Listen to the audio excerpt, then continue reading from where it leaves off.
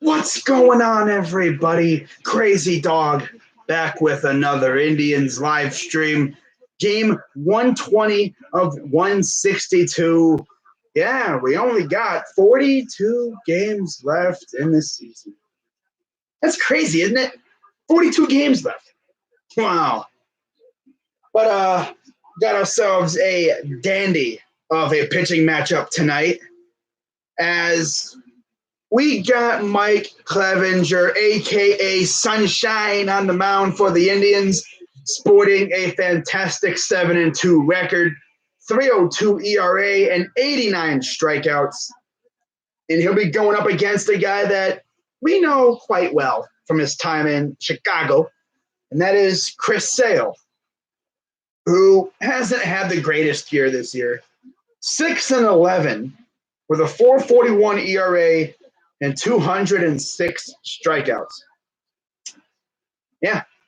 You see how the Red Sox have been struggling this year. You look at their pitching staff and you're like, that's why. Okay, I see now. So looking at the starting nines for both teams, for the Red Sox, they did make one change or two changes to their lineup. Mookie Betts, of course, leading off as usual, followed by Rafi Devers and then Xander Bogaerts, who was their hero for like 10 minutes last night as he tied the game. And then Santana came right back and won it with a walk-off ding-dong. First batter of the bottom of the ninth, I pretty much said, hey, win this game, do it again. And he did it. But, of course, Brad Hand had to freaking blow another one. But that was more or less also on Naquin, too. Naquin could have made the catch, and the game would have been over. But he couldn't make the catch. So, yeah, of course. So, of course, you have, after Bogaerts batting third, you have Martinez, cleanup hitter, followed by Benintendi, then Moreland. Then you have Marco Hernandez playing second base. Then Sandy Leon at catcher, and then Jackie Bradley Jr. rounding it out in center field, batting ninth. For the Indians, it's the same lineup as last night. Lindor, Mercado, Santana, Reyes, of course, taking over the cleanup spot while Yasiel Puig is serving his 3-game suspension for the fight that he got into with the Pirates. But right, literally on deadline day, or the night before, actually, yeah. And then you have Jose Ramirez, Roberto Perez, Jason Kipnis, Greg Allen, and then Tyler Naquin. Now, of course, if he was healthy, Jordan Luplow would probably be playing tonight. But, of course, he's dealing with a hamstring. So, obviously, he is not playing. Well, showing highlights of Chris Sale. I know we know him quite well from his time in Chicago. We haven't really faced him much with the Red Sox. This season, 6-11, 4.41 ERA, 13-2 third, 13-2.2 strikeouts per 9, home runs per 9, 1.4. He's still a very, very good pitcher. But this year is just an ugly year. And it all started in the beginning of the season when they were out west. Of course, they were, what was it? Seattle, right? They were in Oakland. Yeah, Oakland, Seattle, and Arizona. Not in that order, I'm pretty sure. I know they were in Oakland to start it off. But it's really hurt them, you know. Their slow start.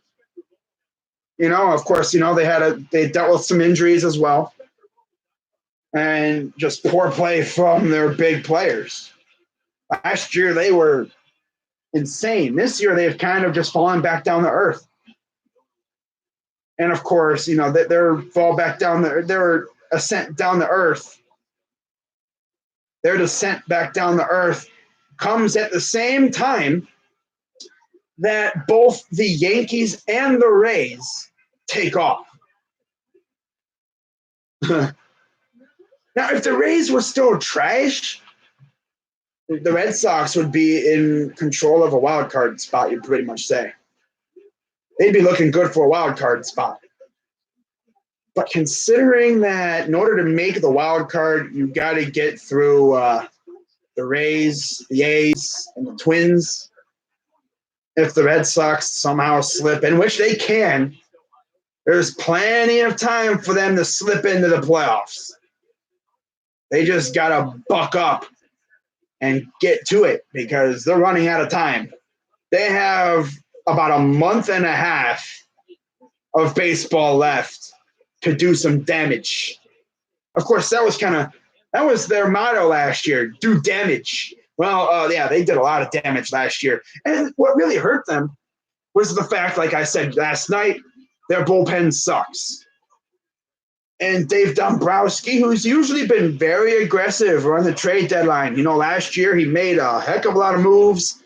He brought in like Ian Kinsler, Steve Pearce. He traded for Nathan Eovaldi. They needed a closer this year. And, you would have thought they would have maybe swung a deal for like Ken Giles or maybe even Brett Hand.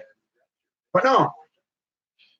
Dave Dombrowski saw it as they weren't good enough to make a move. And so he stood pat. And here they are.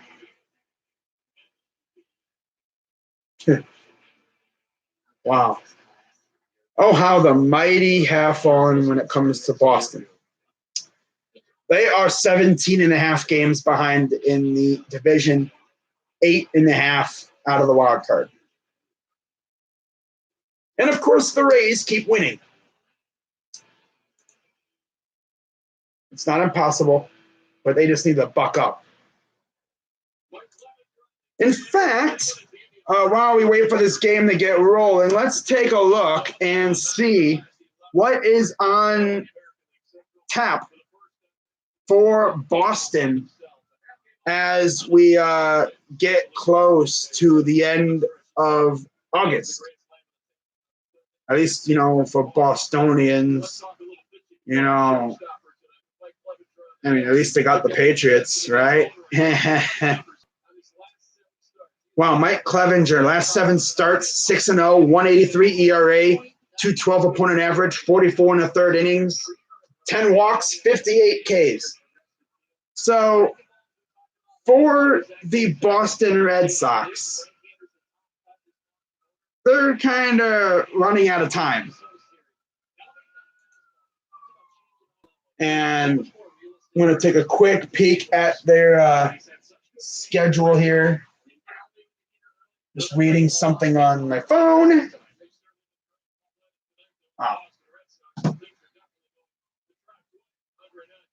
Now, here is what the Red Sox got to go through as their schedule winds down here in August and then into September. Now, the fun part is, at least in September, if the Red Sox are not in contention, at least you'll be able to see, like, your, minor league guys who come up. At least you'll be able to see them do stuff.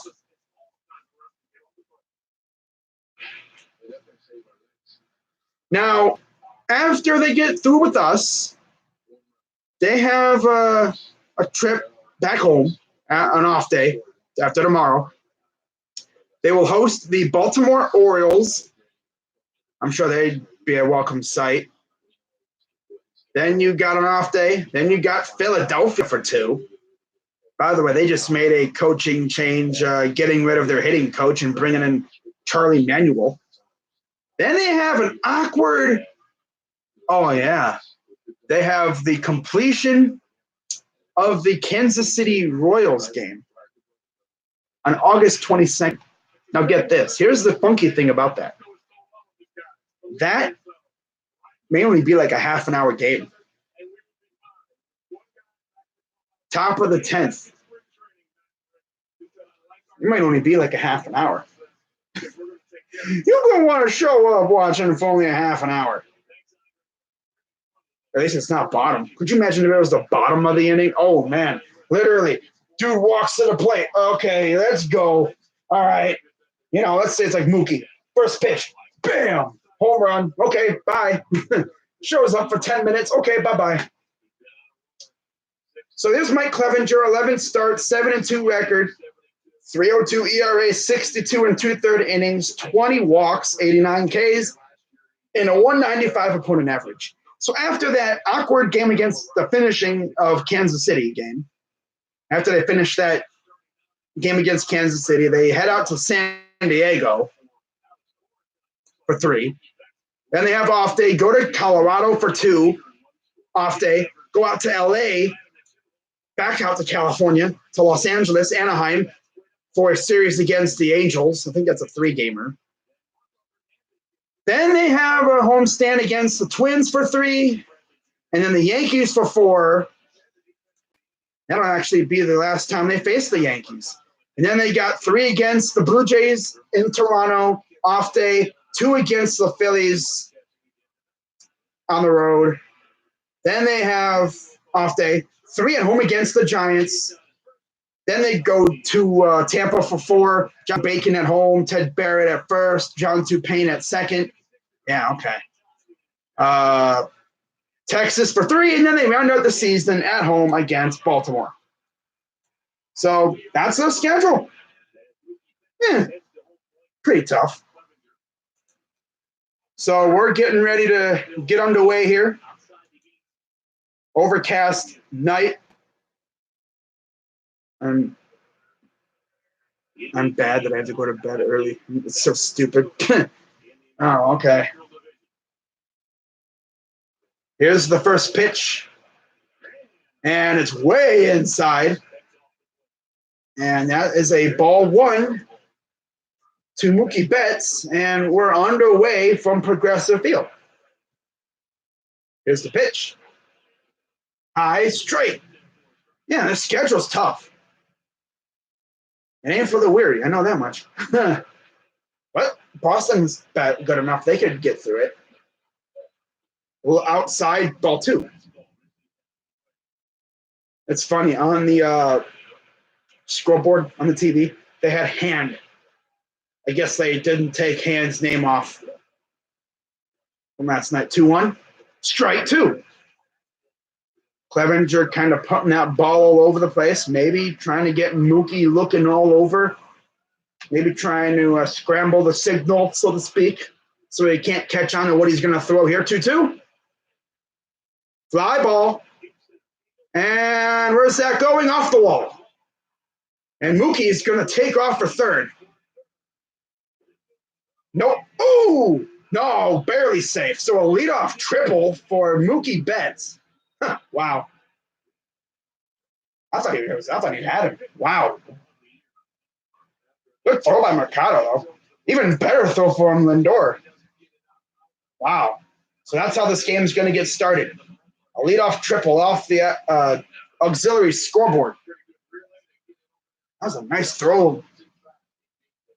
He was just a bit too fast. If that was anybody else, I'm pretty sure he got him. And the throw was a little off, too. I mean, his glove was to the side. So here's Devers with a runner on third.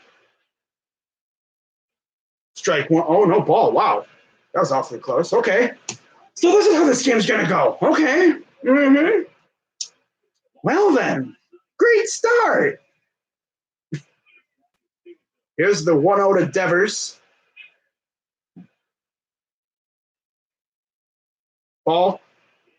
Mookie's not going anywhere. Man, Clev, you're kind of wookie tonight. Wow.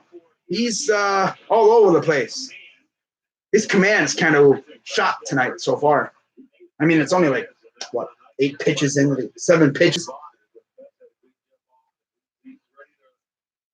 Here's the 2-0 to Devers. Here's the pitch. Fouls it off.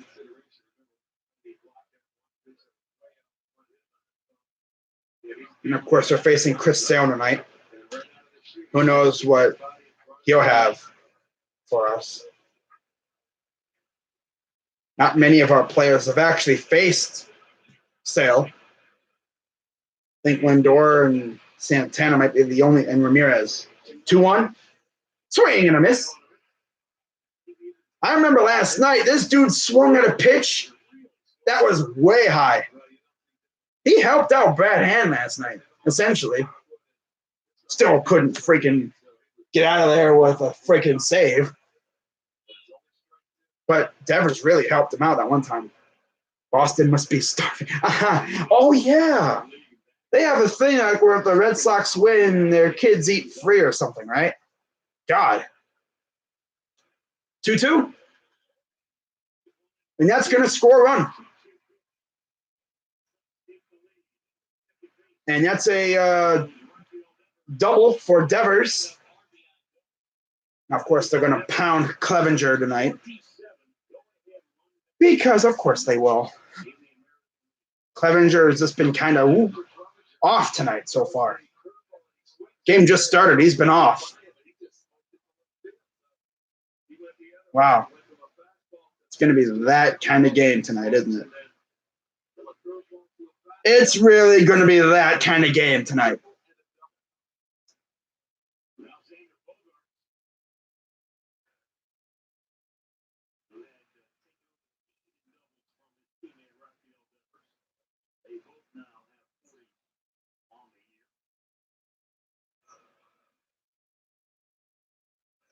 Strike one to Bogaerts. He actually tied the game last night. I thought Naquin would have caught that ball. If that was Puig, he probably caught it. Puig probably would catch that. And then he'd like point to the heavens like that. But no. No, there's Naquin.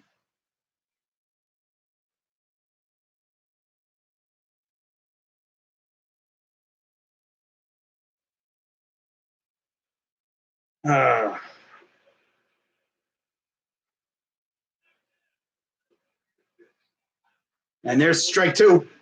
Still no outs, by the way. I mean, I doubt we're out. Oh, wow. Season again, 4 games against us. 8 for 19, 421 average. He's pretty good. Couldn't read. I hate how they keep the graphic up for like 5 seconds. I'm trying to read it off. Come on now. Here's the 0-2 to Bogaerts. Swing and a miss. Struck him out. Got him. So there's your first strikeout. First out of the game. Oh, now here comes JD. Fantastic.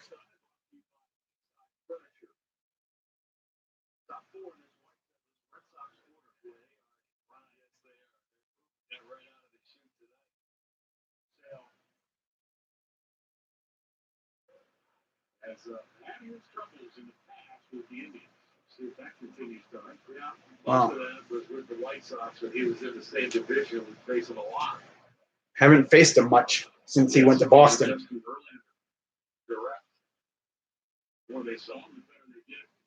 Yeah, exactly. They just high fly ball. Okay, this is gonna go not even past the dirt, and Santana makes the catch. The way Santana catches these balls are weird. He looks like this. His glove is over by the head. It's like, what? It's like, why you get your glove like this? I mean, it makes sense, you know. Just looks up. Oh, I got the ball. I got the ball. Yeah, I mean, that's the way he wants to catch it. That's fine. Just catch the ball. So here's Andrew Benintendi.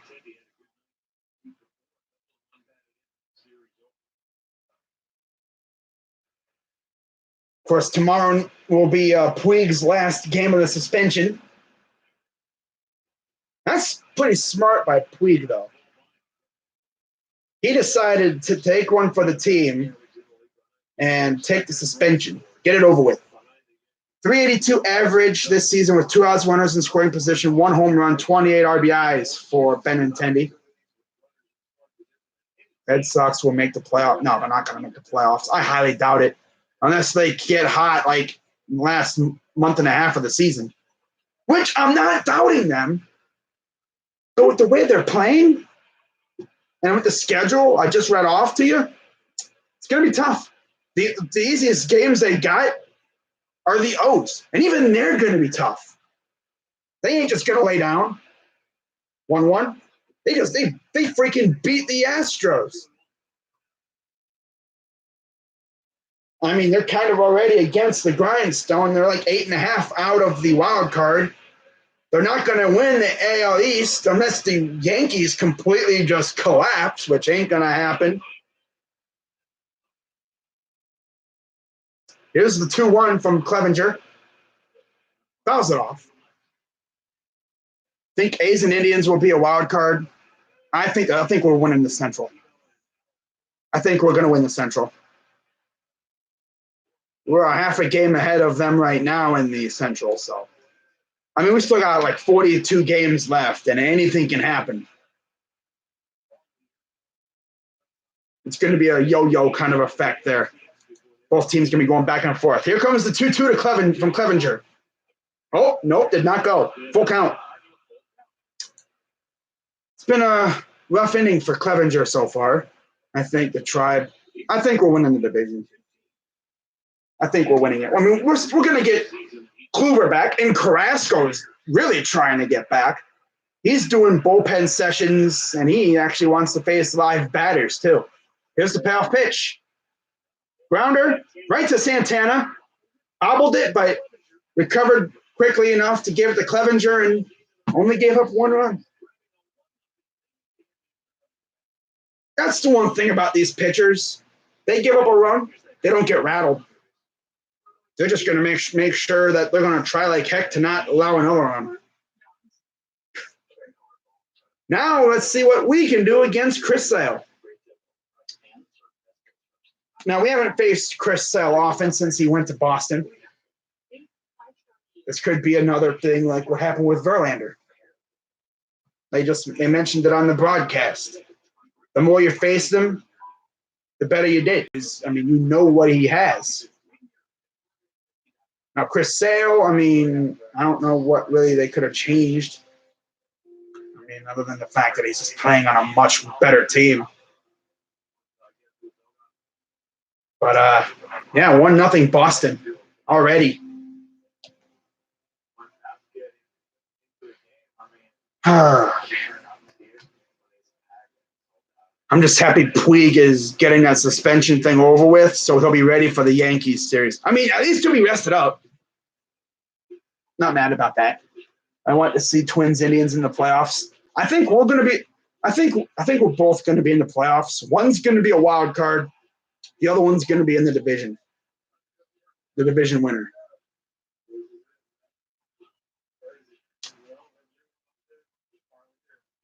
One's probably going to get the Yankees. The other one's going to get the Astros.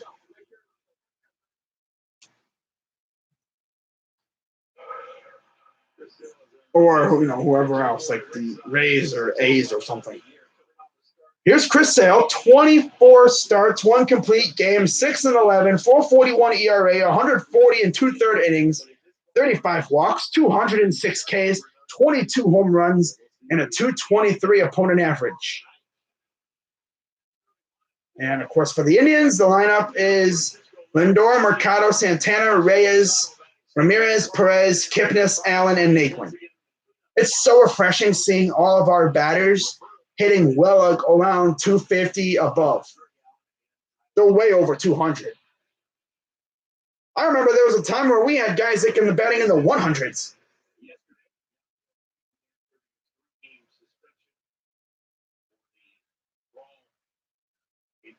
Here's the first pitch. Strike 1 from Sale. Might lose a few games. I mean, Cruz is still injured, but he'll be back. 0-1. Outside ball.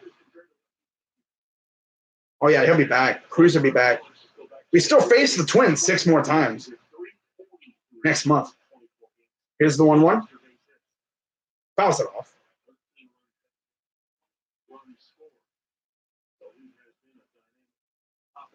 Lindor batting 300. Flat. 20 homers, 48 RBIs. .357 on base percentage. Here's the 1-2. I don't know what kind of swing that was, but he goes down for one strike. Out number one. I don't know why. He's like, he's like, whoa, you half-ass swinging it?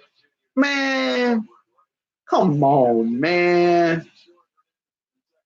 Devers, Bogarts, Hernandez, Moreland, and Leon. That is the around the horn. Here's Oscar Mercado.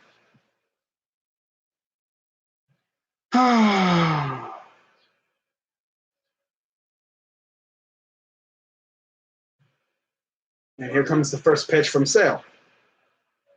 Swing and a miss. As long as the Central loses come playoff time, I truly don't care who wins the World Series, to be honest with you.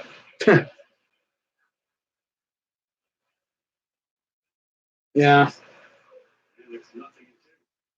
I don't care who wins it as long as it's not the Yankees or the Red Sox. Even the Astros. I don't care who wins it from the National League. I really could care less. 0-2. Swing and a miss. 2 down.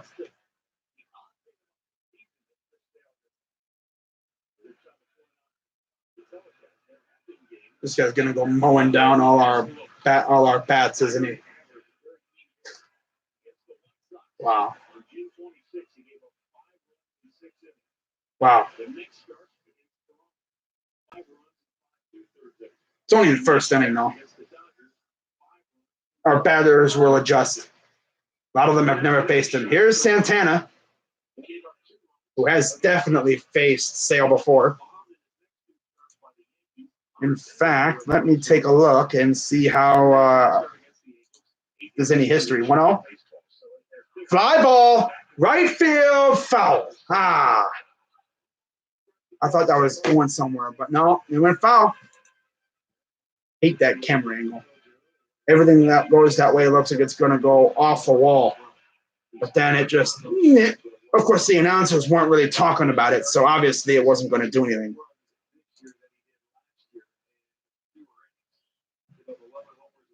1-1, ball. But yeah, matchup-wise, only, of course, Lindor and Santana have had success. They've actually faced him 24 and 22 times. Santana batting 182. Lindor batting 417. Ramirez is batting 368. Ball batting 368 against Sale.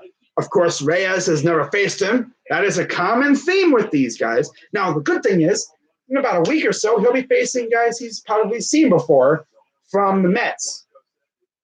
I think. Yeah. 3-1. Fouls it off. Yeah, we have the Bronx Bombers welcoming us to their funhouse of a stadium after tomorrow. Here's the payoff pitch coming to Santana. Swing and a miss. So he comes out and strikes out all 3 batters he's faced.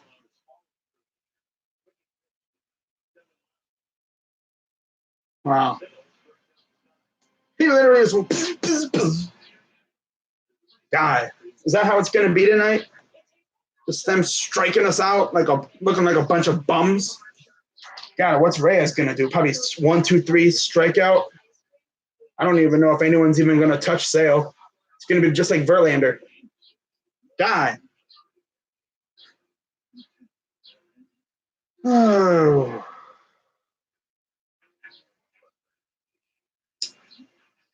Oh, well, it's only first inning.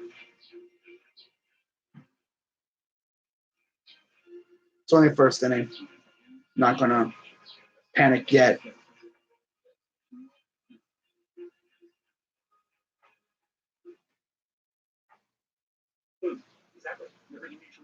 Reading these tweets that people be putting out.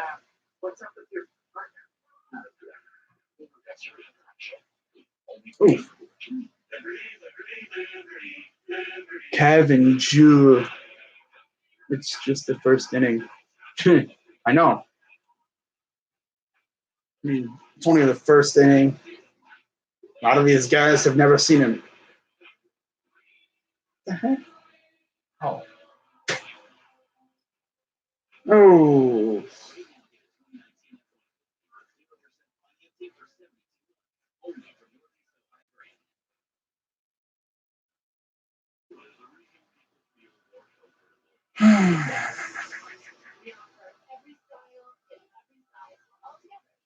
Hmm. In fact, I think I know tomorrow's pitching matchup. I believe they said that Nathan Eovaldi might be starting against us tomorrow. They have not officially announced it yet. I'm guessing it'll be like an opener of some sort. Okay. That'll be interesting. So here's Mitch Moreland. First pitch strike.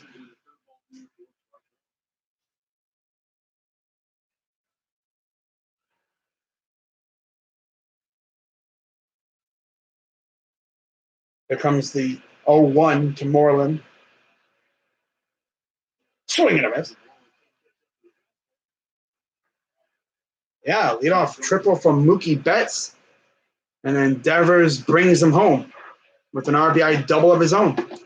So, do I like the Cavs? Yeah, of course I do. I'm excited to watch them this year. Fun on, struck him out. Got him. Fun fact, the Cavs have one nationally televised game this year against the Wizards on ESPN. Lovely. But hey, at least, we get to see the youngsters. At least this team will be entertaining. That'll be fun to watch. It's not going to be like, getting your teeth pulled. Get to see the youngsters grow. Callan Sexton, Garland, Porter Jr., of course, Kevin Love and company. Here's Hernandez. Fouls off the first pitch. Oh, no, he did go too far. It's funny. They say 1-0 on the scoreboard on the TV, but, yeah, he went too far. Favorite Indians player, Frankie Lindor. Oh, look who's here. It's the Steeler hater. 0-1. Fouls that one off.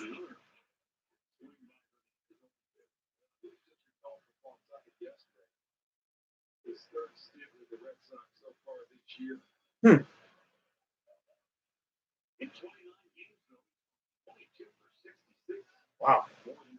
Here's the 0-2. A high and wide ball one.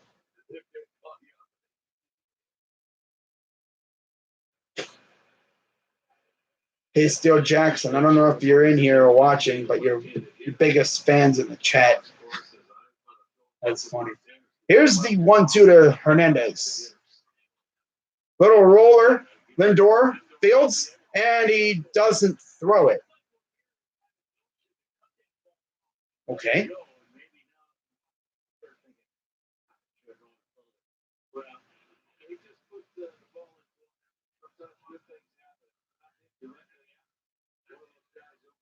Probably could have got him.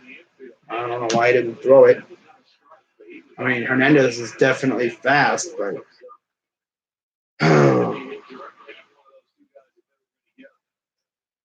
that was an awfully slow roller, too. Here's Sandy Leone.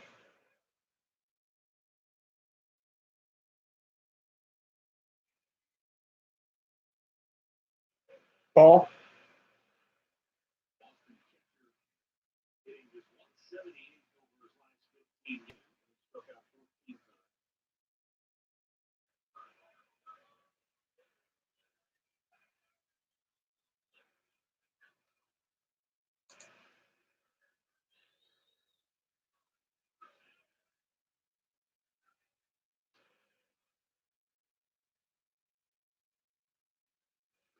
Ball 2.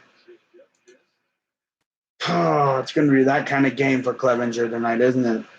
A game where he's off.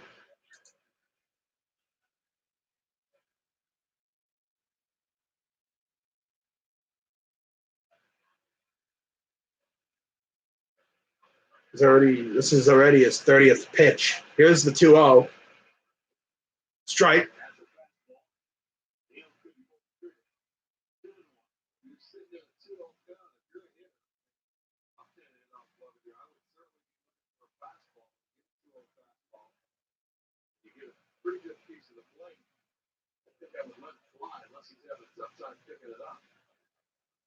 Two one.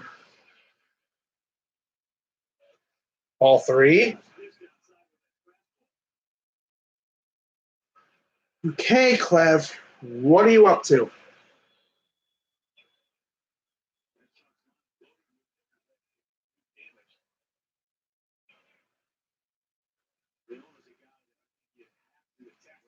And here comes the 3-1 to Leon.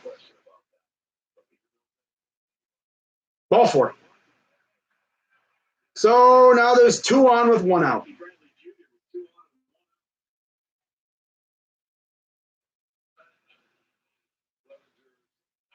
%50 fastball, 24% slider, 13% curve, 13% changeup.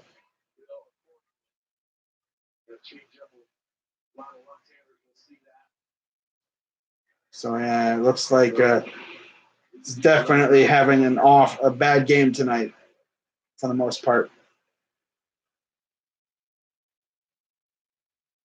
The whole vibe around this game is ugh. Here's the pitch. Strike.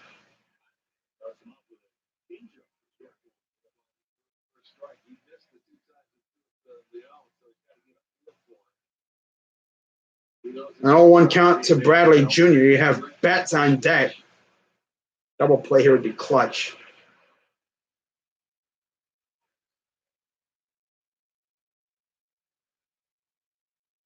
Oh, 1.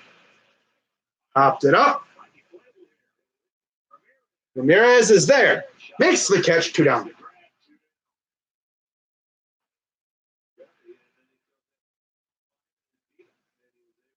So now here comes Betts again. Already tripled on the first time up.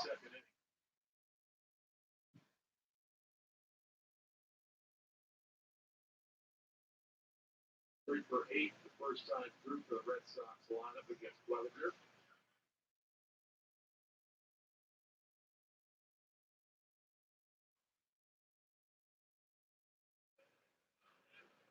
Mookie Betts absolutely scorched one. Here's the first pitch to Betts.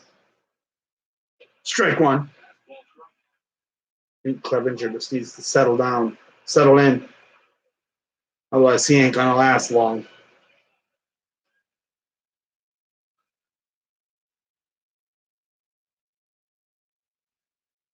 Here's the 0-1. Swing and a miss.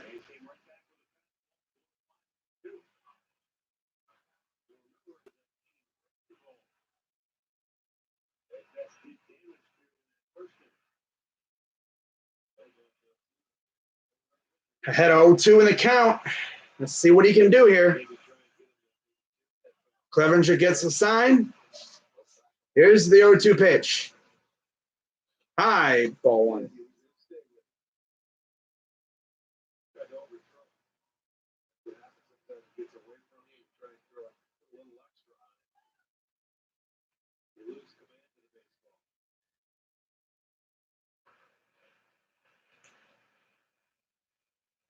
Here comes the 1-2 to Betts. Fly ball. And that's going to get down.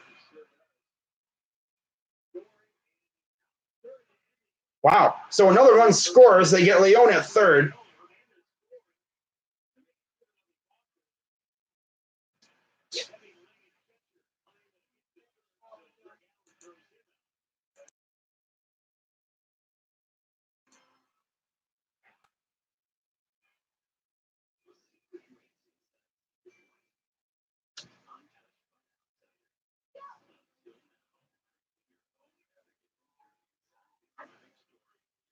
Two nothing. Interesting.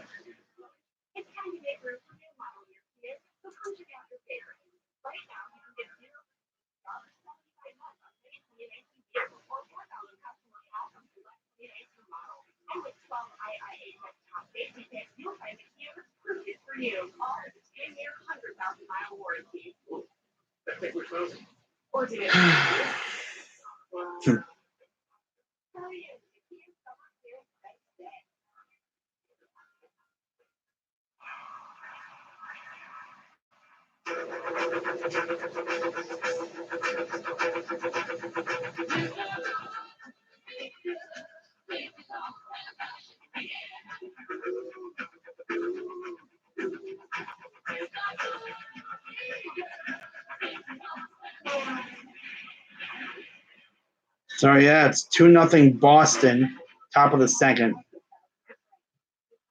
As we head into the bottom of the inning, after they got Leone out at third.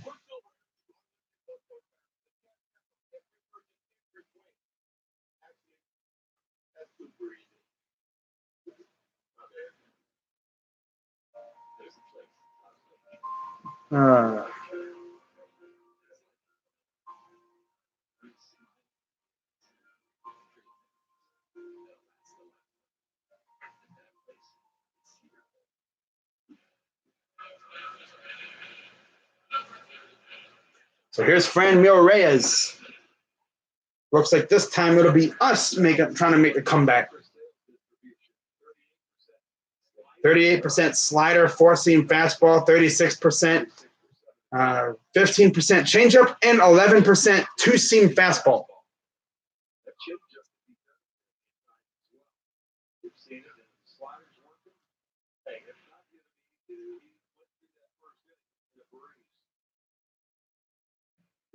Pitches, 9 of those were strikes, and he struck out the side.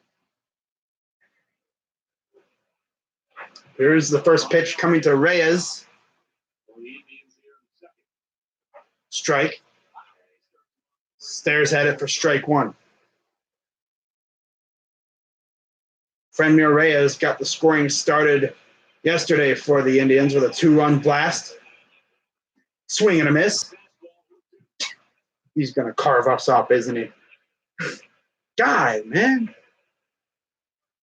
What is with these pitchers? They leave for a team, and then they freaking just start dominating. 0-2. And right at Bogarts. He made contact. Golf clap. He didn't get struck out. He made contact. 324 average, 12 homers, 37 RBIs, 30 runs, 29 extra base hits, 27 and 9 Indians record with Jose.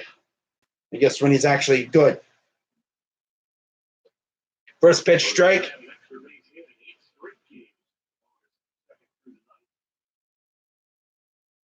Here's the 0-1 coming to Ramirez.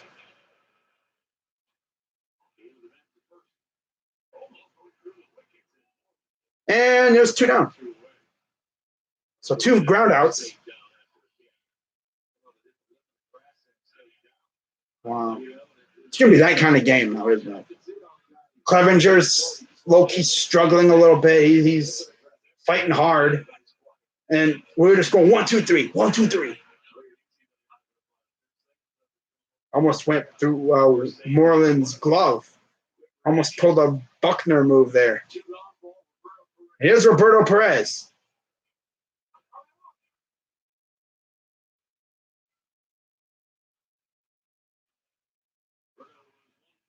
Here's the pitch.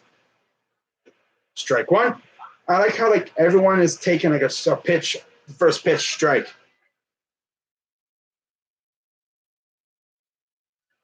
Here's the 0-1. Fouls it off.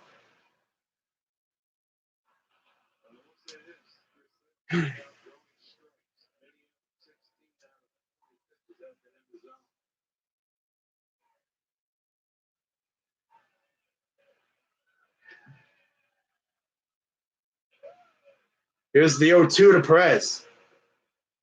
Ball.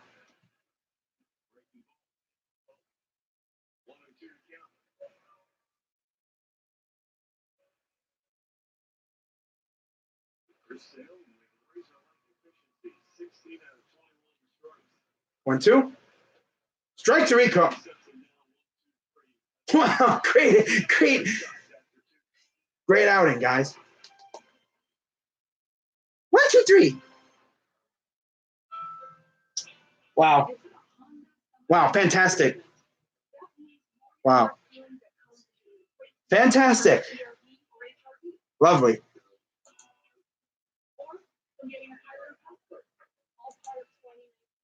Let's see if we get some score updates here. 5-2, Houston, top of the ninth. That is game 1, I believe, of the doubleheader. Or is this game 2? Yeah, this is game 1 of their doubleheader. Yep, game 1 of the header, top of the ninth. Washington's up 1-0, top 3. Yankees up 3-0, bottom 2. 1-0 Dodgers, top 3, and 1-0 Braves. Yeah, bottom of the first. Minnesota will be in action in about half an hour.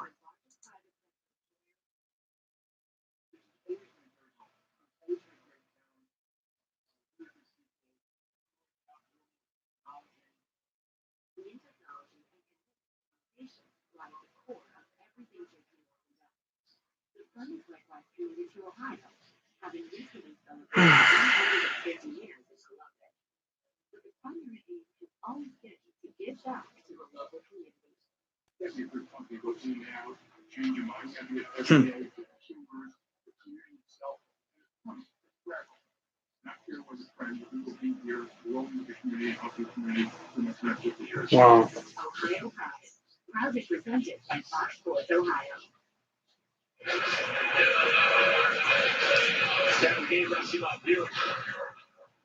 When scoring first, the Boston is 37-25, 597, 24th in the majors. We're 52-11, 825, best in the majors. 55-12 with Astros, Dodgers 56-15, Twins 57-18, Giants 31-10. Wow.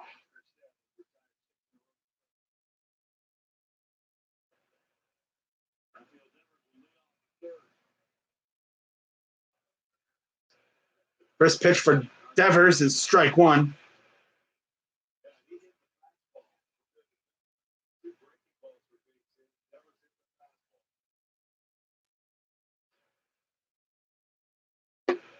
Here comes the 0-1. Fouls it off.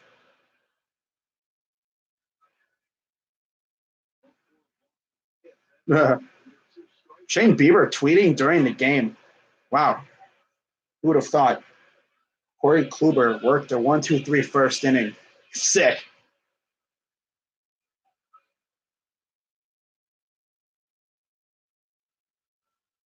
Swing and a miss. No? Oh, okay. He must have fouled it off. Okay. I thought he struck him out. Okay then. I didn't pull the trigger on that. Oh. Okay. I was about ready to go, Hija! But no, I didn't Hija him so far. So I didn't Hija him. So he's still safe. I didn't have to revoke pull the trigger on it, but nah. 0-2. Grounder right through base hit. This is going to be that game for Clevinger. He won't last long. He'll probably go 5. Carrasco working in the bullpen. Good to see.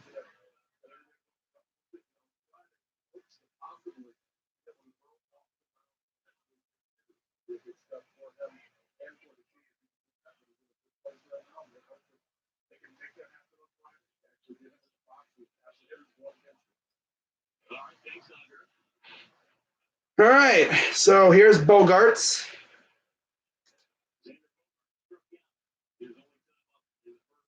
Throw to first. And they get back in time. There's Carrasco.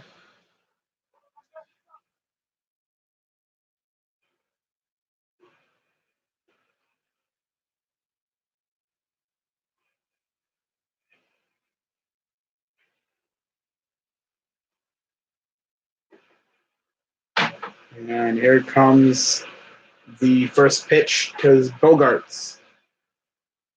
Swing and a miss.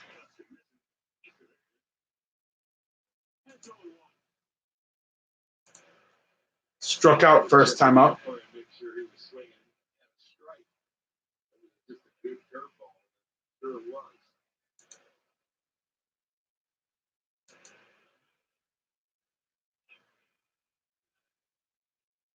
And here comes the 0-1. Fouls it off. Fouled off of his leg.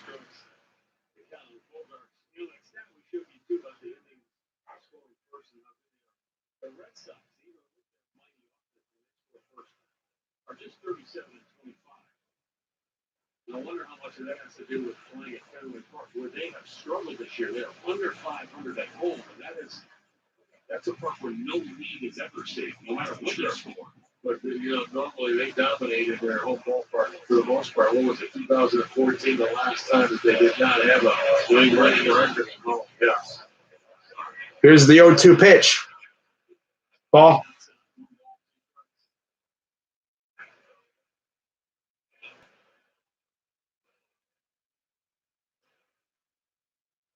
So 1-2 coming to Bogarts. Clevenger at 45 pitches. I'm pretty sure Sale has probably barely thrown 20. Then he has a good long sit in the dugout because we can't seem to have a 1-2-3 inning right now.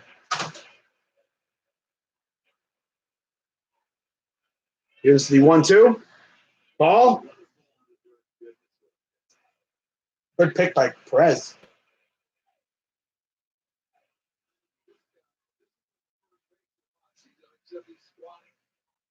He just picked that ball and it was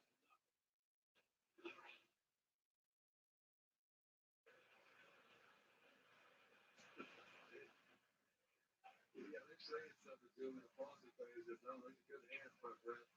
2-2. Just one thing. Come on, Clev.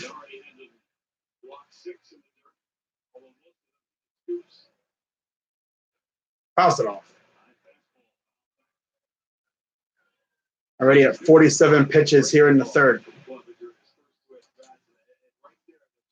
Rapidly approaching 50. So he can stay back enough for that breaking ball.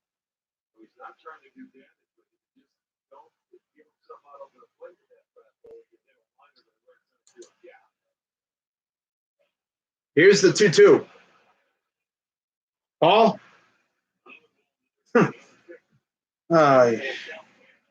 Clevenger is definitely off tonight.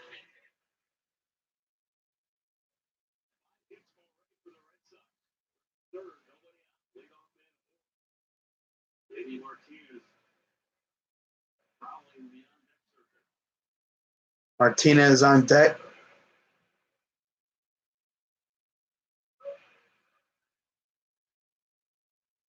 Here's the payoff pitch.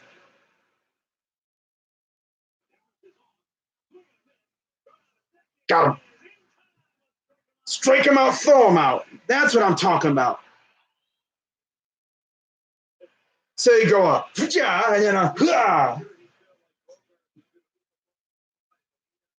trying to hit and run. Strike him out. Got him. So a little, I don't know. He might have. I don't know. Devers says he was safe, but yeah, he's walking back finally. Opposing base stealers, 18 caught, 45 attempted, 400 caught stealing percentage.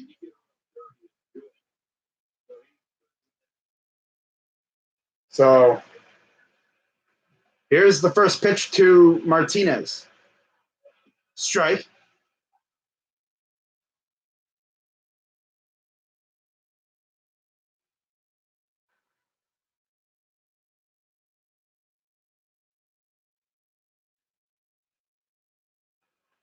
Here's the 0-1.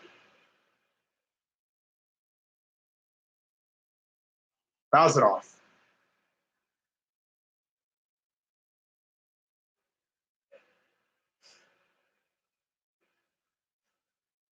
Don't you just love it when you're trying to tweet something and the keyboard's acting all loopy?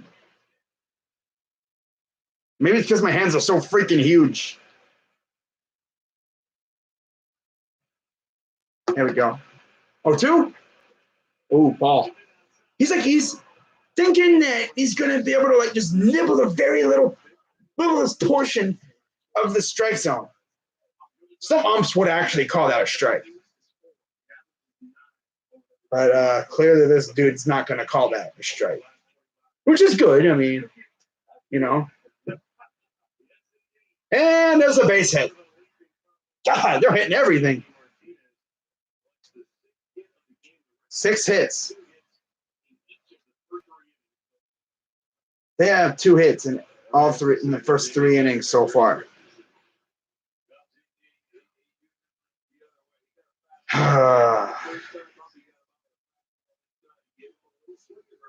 really thought Santana would have caught that, but I don't know. 12-game hitting streak for Martinez. Takes his lead from first. Wow. Here's Benintendi.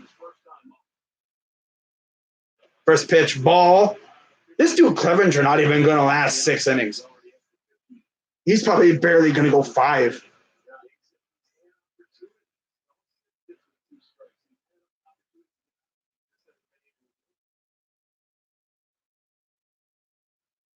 Here's the 1-0. Strike. Meanwhile, Sale just goes 1, 2, 3. 1, 2, 3. Never fails. Bieber went up against freaking Verlander. Held his own. Now freaking Clevenger is going against Sale. Wow. Here's the 1-1. No, ball. That's close. I don't even remember the last time we had like a legit lefty in our rotation. I know like we used to have Ryan Merritt come in as like a spot starter every now and then, and he just really couldn't make the team last year. So here's the 2-1. Ball.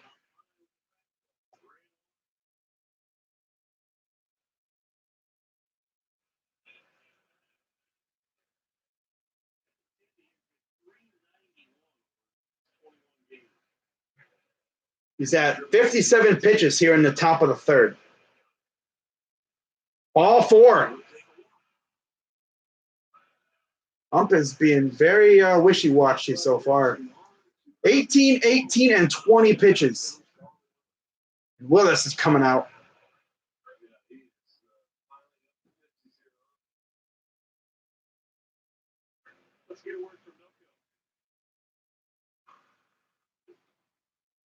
Meanwhile, Chris Sale's sitting, just lounging in his dugout, thinking, I only got 21 pitches or so thrown. He has, 4 strikeouts already.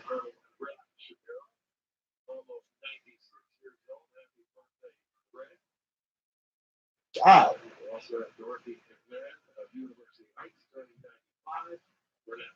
What a time for Clevenger to be a bum. Of course, he decides, he has a bad game against the freaking Boston Red Sox. Against Chris Sale, no less.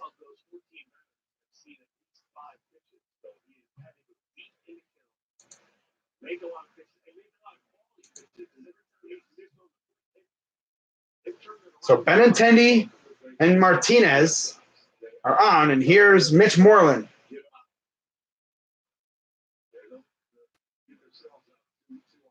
Swing and a miss. I'm going to see who actually started the inning. Oh, it was Devers. Okay. Devers singled, and then Bogart struck him out, throw him out, and then Martinez, and then Benintendi. So here's Moreland. 0-1 count.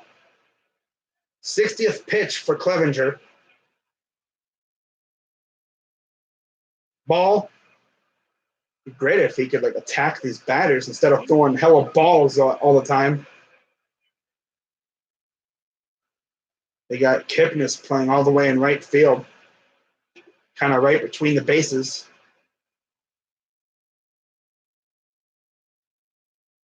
Here's the 1-1 to Moreland.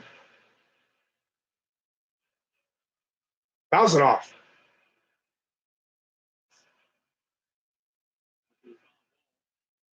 It's 1-2.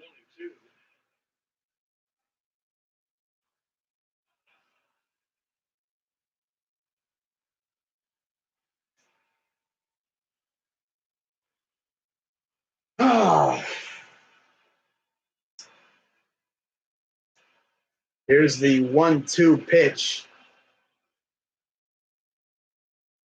coming from Clevenger.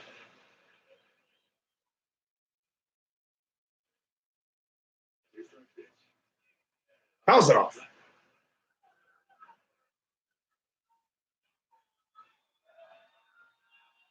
Well, they are really making good work. 62 pitches here in the top of the third.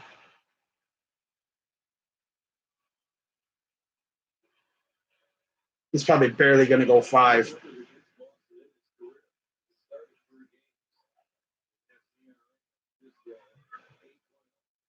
Cheers. Wow. Here's the 1-2. Hot fly ball left field. Allen is there, makes the catch.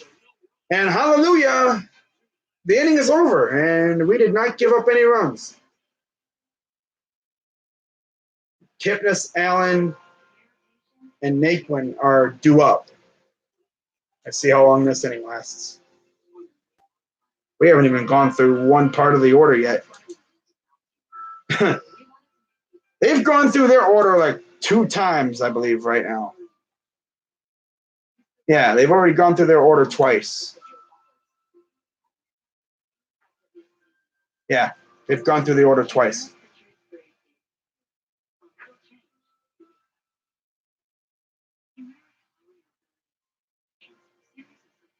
Sale has 4 strikeouts, 22 pitches. What is that? 17 strikes. Wow. 1 ground out. Wow.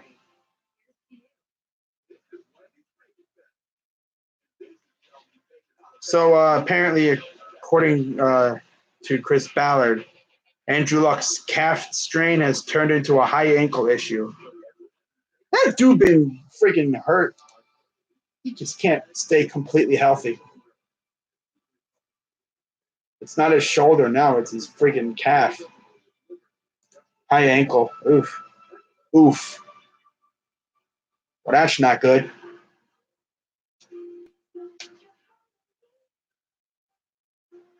Just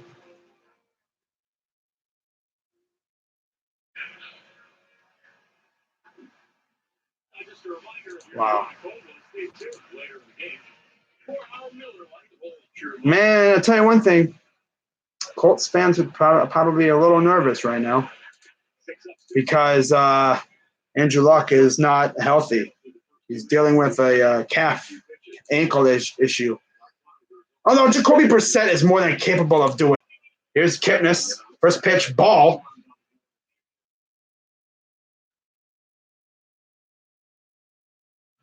But I mean, if you want to win the freaking division, you got to have Luck. 1-0. Fly ball, left field, but Bradley Jr. is there to make the catch.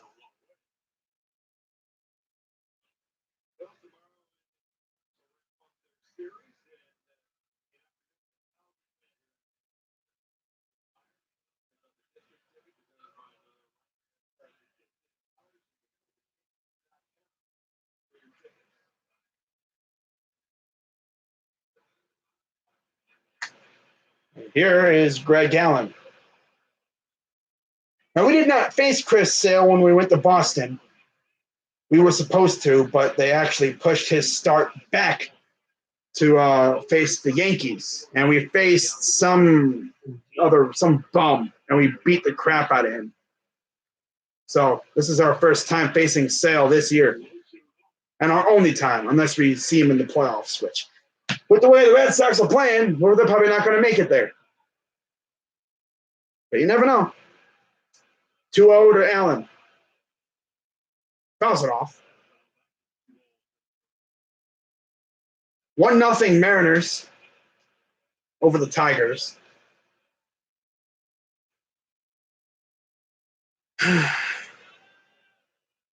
Here's the 2-1 to Allen. Fouls it off. 2-1 Braves over the Mets. 6-2 Astros won game one of the doubleheader.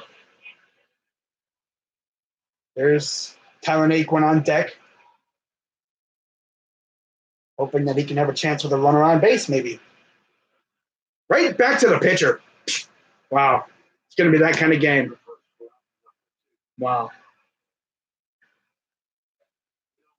Sale has only thrown 29 pitches.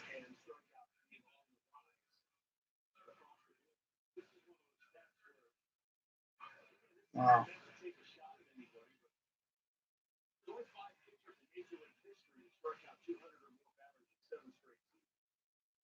Here's Naquin.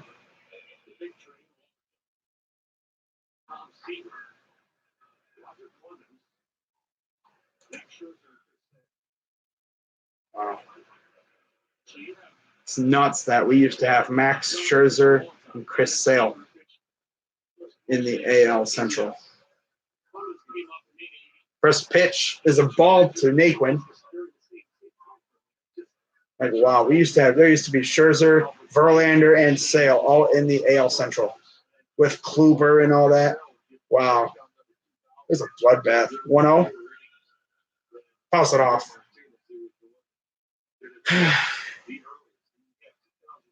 1-1 count. Sale has eclipsed 30 pitches. Oh.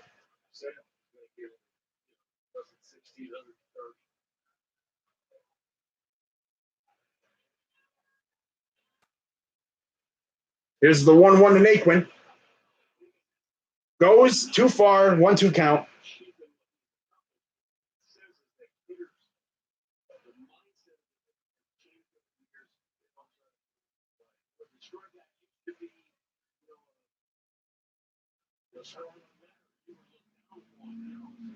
And here comes high ball two. Ohio State wants to trademark the to use on hats and shirts. The. Okay. That's an interesting choice. 2-2. And it goes base hit for Naquin. And just like that, the no-hitter is over. It only lasted 2 2/3 innings. Tyler Naquin's always been that kind of guy. He'll get hits against the best pitchers. He's so clutch. He's a very good low ball hitter. That's his bread and butter right there. And it also barely got it over the glove of, who is that, Devers? Yep. I don't know. Devers would have had to be as tall as Judge to catch that. So 1-on now, and here's Francisco Lindor.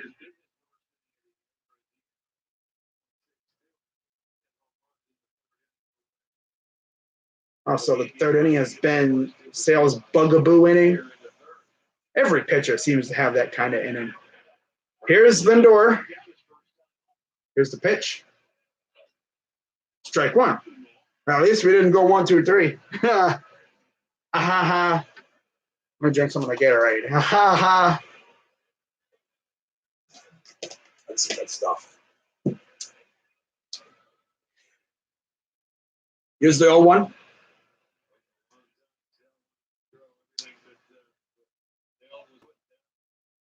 Two 2-0 Washington, 1-0 Toronto, 4-0 Dodgers, 1-0 Seattle, 2-1 Atlanta. Here's the 0-1 coming to Lindor.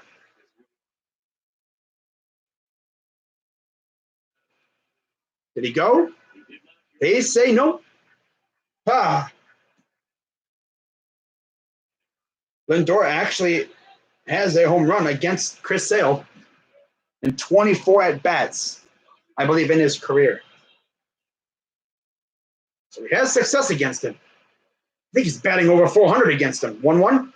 Swing and a miss on a low ball. Trying to play golf. Okay.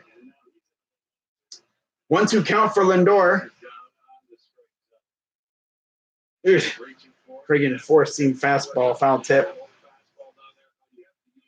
And here comes the 1-2 pitch from Sale. Outside 2-2. And you see this Mercado on deck. Then Santana.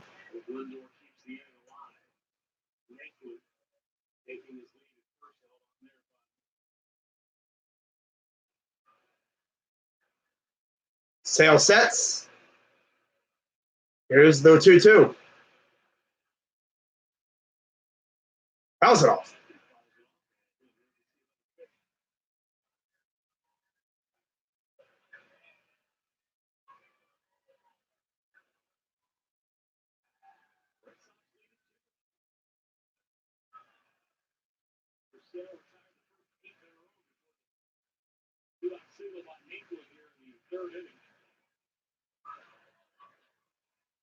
Here's the 2-2 to Lindor.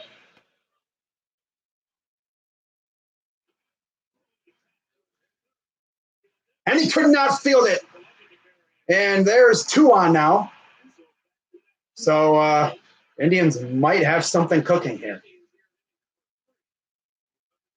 That was a slow roller. And those things always scare me. Because it's so slow, but because like the infielder's got to rush to get there, and he just couldn't barehand it. So 2 on now with 2 out for Oscar Mercado. Now Sale's at 40 pitches, so we have definitely had to make him work. This is definitely his most labor-intensive inning so far tonight. Giving Clevenger a nice little breather on the dugout for a bit. Not 1-2-3, 1-2-3.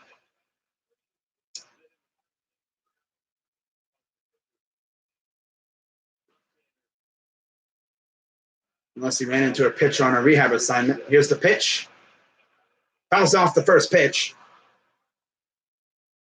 He's probably I don't know if he's ran into a pitcher on a rehab assignment with the Cardinals, because that's where he was before here, or even like anywhere in the minors, even in the St. Louis system or with us this year and last year.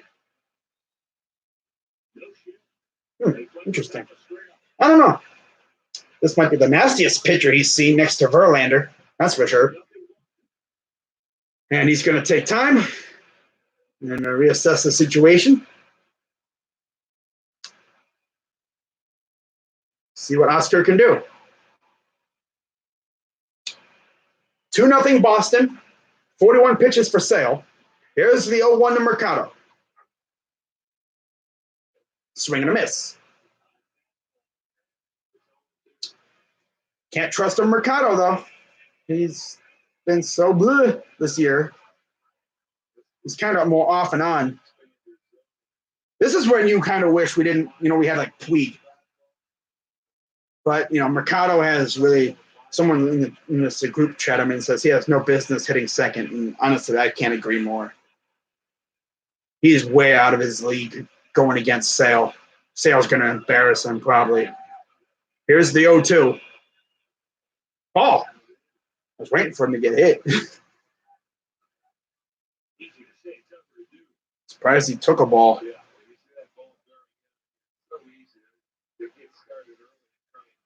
Puig, I feel like, would get a friggin' hit against this guy. I don't know if I think he's faced Sale. Of course he's faced Sale before with the Dodgers last year. I don't know if the Reds played him. I don't think the Reds played the Red Sox. But I know he's faced Sale before last year in the World Series. But here's the 1-2 to Mercado. Swing and a miss. Wow. Mercado literally was overmatched.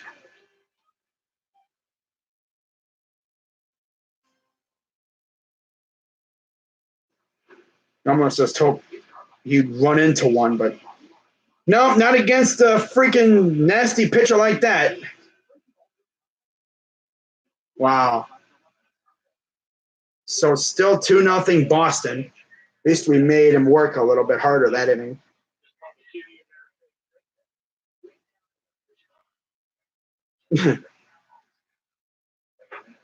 That was Santana. I'm sure Santana would have gotten a hit.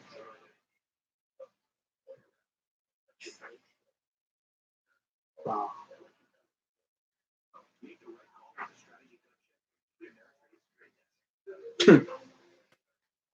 So for Boston, it will be Hernandez, Leon, and Bradley Jr. due up.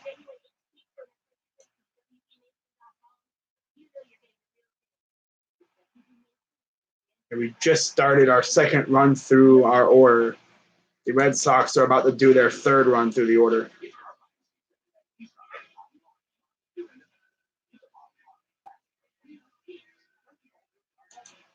Oh, wow.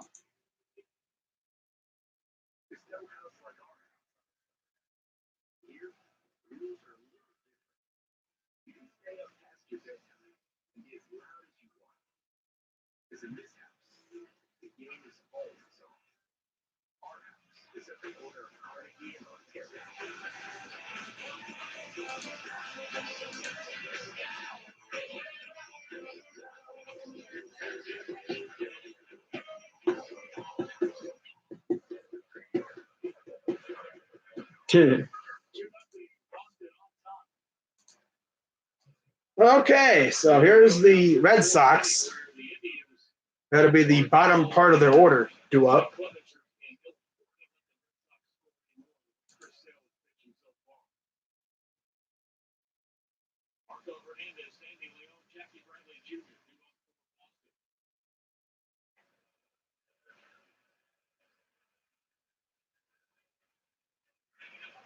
Here's the first pitch coming to Hernandez. Clevenger at 63 pitches. He desperately needs a 1-2-3 inning.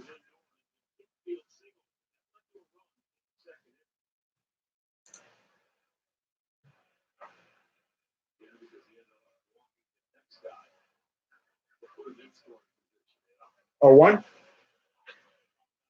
Fouls it back. 0-2.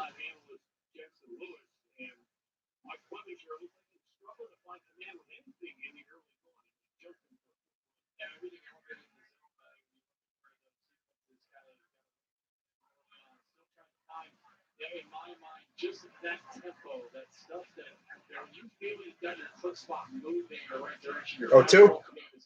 Ball.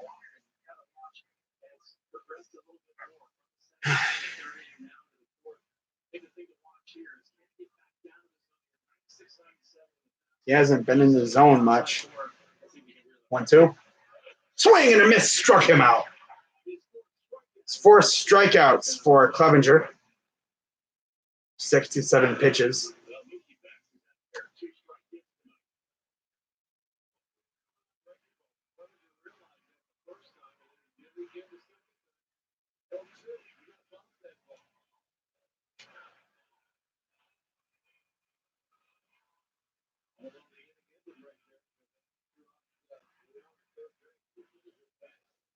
Here's Leon. Fly ball. Right field. Naquin is there and makes the catch. 2 down.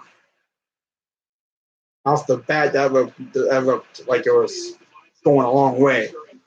But Naquin just little jog to the right, to his left, and he made the catch.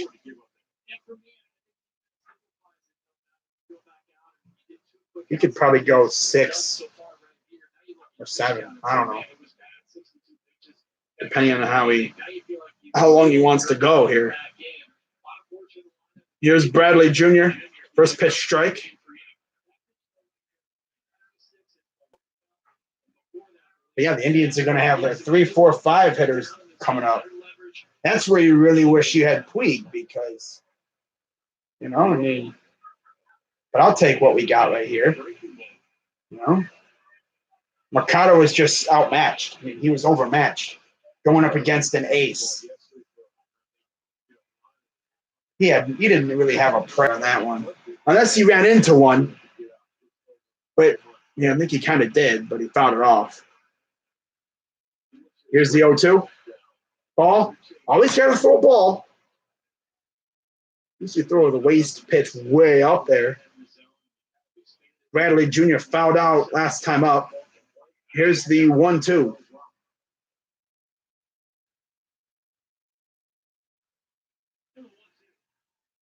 Ball.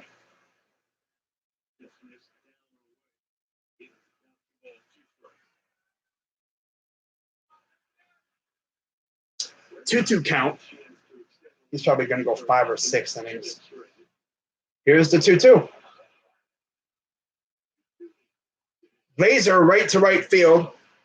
And the inning will once again continue.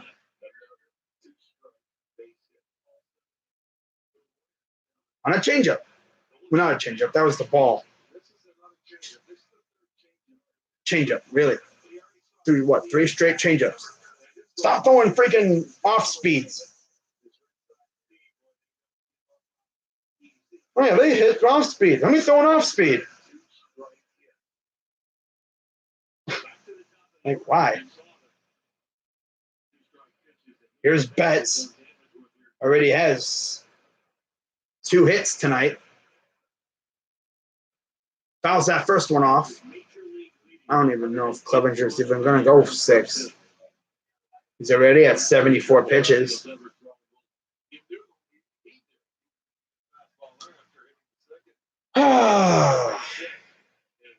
There's Devers.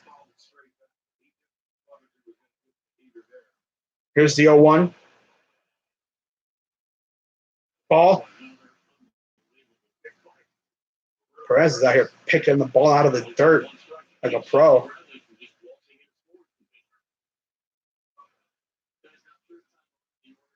"108 runs scored this season, most of any in the majors for Betts. 4th consecutive season with 100-plus runs scored. 8th player in Red Sox history with 4-plus straight seasons of 100-plus runs." Wow. Here's the 1-1 to Betts. Ball.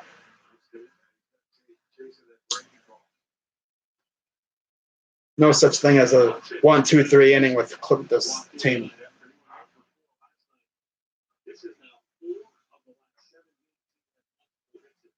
Wow.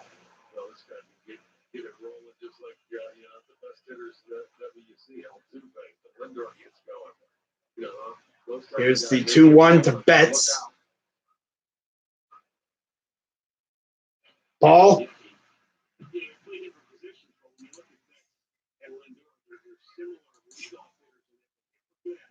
Probably going to walk Betts.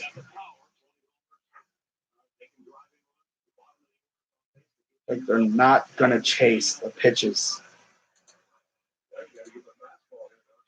3-1.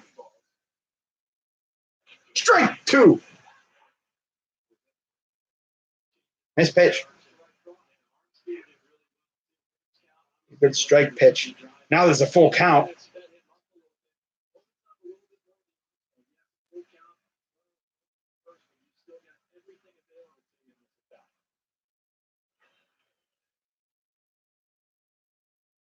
Here's the payoff pitch to Betts. Off speed. Got him. Ah! Wow, I didn't. Let's see. Did he go? Yes, he did. Oh, he went. Still 2-0 Boston here entering the bottom of the 4th.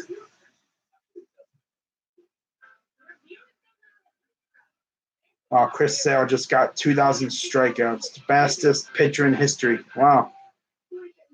1,626 innings.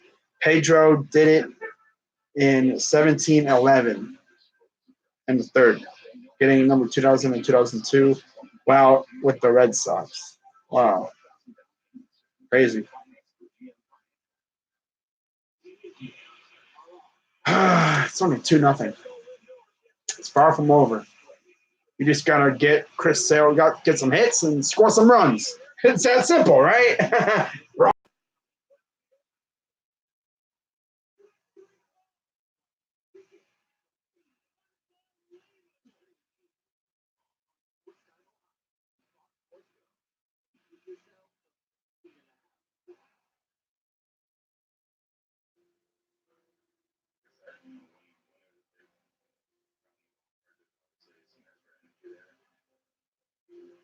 So it'll be Santana, Reyes, and Ramirez duo.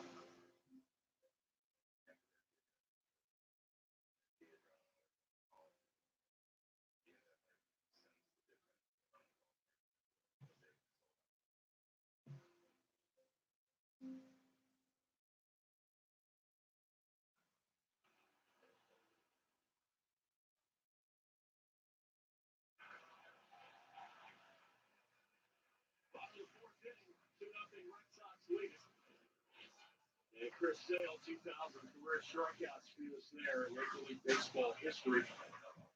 Getting there faster than Pedro Martinez.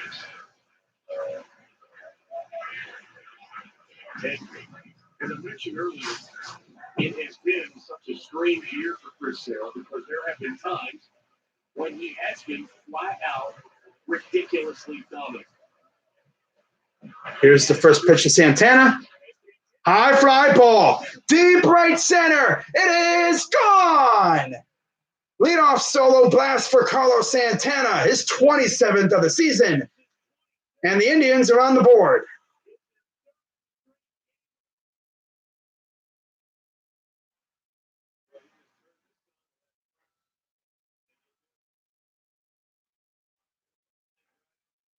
He goes bombarding the bullpen.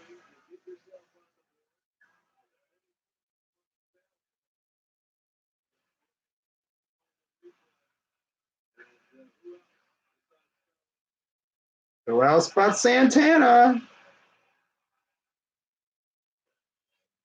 Here's Reyes, takes the first pitch for a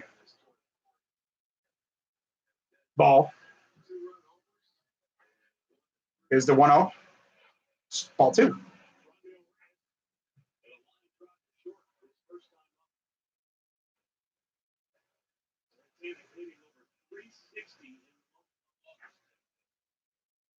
Here's the 2-0.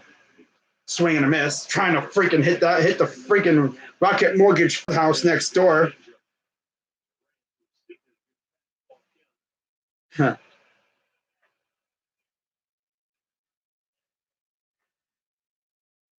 2-1. Strike 2.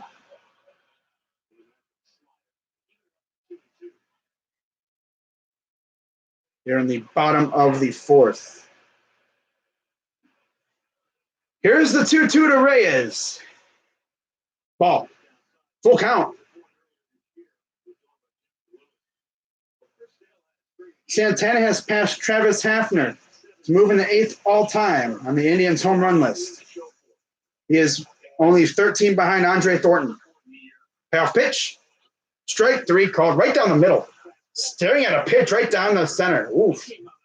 Lower center area. Wow. I don't know why you're staring at a pitch right there, dude, but okay. Now he's going to revert back to being what he was before.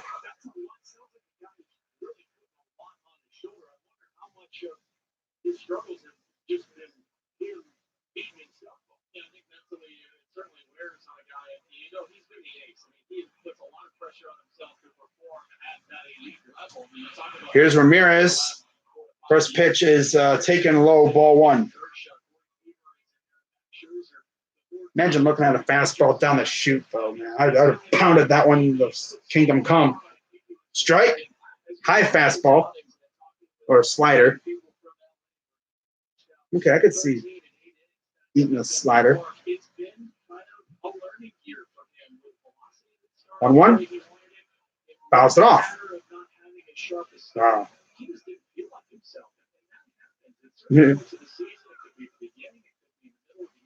So 2-1, Red Sox.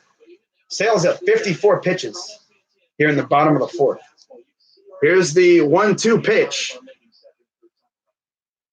Strike 3. Okay, guys, stop staring at pitches. That's 2 guys staring at pitches. Oh, can I help you, sir? No, we're just looking. I don't know what I want. I'm indecisive. God, they're staring down pitches. That guys like Aaron Judge, they go, bye. You can tell they've never really seen him much. I don't know how many times Ramirez has seen him. But here's Perez. Strike. At least we got a run on him. But now we need Clevenger to freaking keep it a 1-run game. Here's the 0-1 to Perez. Ball.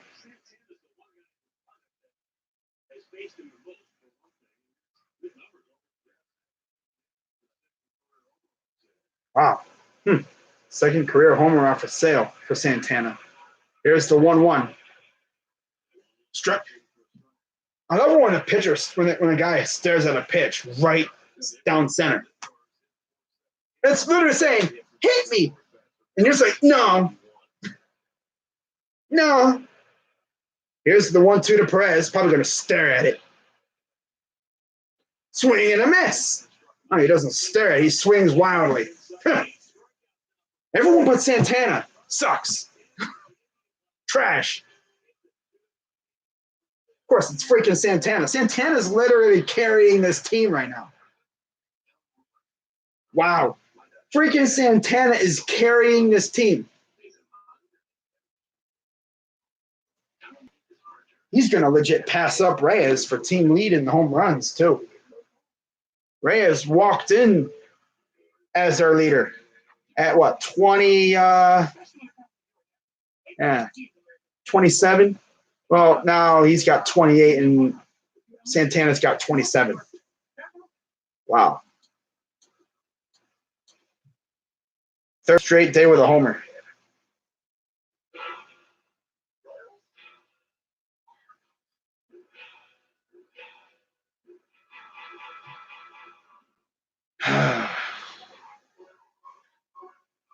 So it's 2-1 Red Sox.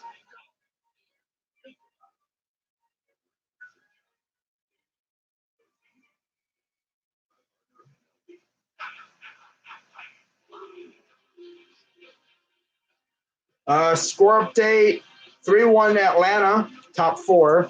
4-3 Detroit, bottom 4. 4-1 Dodgers, top 5. 1-0 Toronto, bottom 4. 6-1 Yankees, bottom 4. 3-0 Nats, top 6. And top of the 5th, it is 1 apiece out in Philly against the Cubs.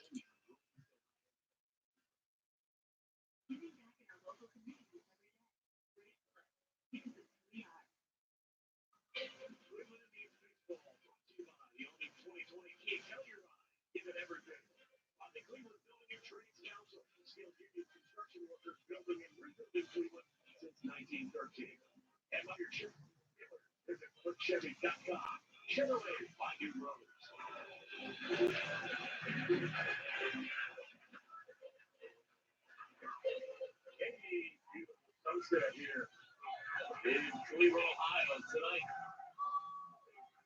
Indians are locked in a great duel with the Red Sox. It's 2-1. Boston a run on the first, a run on the second. Since then, Mike Clevenger.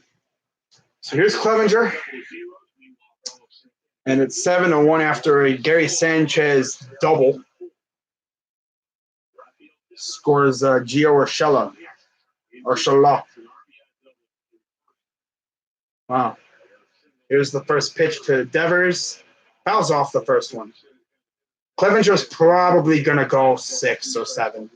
He'd probably dive over 100, maybe like as far as like 120. Maybe like 110 around there, and then he'll be done. Here's the 0-1. Ha! Oh, that was almost as high as the umpire standing. You swing at that, you got problems, my dude. Here's the 1-1.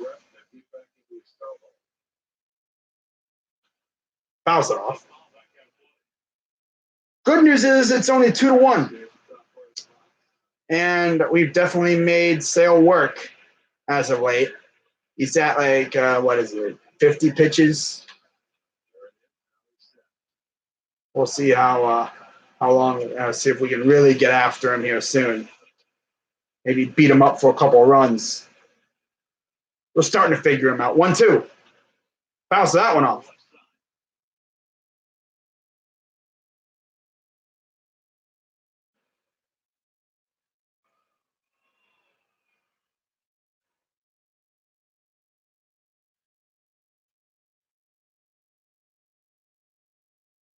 Here's the 1-2 coming to Devers. Grounder, foul. Barely foul. Has a thing for throwing 2-strike off speeds. He's throwing a 2-strike off speed, thinking on all of the hits he's given up.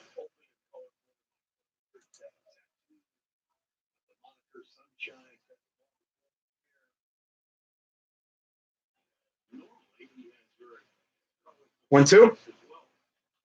Chopper. And right through. Oh, my God. And then Devers goes to second. What the hell are you doing, dude? Did it bounce like under his like? How did that? What? The heck, bro? I don't know what happened there. I thought Lindor had it.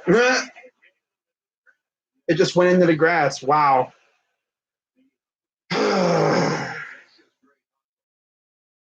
Wow, Lindor. Second double of the night for him, Devers. Francisco is such a buzzkill now. Now watch. I say that now he's going to come back and freaking hit a ding dong or something later in the game. It's usually what he does.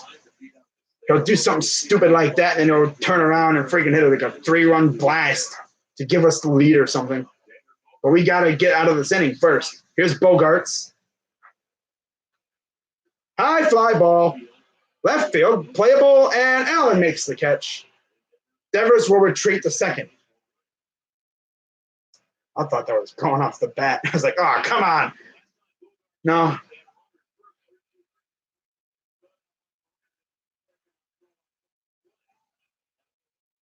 Ooh, 80-mile-per-hour arm strength. MLB average is 81.9. Hop time, 1.97. And throw distance, 122 feet.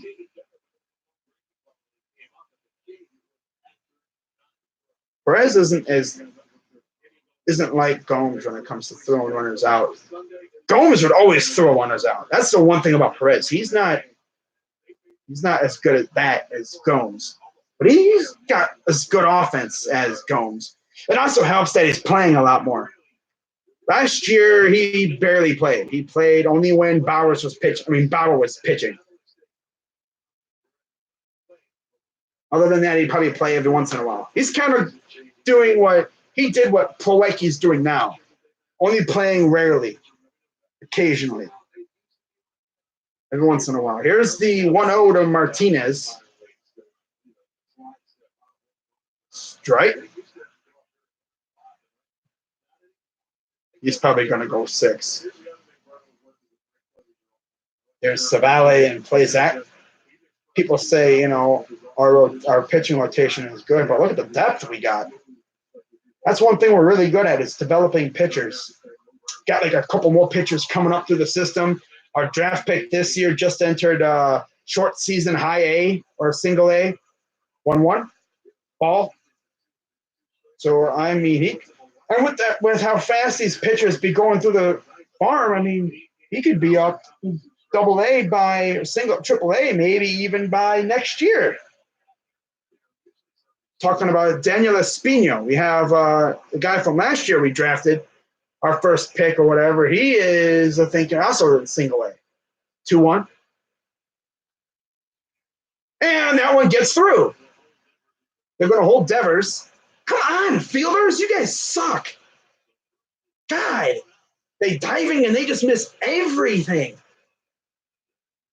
I have not seen them stop a ball in the infield yet. Everything they dive after goes wee right past them. Dive, miss, miss, miss, miss, miss, miss. Not like you would have been able to get him anyway. These Devers stayed at third. I can't even say we're going to get a double play. We try to get a double play and it goes wee right foot under the glove.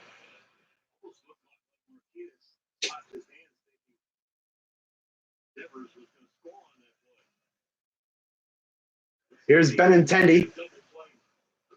Strike. Clevenger's probably only going to go, if anything, 6 innings, which isn't horrible. It's kind of like around where he usually goes. Probably not going to get the win. But we'll see. Here's the 0-1. Rolls on that one, fouls it off. 0-2 count. Only 1 down.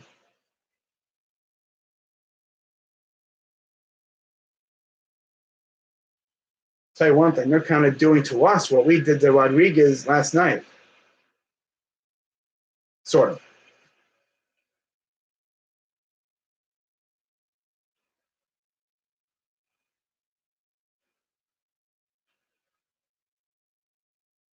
Oh, 2.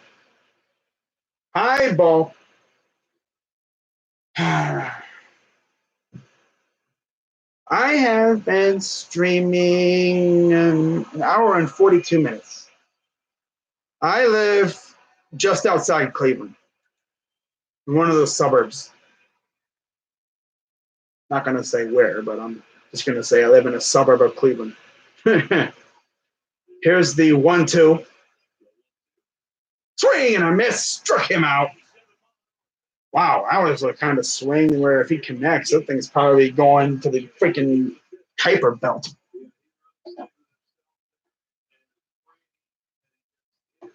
Wow.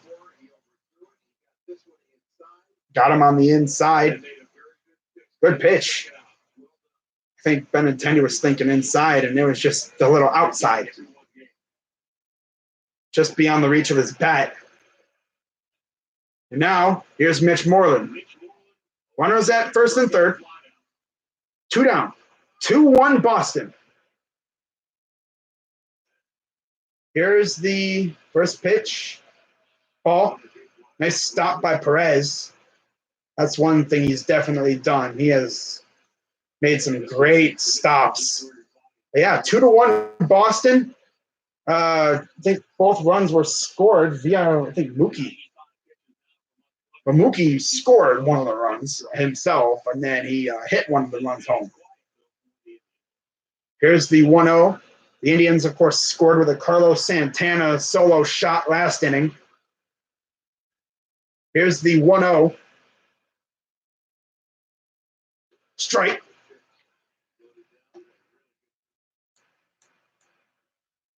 Definitely a kind of game where the bullpen's probably going to have to really come up clutch. At least our bullpen is somewhat trustworthy.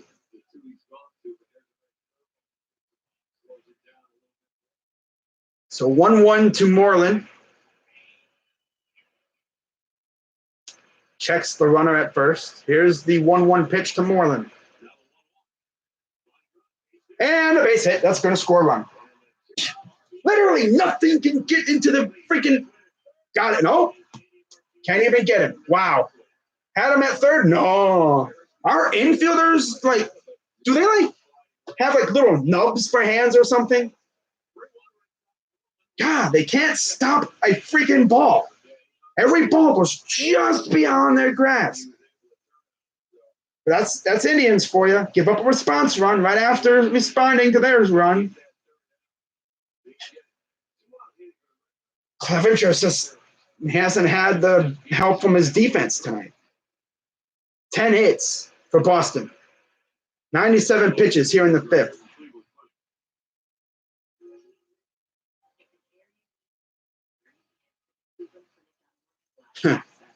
Wow.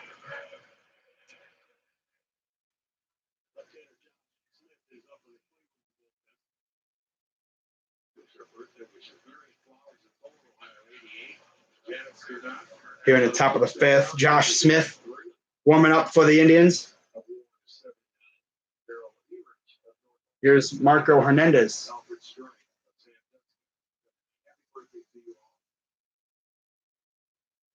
Just keep it a 2-run deficit. Can't trust these infielders. They can't stop anything. Literally, like, I think they have like little nubs for hands. They can't catch anything. I don't know how many outs we have, like, from the infield. Then Dorr freaking tries to stop something. He goes wee right past him. I don't know what the heck he's doing. Our freaking infielders are doing. God.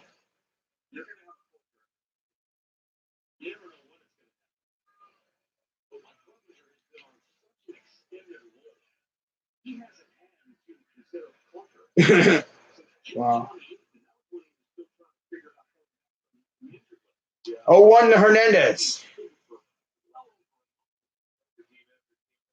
Fouls it off.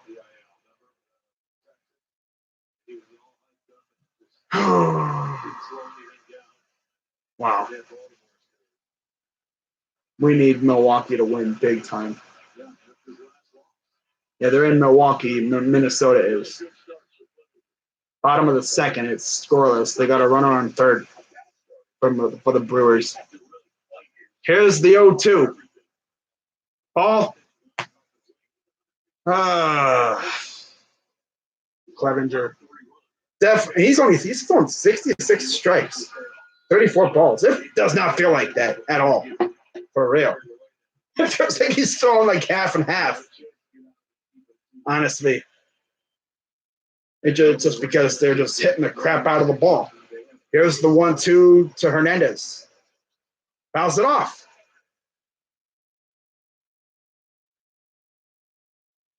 Yep, he's probably barely going to go 5.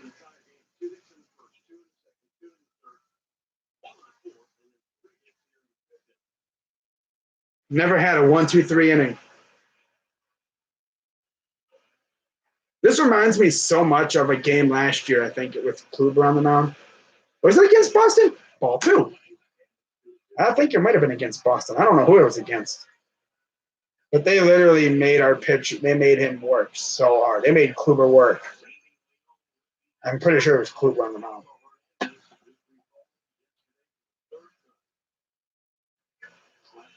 Oh. Here comes the 2-2 pitch to Hernandez. A base hit.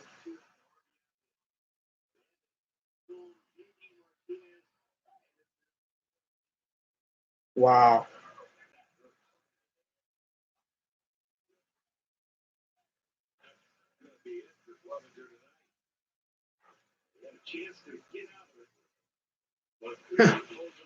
Wow.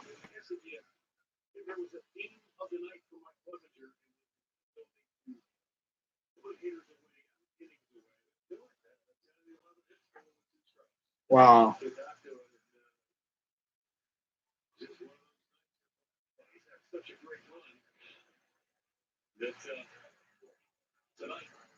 Oh, freaking infielders, man. They can't, like, everything that they hit went right past our guys. Wow.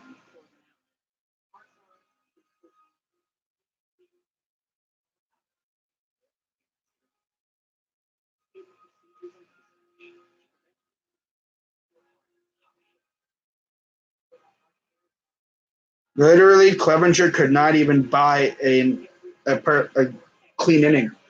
Every inning, he gave up at least 1 hit, mostly with 2 strikes.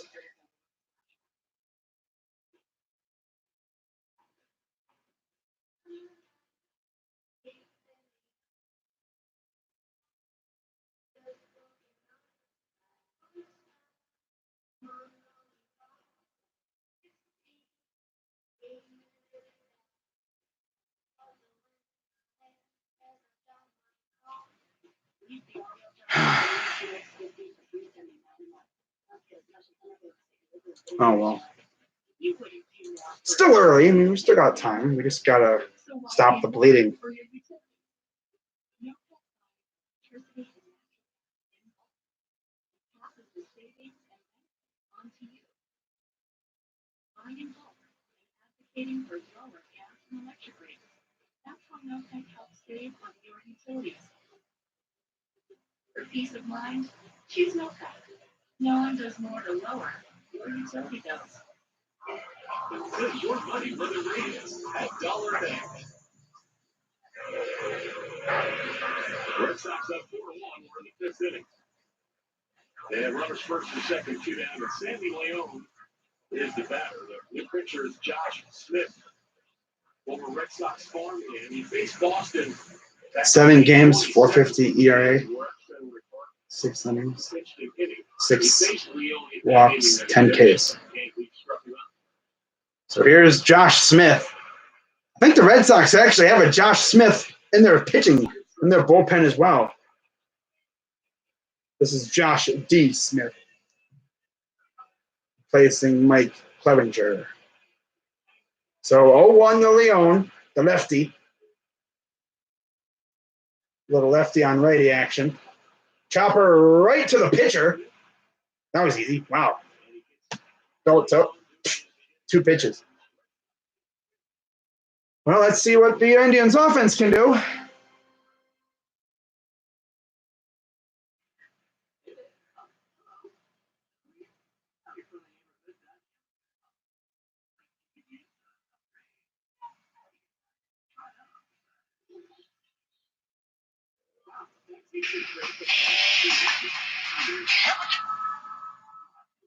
What? That's weird. Hate when I'm trying to watch a video on Twitter, and of course it just buffers. See you later. Bye, fuck you, Chucky. Don't you, dicks. Don't like daddy. Gone forever. Aaron Hernandez. Wow. 3 months on sex right there. Suck a check.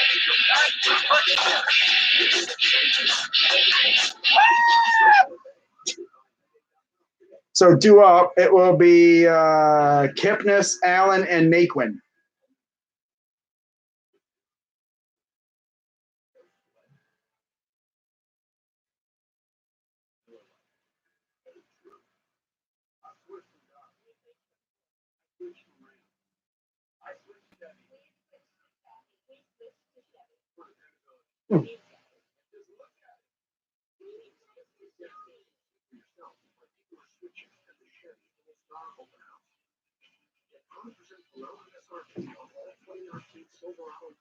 All right.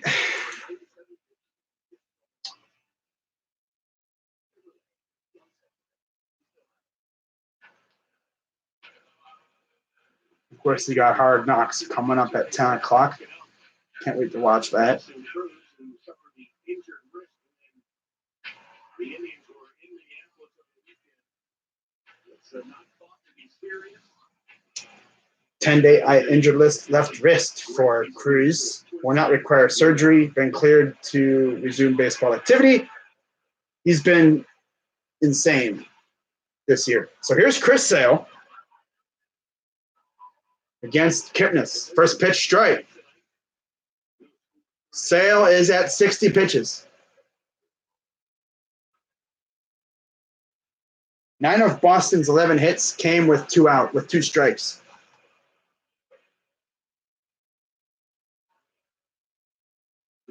Meaning that those all could have easily been Ks.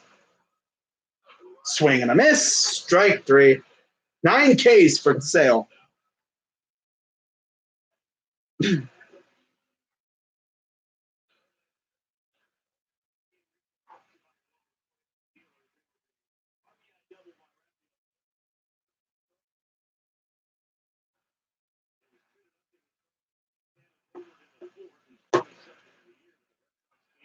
Ah, 4-1 Red Sox. The only run scored by the Indians on a home run from Santana. Here's Greg Allen. Batting 8th, so you have the number 9 coming up. Fouls it off.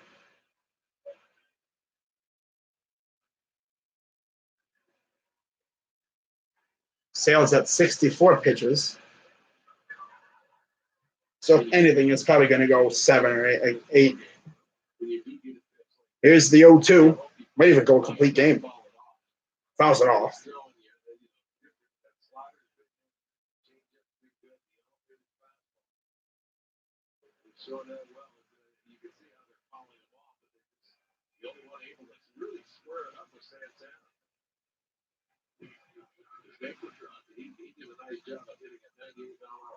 Oh, 2. Ball. 6-1 Dodgers. 4-1 Braves. Here's the 1-2 from Sale. Outside, 2-2.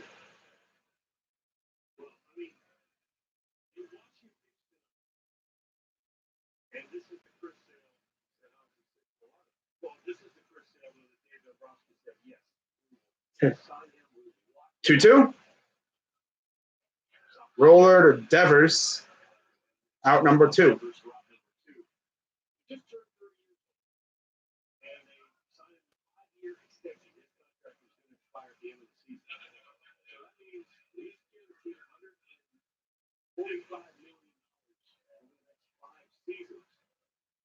And again, you watch a pitch on a night like this and you say, okay, I see why. But you're talking about a guy who's now 30 and that velocity. 2-0 Twins. I'm going to guess there was a home run. That's usually all they hit. Here's Naquin. First pitch, low, ball 1. And it was Mitch Garver, 2-run home run.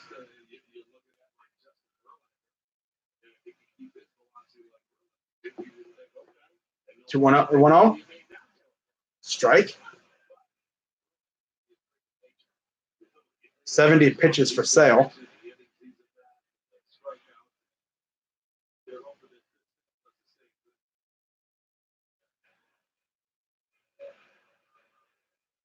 Swing and a miss.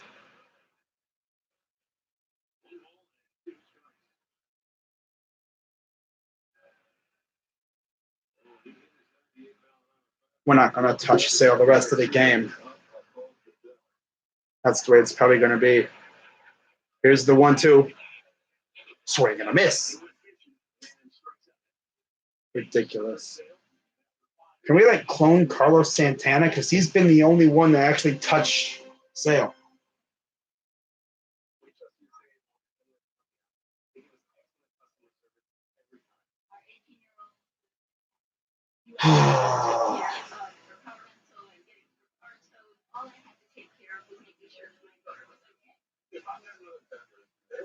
Insurance company, I'll tell them you need to join USAA because they have better rates and better service. We're the Gomez family, we're the Rivera family, we're the Kirby family, and we're USAA members for life. We do our own. 5-3 Detroit, 6-1 Dodgers. We are heading into the top of the 6th. I don't even know what inning we're in.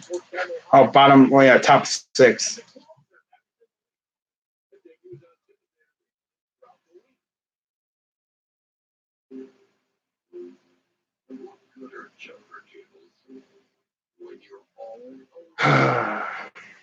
Oh.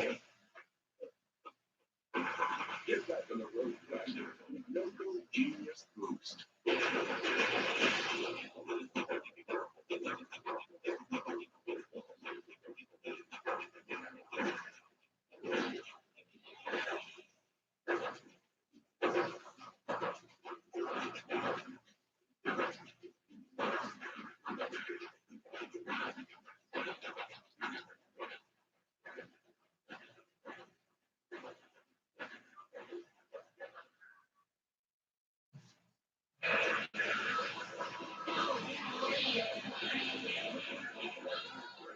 Well, the series wraps up tomorrow with Day Baseball.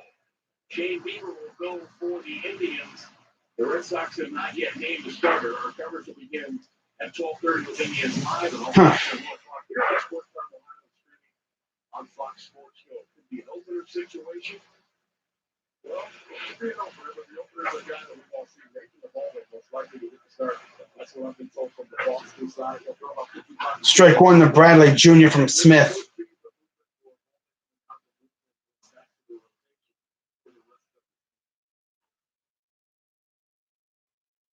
Here's the 0-1 to Bradley. And he hits him.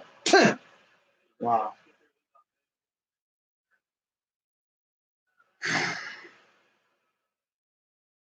Wow.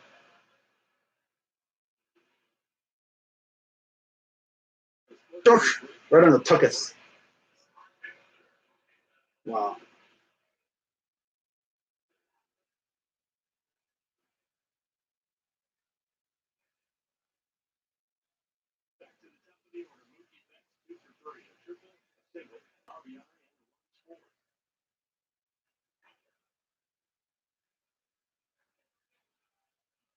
Here's the first pitch coming to Betts. Ball one.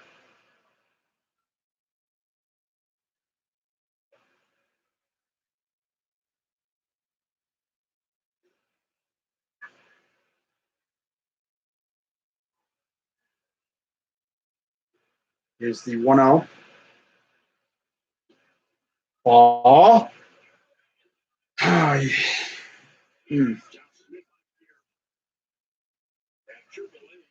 2-0 count for Betts. Here in the top of the sixth.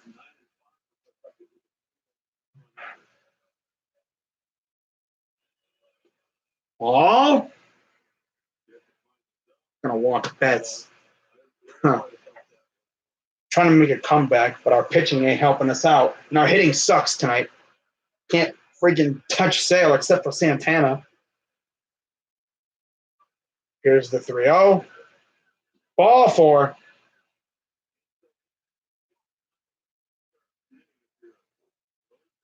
Wow.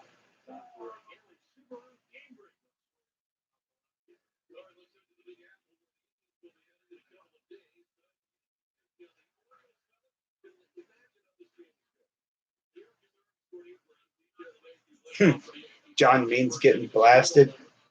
Wow. We couldn't do that. It's the second time we couldn't do that to him.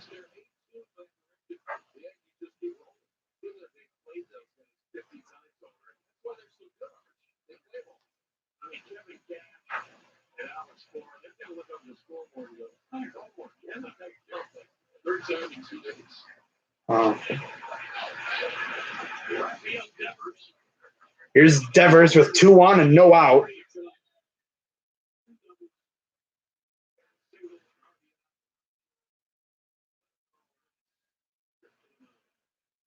And there comes Carl Willis.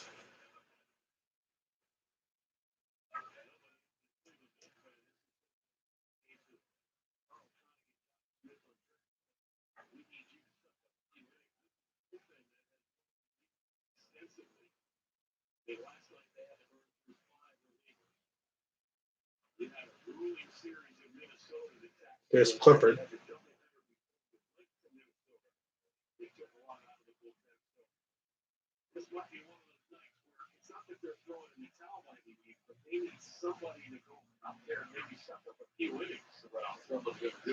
There's Brad Hand. Sir chokes a lot.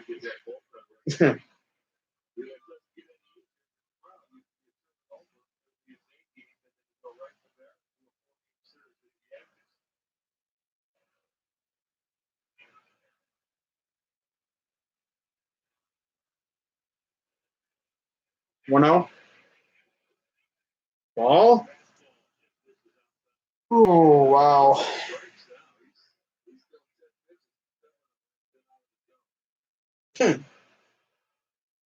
Friggin' bums. Here's the 2-0. How's it all?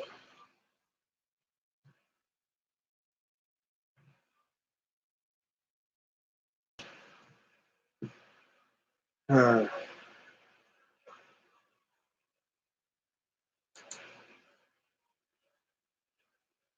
it is 2-1 Boston. I mean, sorry, no, 4-1 Boston.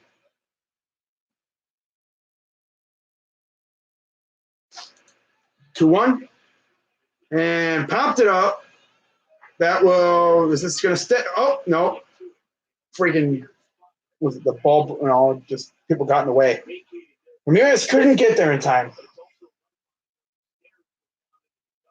Yeah, I don't want Ramirez trying to make the catch and then have him go tumbling down the stairs, freaking hurting himself.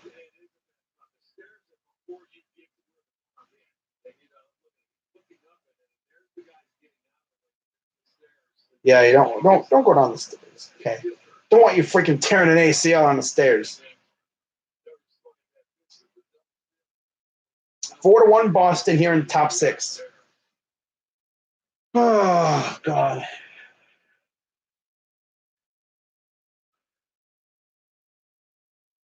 Here's the 2-2 to Devers.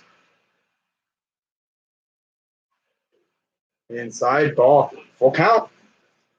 Gonna wind up loading the bases.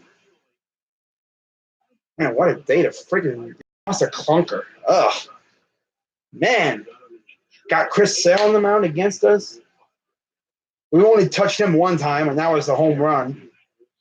Meanwhile, on the other side, he's carving us up like a pumpkin. Payoff pitch. Fouls it off. He's cutting us up like his White Sox jersey. For those who don't know the story, this dude, Chris Sale, literally got so mad. He did not, I guess he hated the jerseys that they were wearing, the retros. He literally took a pair of scissors and just started slicing up his jersey. It's like, bro, seriously? That was like, I think, shortly before, like I don't even know when that was. Maybe the year before they traded him. Here's the payoff pitch to Devers. Fly ball. That's going to score another run.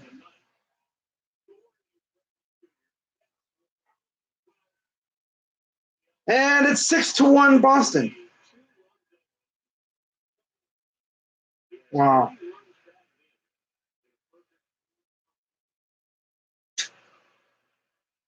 God.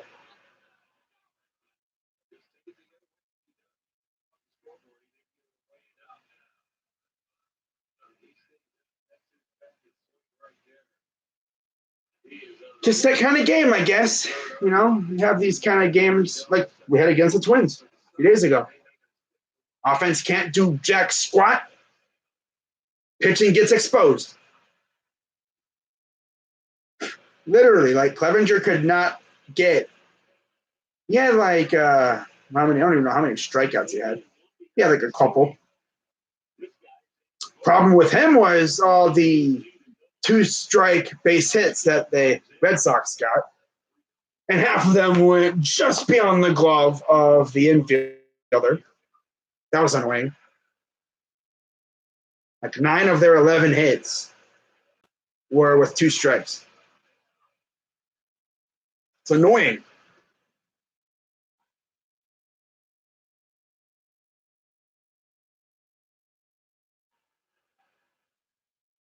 Oh, well. I didn't expect to win every game against Boston. Although considering Chris Sale has struggled this year, I thought we would at least maybe beat him up for a couple runs. But, of course, I also figured Clevenger was going to do his thing. But, no. Clearly, that was not going to happen.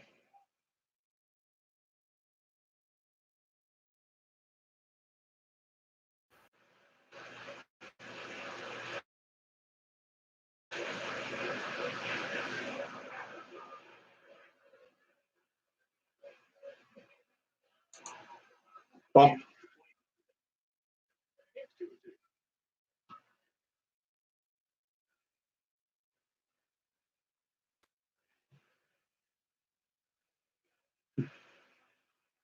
uh,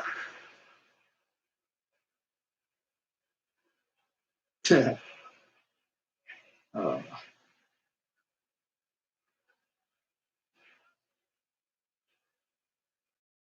what's up, Tommy?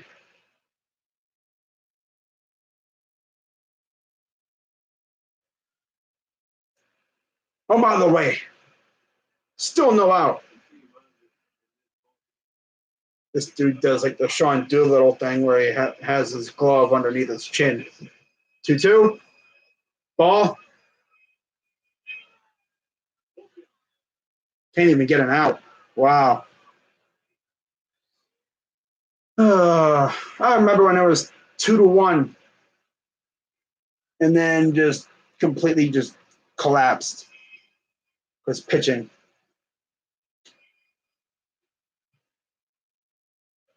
Looks like unless the Brewers wake up, strike three, got him. Good job, you got an out. Woo, good job, buddy. Thumb. 3-0 Twins. Wow.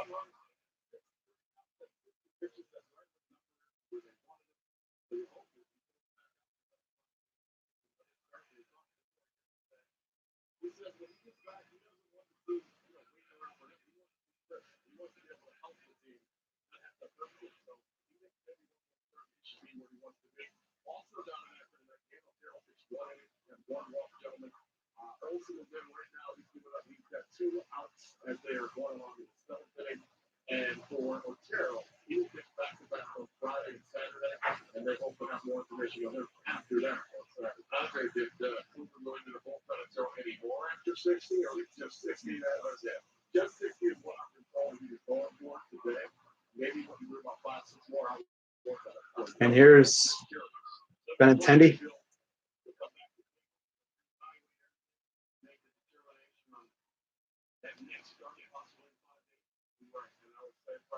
Three-1 Nationals, 6-3 Detroit.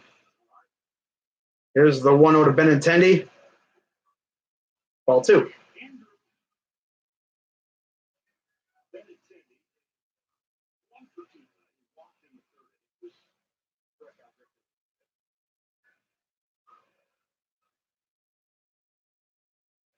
Here in the top 6. Here's the 2-0. Strike.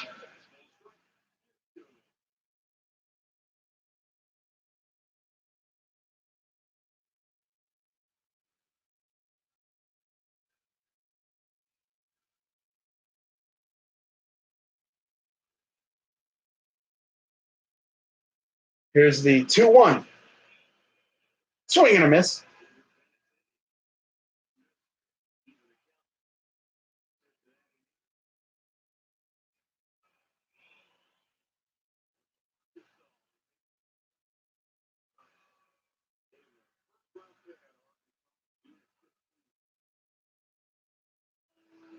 Here's the 2-2.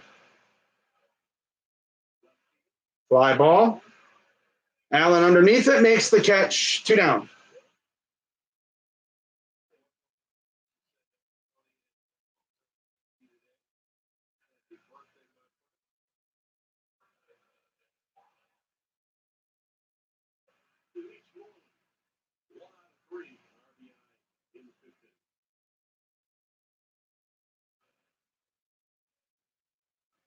Oh.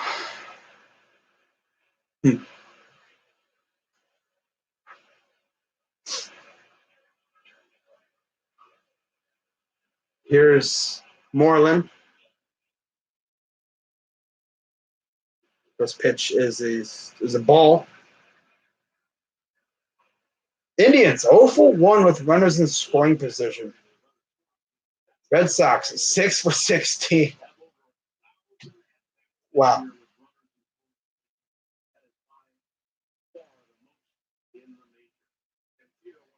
1-0. Swing and a miss.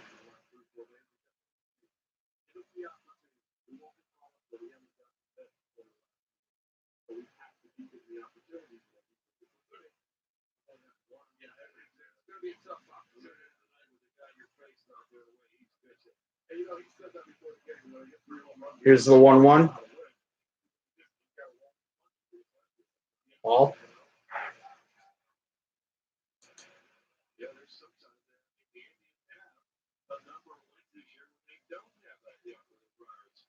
Andrew Luck is likely just sit out the preseason with an ankle injury. I wouldn't have played him regardless, injury or not, especially with his injury history. Strike two.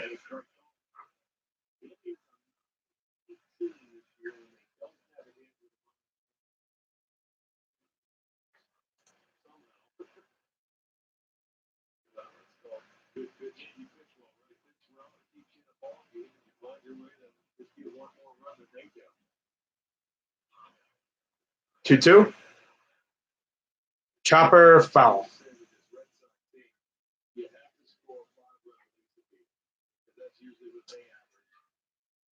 Hopefully you can hold it to 4. If you get 5, that's what happens. You just got 5 early. Could add another one on until they finally decided up in the 9th and they hit a home run to walk it off. But they got their 6th run. This team, Houston, I'm sure the Yankees are going to do 2-2. Fly ball left field. Allen is there, makes the catch, ends the inning, or retires the side. 12 hits. Oh my God, Red Sox. Bro, 12 hits. Most of which are with 2 outs. Not 2 outs, 2 strikes. I'm pretty sure they have a couple 2-out hits too. But literally, Clevenger could not seal the deal. If he could put away a lot of those hits, he would have had like 8 or 9 Ks. He would have been right up there with Chris Sale. Meanwhile, we've only touched him for 1 run. And it was a home run from Santana. Watching the Indians just makes me can't wait for football.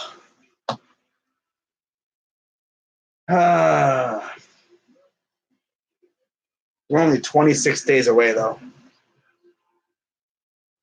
I don't know if you guys heard, but the Browns-Titans game has been chosen for, I guess, what you call the CBS Game of the Week, the national game, because we're going to have the top crew calling the game. Romo, Nance, and Wolfson. Not bad for your first game of the year. That's even funny, though, because that's something. We ended last year with Nance, Romo, and we're going to start this year with Nance and Romo. And I already know we're probably going to get them again for the Steelers game later in the year when we go to Pittsburgh. Oh, that's another thing. First 3 weeks, we get Nance and Romo, and then we get the Monday night crew, and then we get the Sunday night crew. Wow. And then who knows who we're going to get for the Ravens game. We're probably going to get like Greg Gumbel or something. I don't know what other matchups are going on week 4. And yes, in case you are wondering, yes, I will be doing the picks again. I have to see if Steven Rose is still doing his pick'em thing. But I'm planning on going through with that again. But anyways, here's Lindor here in the bottom of the 6th. Here's the 0-1. High, ball 1. 1-1 count. 6-1 Red Sox.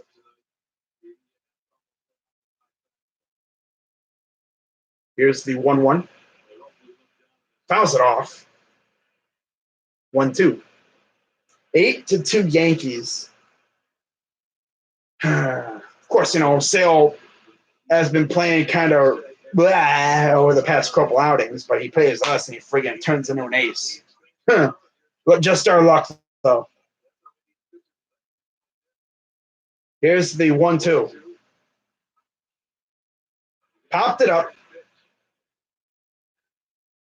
And out number 1.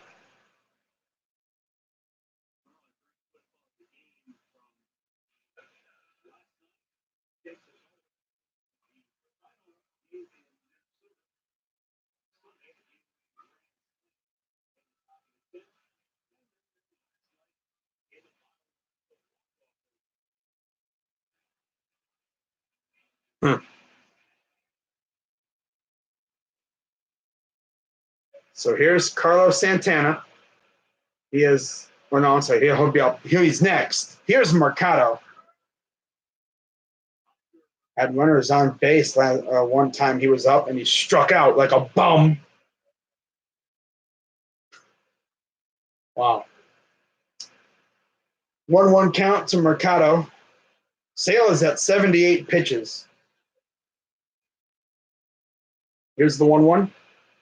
Strike. He's probably going to go 7, maybe even 8 or 9. He might even go a complete game with the way he's going. Here's the 1-2 pitch.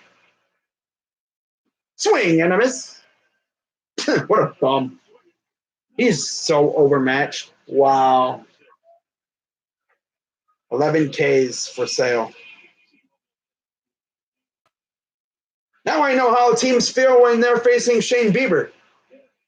And he just dimes them up.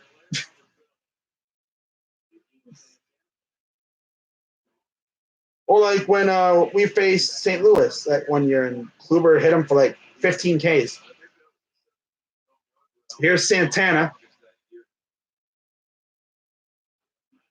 First pitch is a ball.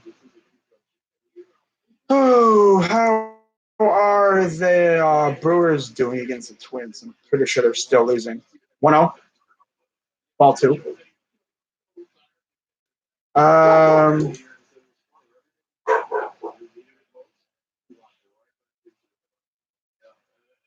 Let's see. Oh, it's 3-0 still. Twins. Of course. 2-0. Outside 3-0. 83 pitches for Santana. Home run in 3 consecutive games. Second time this season. Strike. Meanwhile, Rockies have the bases juiced against the D-backs. Here's the 3-1. Bounce it off. Okay, that was interesting.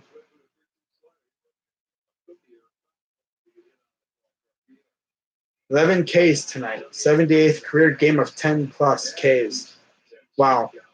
9th most in Major League history. God. How many games like that does freaking Bieber have? Only a couple, I think. Payoff pitch. Ball 4. And he walks a guy. Not very often he's done that tonight. Santana's the only one who can freaking get after Sale. Here's Reyes. Homered last night. Of course, last time he homered, he actually had Santana on base. So now he'll face Chris Sale. 86 pitches for Sale.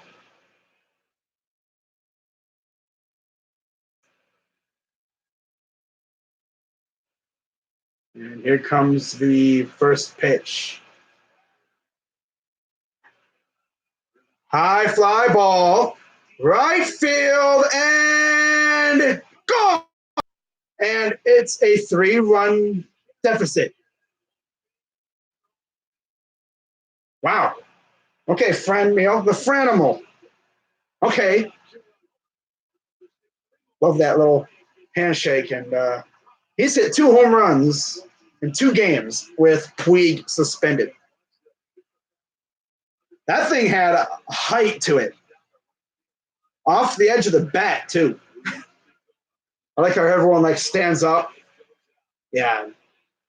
Here's Ramirez. First pitch, strike.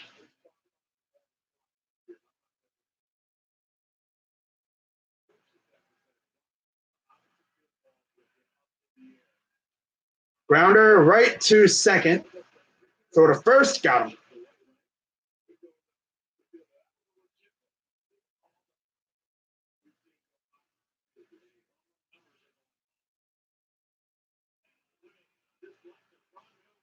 Wow, look at him. He's watching that.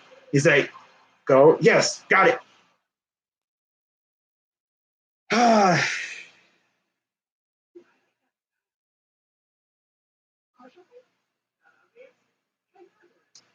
Love to see that. Still losing by 3 runs, though. Still got several innings to go. Oh, well. Love to see that.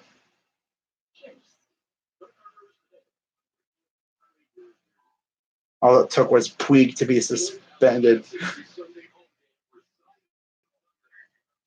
Literally, it only took Puig to be suspended for Fran Reyes to start hitting bombs. Okay. Maybe Puig should just stay suspended for the rest of the season. No. It'll just make it more fun because then now you have Puig coming back after tomorrow.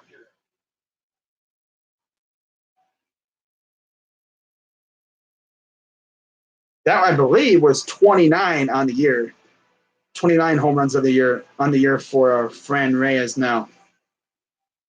But, I mean, they said on the broadcast, that is one big-ass dude. He's so imposing. Like, he gets a hold of one. That thing is going far. I think both his home runs were kind of Oppo. Taco Tuesday. I had to pronounce. I'm surprised no one's brought up the Taco Tuesday.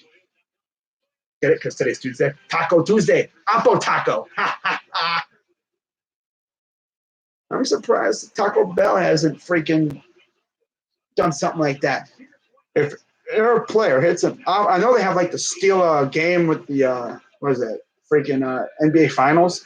If your player hits a opposite field home run on Tuesday, you win a taco. Oh yeah, Josh Smith's still out there. Ball 1. It's only top of the 7th.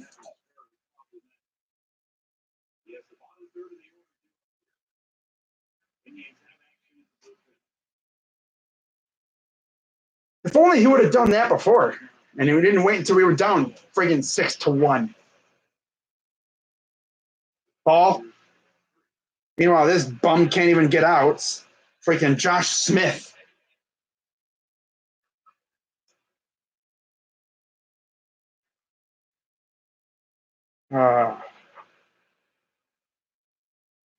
Here's the 3-0. Strike. Tell you one thing. He starts hitting bombs, and you get Puig back. You might have something.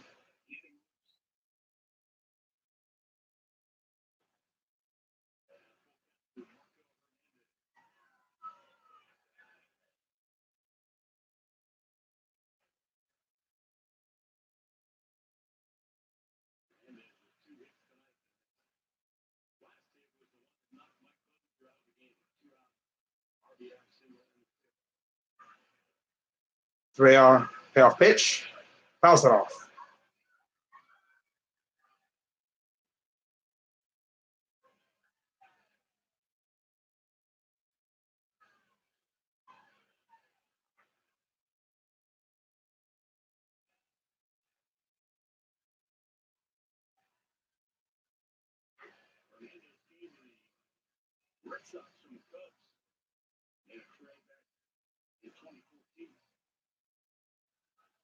Swing and a miss. Struck him out. 9-6. Seattle. God. They were losing it last time I looked. Oof.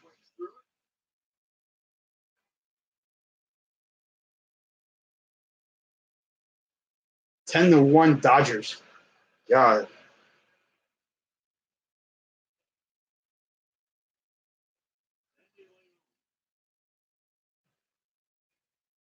Sandy Leon for a pitch way outside. Ball 1 from Smith.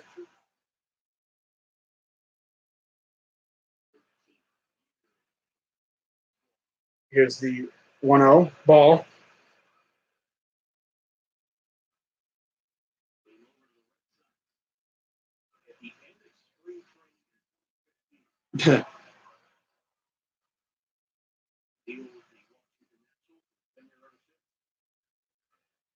Strike.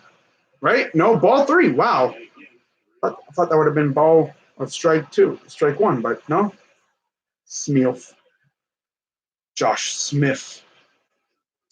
Smith. Bum. Trash. Real. Strike. Oh, these innings are taking forever, bro.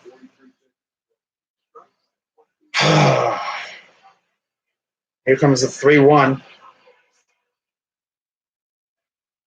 Popped it up. Playable.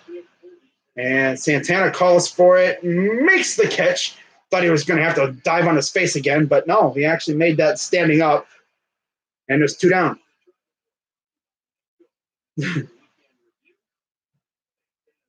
But yeah, after this series tomorrow,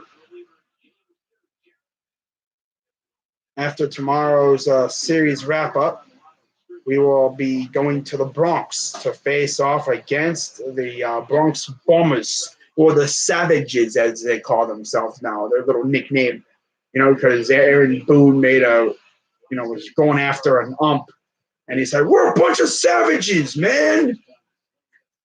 Okay, whatever you say. Savages, okay. Well, they're playing like savages right now. I'll tell you that much. Definitely. 0-1. Grounder or foul?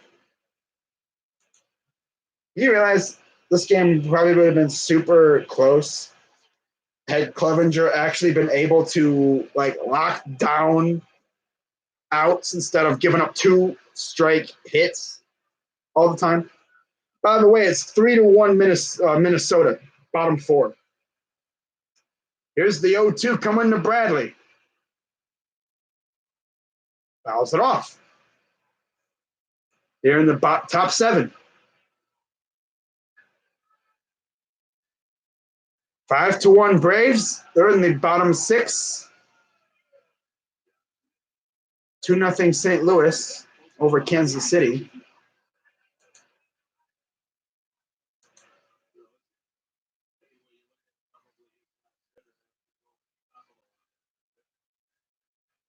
And here comes the 0-2 to Bradley. Ball. Yeah, this is probably his last hitter. Let's just hope it's also the end of the inning. There's 27 outs against a bum bullpen like the Red Sox have. Anything can happen. 1-2. High fly ball. Right field. Naquin near the wall, and one comes back and gets the ball just shy of the track. And we're heading to the bottom 7. Down 3. Perez, Kipnis, and Allen do up. So far, only 2 runs have. All of our runs have been scored in this series have been from home runs. Isn't that nuts? Santana has scored 2 of them. 1 from Ramirez and 1 from Reyes, or 2 from Reyes. God, that's like our big 3 in this series: Reyes, Ramirez, and Santana, and they're all in the same part of the order. If only Mercado wasn't a stiff against Sale. If he wasn't our match, we probably could have done some damage earlier when we had runners on base.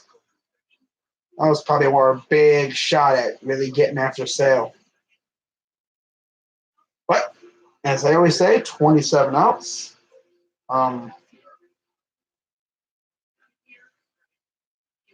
So, there's that.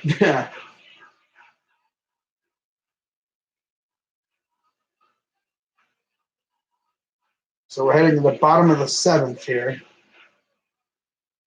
Indians have, 9 outs to work with to score 3 runs. And Chris Sale is kind of getting up there in pitch count. I think he's in the 80s.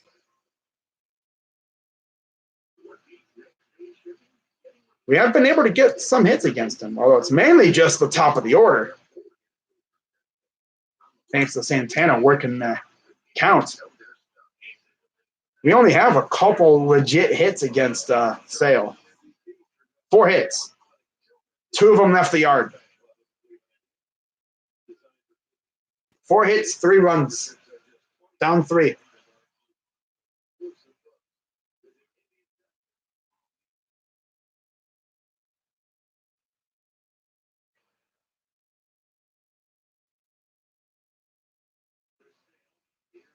Sale is at, what, about almost 90 pitches, I'm guessing.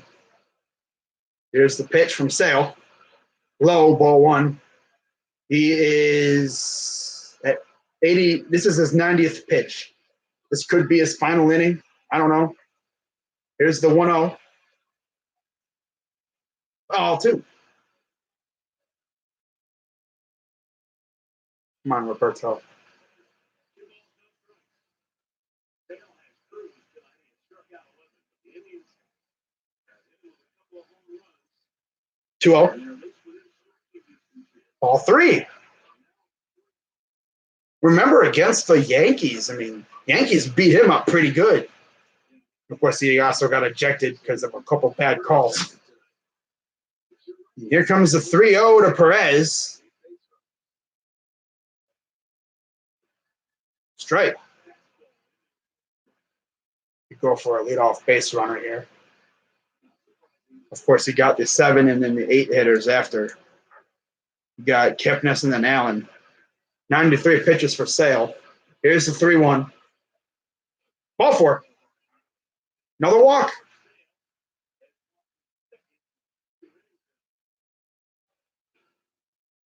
He's been dynamite except for those walks. Of course, the home runs given up. Nobody could really touch him except, and then you got Lindor smiling. This dude freaking beat him up and he'd smile. he could just get mugged and he'd still be smiling.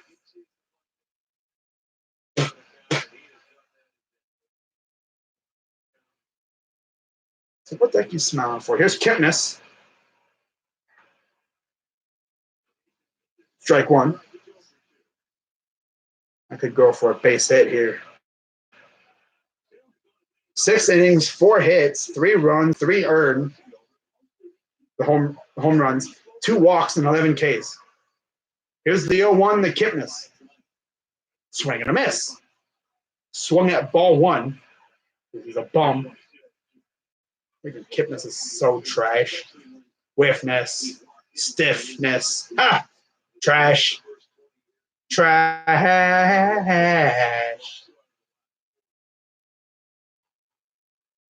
Kipnis is trash. Ball. Oh, he didn't swing at that. I'm surprised. Ball 1. Double barrel. Wonder who's up. Probably going to see their closer. Here's the 1-2. Swing and a miss like a bum. Trash. Kipnis is so bad. He's such a buzzkill, man. God. He and Lindor, he's a buzzkill, but he'll come out and he'll break out of it with like 3 home runs in a game or something later on. Freaking Kipnis, he had like a good few weeks, and then he's trash again. He looked like he was actually competent. Now he sucks. Can't even field sometimes. Now, here is Greg Allen. Tries to bunt. Yeah, when all else fails, bunt. 99 pitches for Sale. No, he try to get on board. It'll be a double play. I mean, you got Perez on first, you nincompoop. Perez is a catcher. He can't run. 1-0.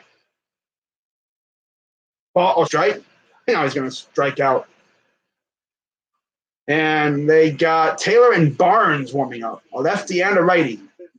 Matt Barnes, the righty, and Taylor, that Josh Taylor or something like that, the lefty. Here's the 1-1 to Allen. And that gets through. That's going to be a base hit. And where's Perez? Perez is going to stop at third, and it's a one-out double for Allen. And now there's trouble because now you have Tyler Naquin up.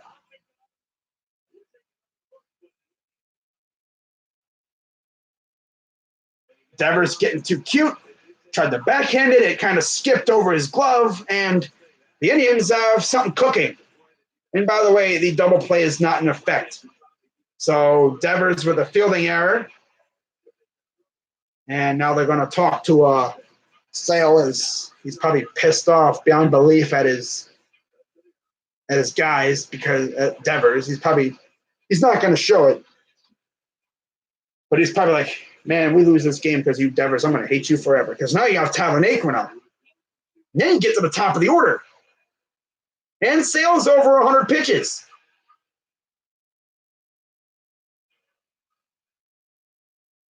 "68 strikes, 33 balls for Chris Sale.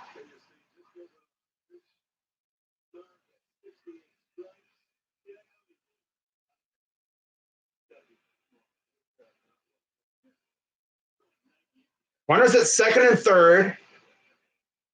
One out because, of course, Kipnis is a bum.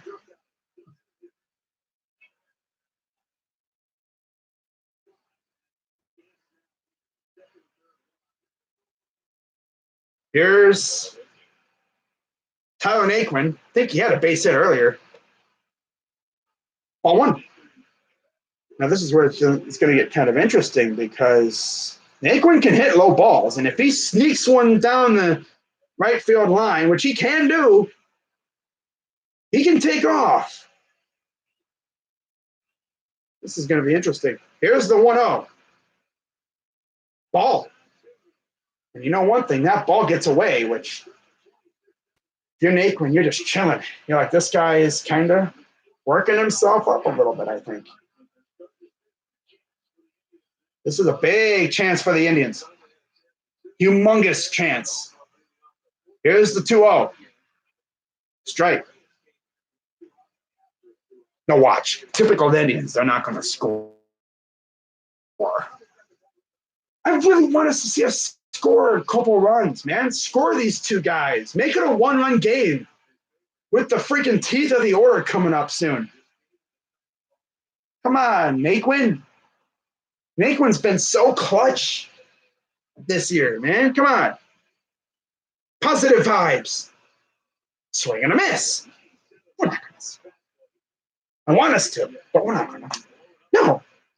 We're not clutch. We do not possess the clutch gene. I mean, you have Lindor coming up, but he hasn't done a damn thing recently. Come on, Naquin. Seriously, man. 2-2 pitch. Here's the pitch. Popped it up. Not deep enough.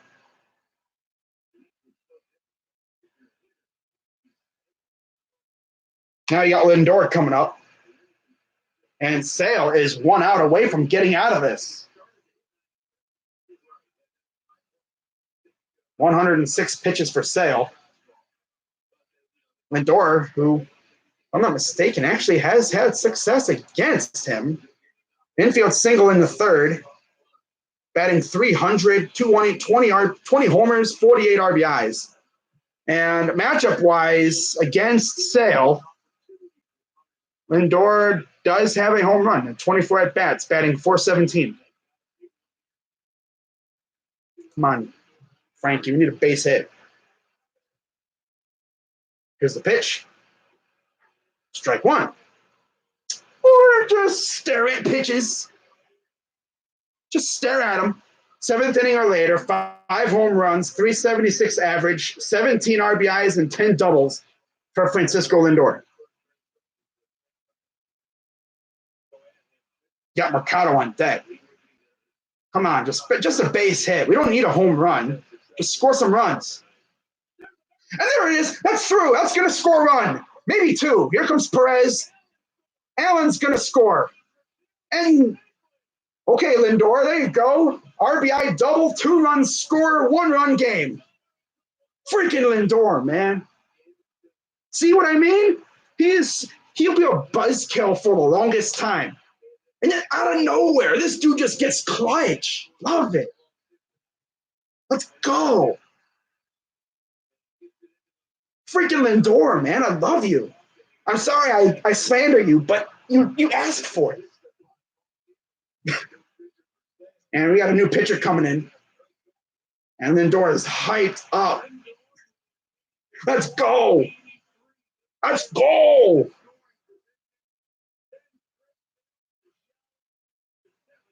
Wow. And Matt Barnes will come in. And you still have the teeth of the order coming up. I was going to watch Hard Knocks, but Hard Knocks can wait. It doesn't involve my team. I'll watch it later. It'll be on again.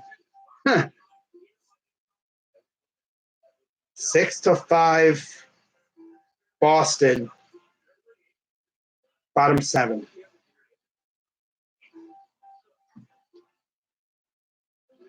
Man, that was clutch.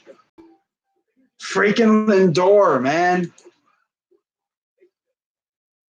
I mean, he always does this. He'll be like a buzzkill for a long time. Like he'll be Captain Buzzkill. He'll have clutch situations. He won't do a dang thing, and then he'll make a mistake. Miss a grounder or something, and then later in the game, in a clutch moment, he comes up big. And Kip has been kind of up and down. I mean, he runs into a couple hits here and there. It's just that usually in a clutch moment like this, he's turned into a statue. Like, he sucks. Although there has been a couple times this year where he has risen to the occasion. We need that the entire time, though. This whole thing of him turning into a bum can't stop. For real. Oh, wow. But like I said, man, this team just does not give up.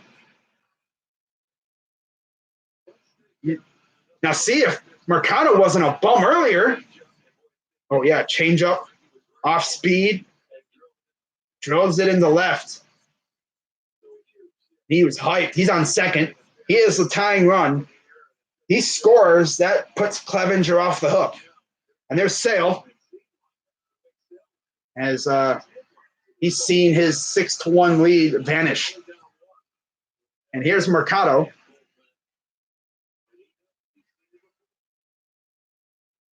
And here's the righty, Matt Barnes. 50 games, 3-4, 4.70 ERA, 46 innings, 25 walks, 81 Ks, 6 homers given up.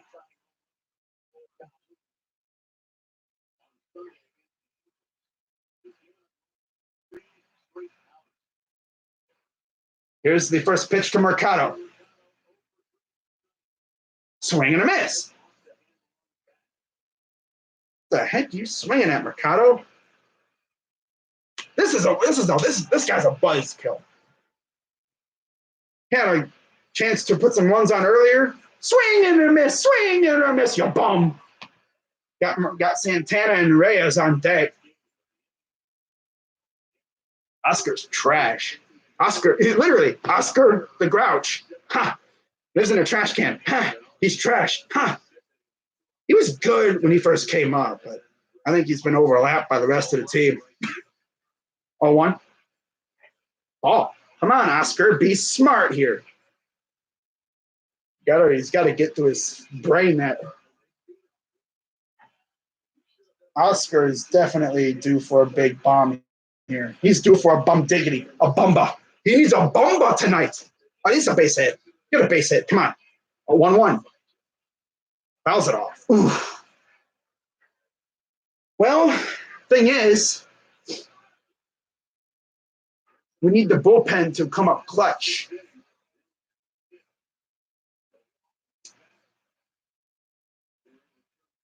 And here comes the 1-2 coming to Mercado. There's Lindor tying his shoe real quick. Base hit here, and Lindor will score. Here's the 1-2. Ball.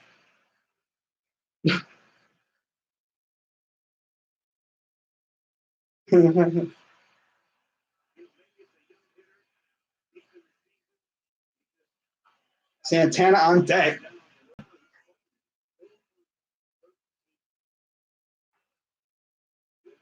Come on, Oscar. This is the time to break out of a slump. He's been in a little bit of a slump this year. Here's the 2-2.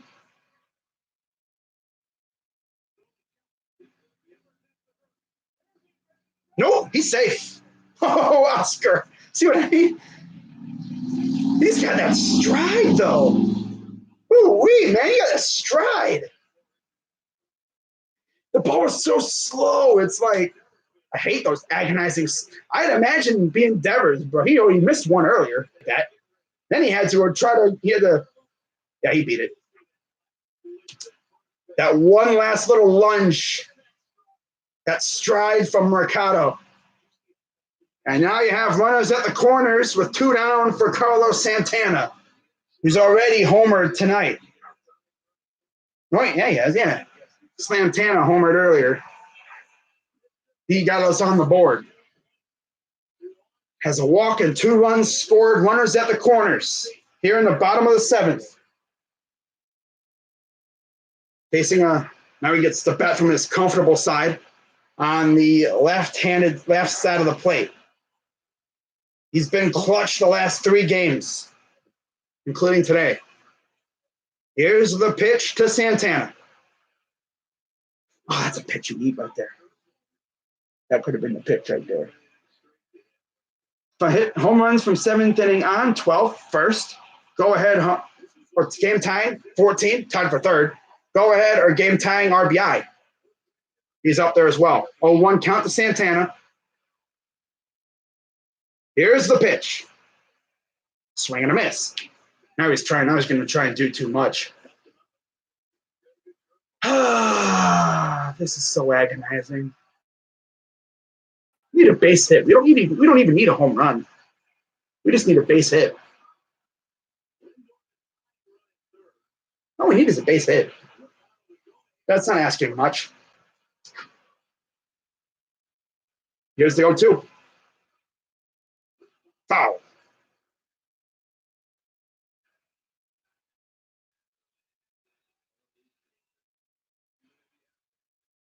Against Matt Barnes, he's 2 for 3 with a home run and 2 walks.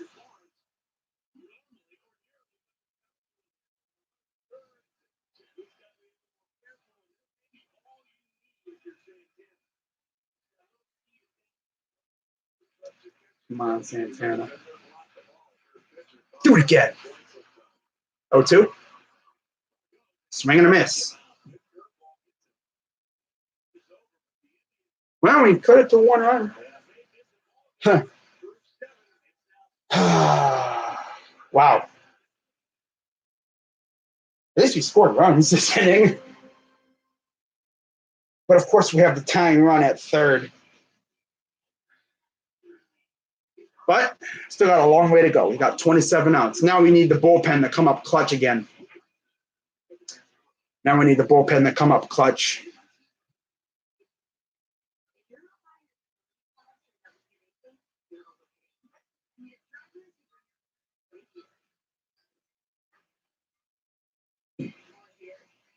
What's this? Oh, this is the Franny home run. Franny will lead off the next inning.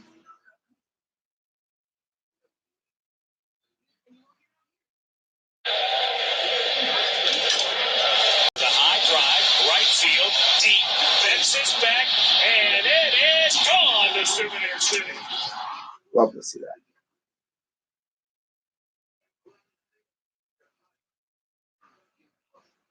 Wow.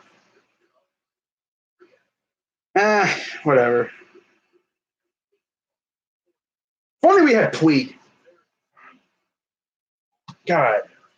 If only we had Puig, though.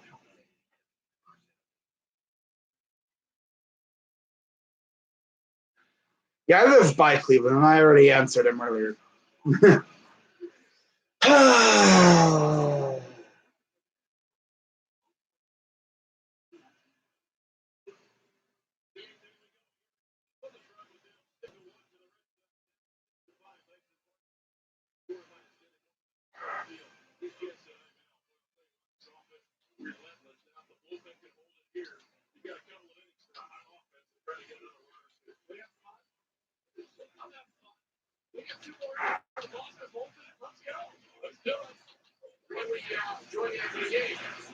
something special for you. Let's hope it's in regulation. Maybe it's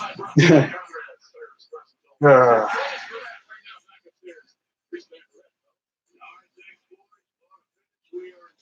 So it'll be Adam Simber out for the Indians here in the top of the eighth. 51 games, he's 5-2, 3.72 ERA. First pitch to Betts is inside, ball one.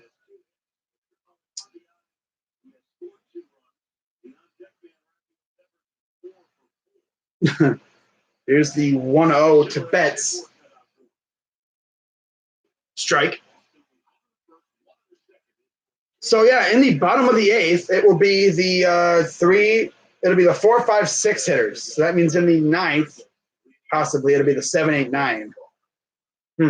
Interesting. Possibly. 1-1. And that will go right to Allen for out number 1. Good job, Simmer. Nice pitch. That scared me for a sec, but then I saw Allen setting up the catch, and I went, okay, good. Here's Devers.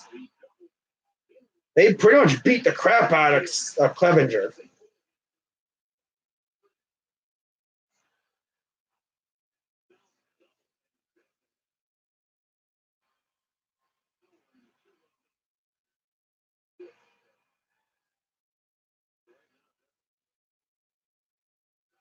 Here's the pitch. Fouls it off.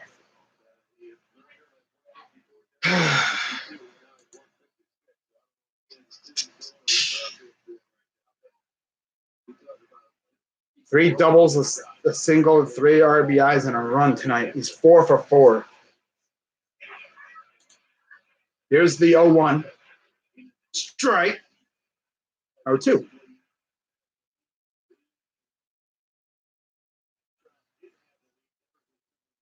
(5-1) Braves, bottom 7. Indians have clawed back to a 1-run deficit.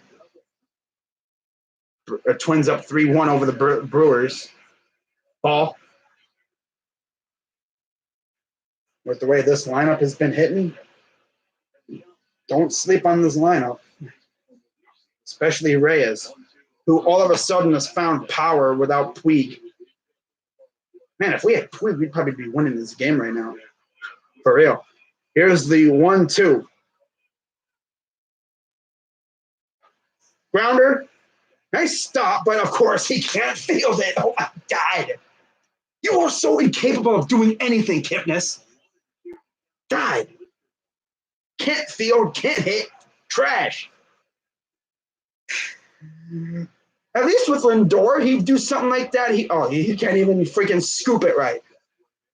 Come on, dude, you bum. Whiffness.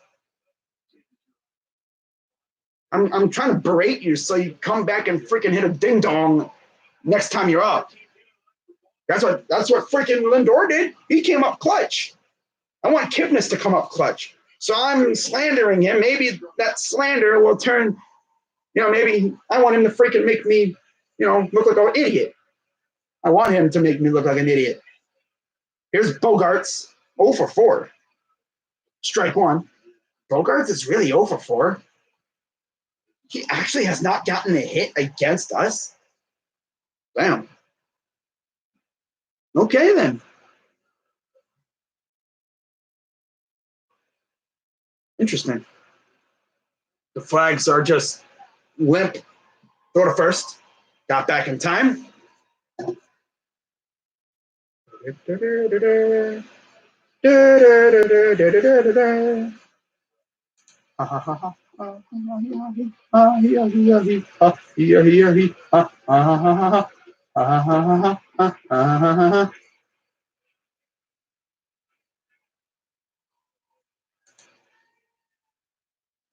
And it gets through. Here we go again with the infielders missing. Every ball hit their way. Hit, hit, hit, hit, hit, hit, hit, hit. Come on, guys. These infielders suck. Like, what? Can you not dive on a ball? They dive and it goes right past them. It's like it's a hologram. It's like a It's like a figure of your imagination.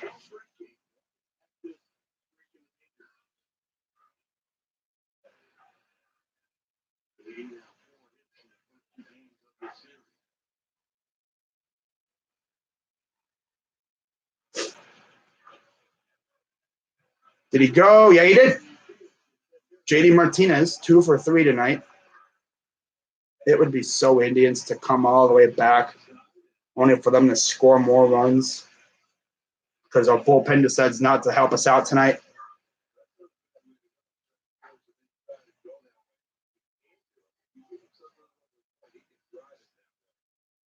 Here's the 0-1. Come on. Double play. Got him. Wow, they got the runner at third too. Devers is like, hey, he didn't touch me. He didn't touch me. Oh, out of the baseline. That's probably why. So double play? Really? Wow. That was so clutch. I guess he was out of the baseline. All right, now we need this freaking teeth of the order to come up clutch. It will be Reyes, Ramirez, and Perez. 2 up. All right, Reyes. You've already hit a ding-dong once tonight. I want to see another one. Oh, yeah, Steel Maiden's streaming tonight, I guess. Huh. Cool. That dude's probably going to be streaming freaking Steelers. It's been so long since he streamed. God, it's funny. The last time Steel Maiden streamed, the Pirates were actually decent. Now they suck. Trash. But we need clutch hits. Man, that's typical Indians, though, you know? It's just, you had your tying run at third. And it'll be, Matt Barnes will go back out there for the bottom of the 8th. I want to see Franimal hit another ding-dong. If he hits another one, bro, he's a god now. Freaking love him. He's a beast. God, he's what, 6'5"? Like, almost 300 pounds? Freaking mountain of a man, dude. I mean, I want to see him hit like a 600-foot one. Hit one off the scoreboard. Dot the I in the Budweiser sign. Well, what used to be a Budweiser sign. Uh-oh, Cora got ejected?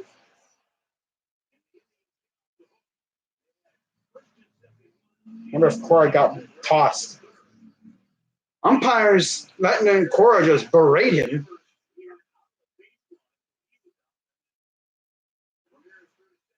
I guess umpire being really lenient.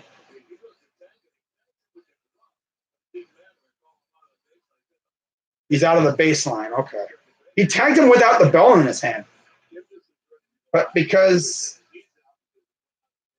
he was out of the baseline. Interesting.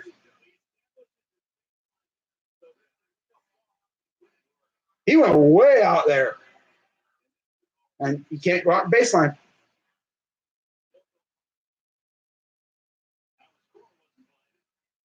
Cora was like, bro. And now here's Franmil Reyes here in the bottom of the 8th. Last time up, well, previous couple times ago, he hit the 2-run shot that made it 6-3. Now we added 2 more runs last time. Wow. And now we have scored 2 runs the last 2 innings in the 7th and 8th, in the 6th and 7th, excuse me. It'll be Reyes and then Ramirez and then Perez duo against Matt Barnes. There's Devers. Ran out of the baseline. And Barnes still pitching against the monster of a man, Franmil Reyes. So here's the first pitch coming to Reyes. Beams that into the ground. Beats it into the ground. 1-0. Ball one.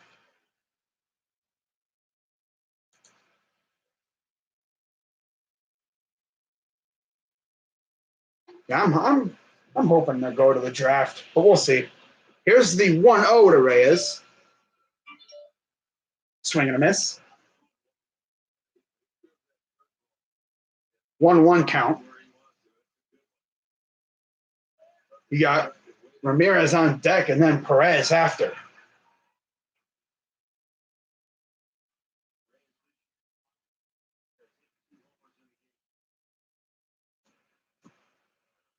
Holds up. 2-1.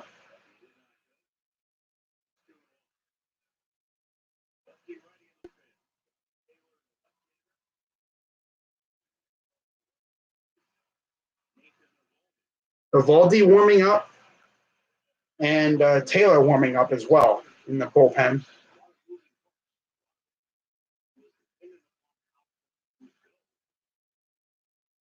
Here's the 2-1 to Reyes. Swing and a miss. Now he does it. He'll like hit a home run and then he'll just go crazy and then try to hit another one and then he'll freaking whiff. There's Cashner,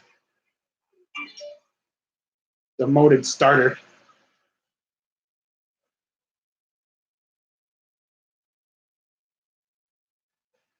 Two.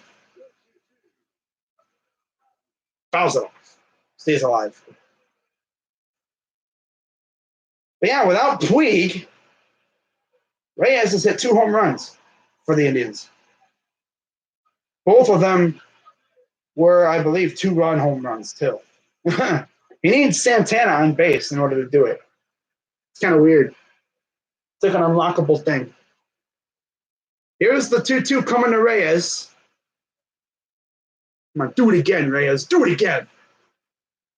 Ball. Held up. Full count. You have Ramirez on deck, and he's as dangerous as anybody. He's 0 for 3, which makes him even more dangerous because he can break out at any moment.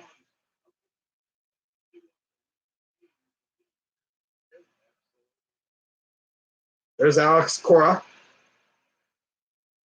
And here's the payoff pitch to Reyes. Come on, Franny Reyes. Bomba. High ball 4. He'll take a base. Tying run. Or on board again, and here comes Cora.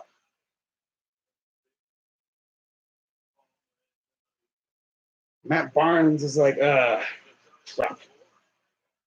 He's like, oh, you coming to get me? Okay, well, damn.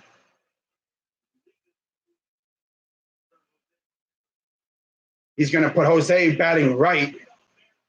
Not like it really matters. Jose had a ding-dong batting right-handed last night. And it'll be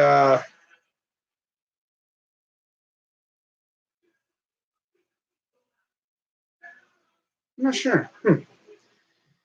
I guess we'll see who's coming in. Is it Evaldi or no? They said turning him around. Unless they want him to bat lefty, which is stupid because he could rake lefty as a left. That's where all of his power comes in. So leadoff walk, which is clutch. Only thing is Reyes can't run. He's a sloth. He's like Edwin on the bases. Although hopefully, we won't need to worry about him running as much. Let's see who comes in now for the Red Sox, as it's all of a sudden a big game. It's big now.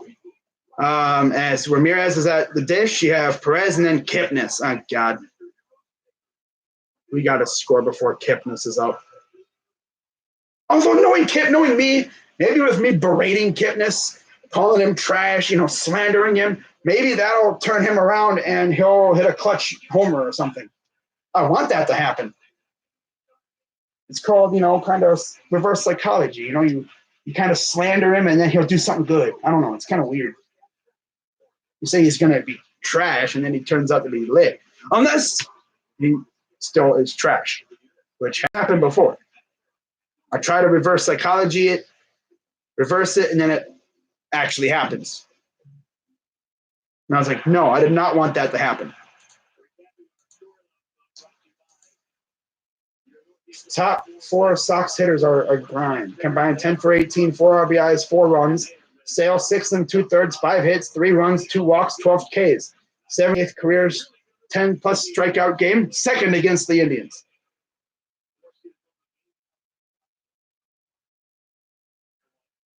And they got Josh Taylor, the lefty, out there. Mike Freeman is pinch running, so they got a faster guy out there. Of course, hopefully we can do some damage here. As Mike Freeman is now in for Franny Reyes. Taylor is now in for Barnes. 30 games, 0-1, 3.34 ERA, 32 in the third innings, 10 walks, 44 Ks, 3 homers, and a 240 opponent average. And so you're going to have Jose batting right-handed. But he has hit a home run right-handed before this year. Actually, yesterday. So here's the first pitch. Nope, they're going to throw to first. Is that a laser or something? I thought I saw like a white little, like a yellow laser thing. Someone shining a laser out here or something? Huh. Huh. Here's the first pitch to Ramirez. Swing and a miss. A vicious hack. And next would be Perez and then Kipnis. So that means in the ninth, if needed, it would be the 8-9-1 hitters. There's the corner bar, standing room only. Love to see that. Pretty much a packed crowd tonight on this Tuesday evening. Here's the 0-1 to Ramirez. High ball one. What you don't want to have happen is you don't want to walk Ramirez, because then you have 2 guys with good running skills, with good speed, and then you have Perez on deck, who is clutch. He hasn't been clutch lately, which again makes him dangerous. He needs, he's liable to get a couple hits here and there. Taylor sets. Here's the 1-1. Ball 2.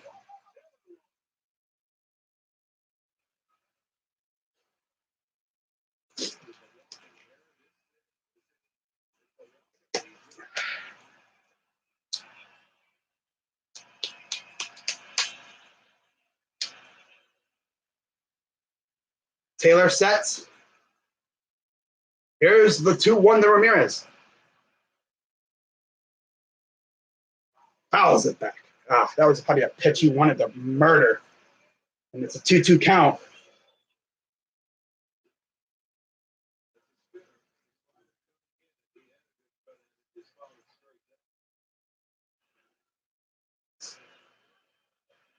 And now, guys got the rally caps. Here's the 2-2 pitch. Should I get the rally cat out? Here's the 2-2. Fouls it off.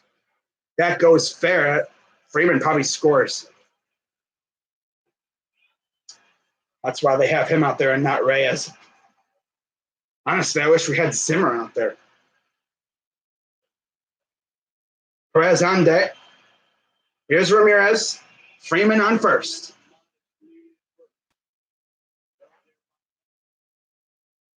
Come on, Ramirez. We need a base hit. Or a ding-dong. That'd be clutch. Here's the 2-2. Fouls that one off, so he's fighting still. That was way in the dirt. Kind of. Probably would have been called a strike. It actually shows up as a strike. Well, no, that probably would have been a strike. Knowing these umps.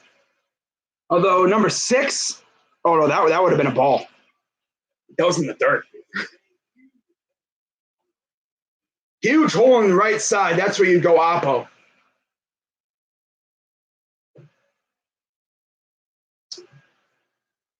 Throw to the first.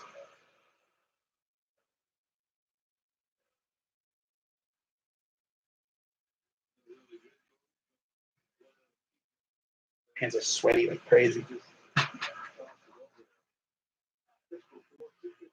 Tying run at first. Go ahead run is at the plate. Here's the 2-2 to Ramirez. Chopper foul. Fouling almost every pitch he sees off right here. He's going to run into a pitch he likes, and he's going to murder it.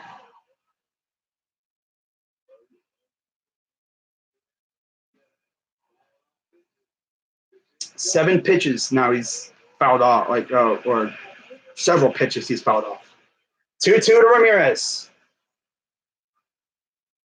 Here comes the 2-2 pitch from Taylor. Tying run at first. Taylor sets. Here's the 2-2.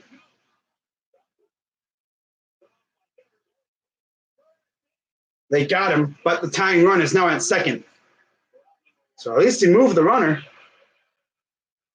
He almost beat it out, too. Devers has been making some do-or-die plays. That could have definitely went awry. Ramirez could have easily beat it if he didn't have such high stride.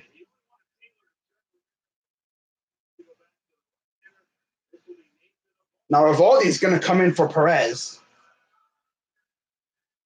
Only using Taylor to turn Ramirez batting right. They don't want him batting left because that's where all of his power comes in. Now they're going to go back to the right-handed pitcher in Eovaldi. They should have did what the They should have did what the Rays did. You know, do a whole double switch thing. Get rid of the DH. How do they do that? Get rid of the DH. Put a pitcher in as DH or whatever. I don't know how they did that. It was confusing.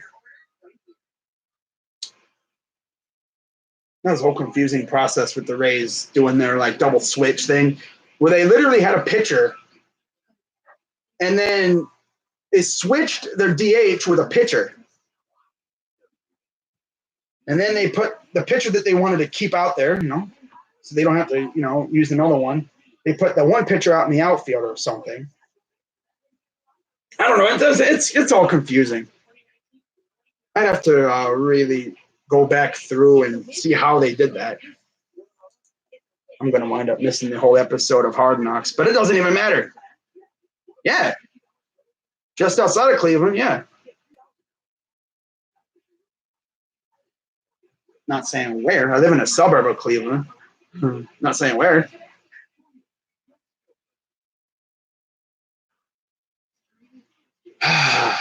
Well, I guess the good news is there's only one out. Double play is not in effect. But here comes Perez, and he'll go against Nathan Eovaldi.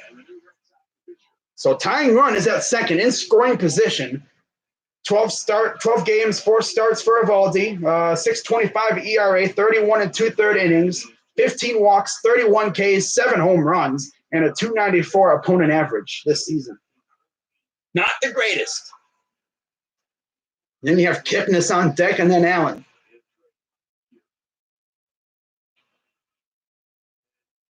Of course, Nathan Eovaldi was one of the big pieces in that World Series champion team. There's Freeman on second. Ramirez damn near beat out that throw. Excuse me. Here's Perez. Here's the first pitch. Strike. Wow. And actually, Eovaldi is a scheduled starter for tomorrow. So I'm guessing he won't be pitching tomorrow. Interesting. I just don't think he'll have that long of an outing. I don't know. Here's the 0-1 to Perez. Ball. Then you have Kipnis on deck.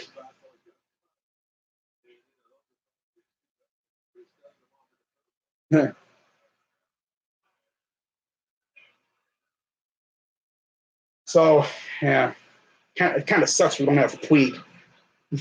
Oh, well, I'd rather have him for the Yankees series. Here's the 1-1. Ball 2. Come on, Roberto. Be smart here. All right? You got Kipnis on deck. The only scary thing is Kipnis hasn't been clutch at all. But now is the time for him to be clutch. In fact, now is the perfect time for Perez to emerge out of a little funk that he's been in. Batting .225, 764 OPS with 19 dongs. Here's the 2-1. Swing and a miss.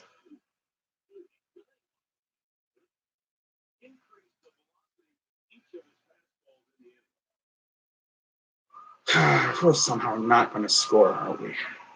There's Kipnis on deck, and you have Allen.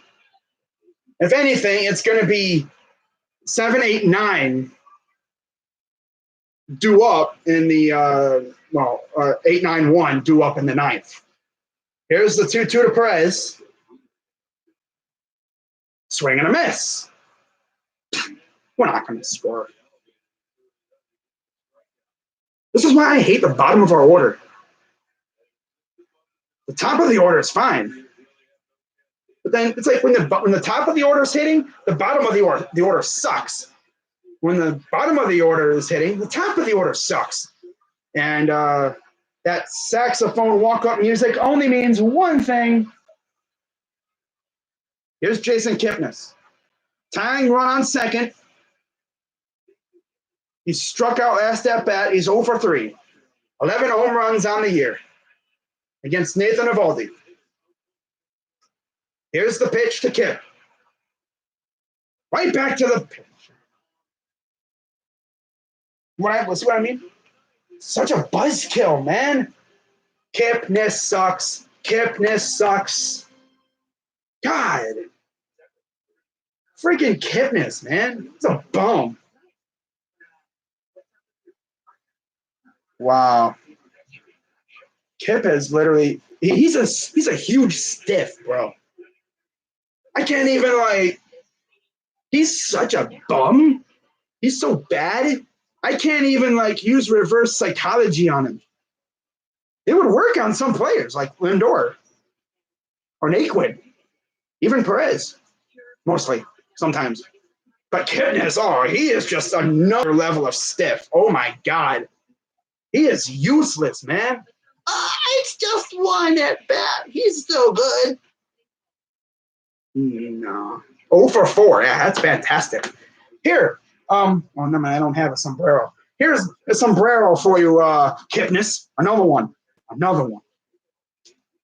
Friggin' bum. Well, we head to the ninth, down 1. We're probably going to lose 6-5 because Indians.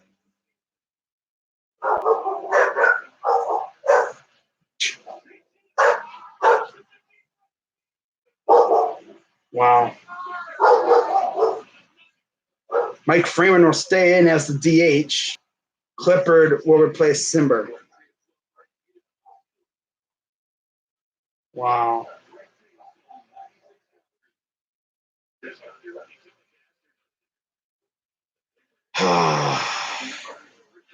We've had a tying run on base in scoring position the last 2 innings, and we haven't done squat. Good news is we have some clutch hitting coming up. And Allen, Naquin, and Lindor. Tyler Clippard out there.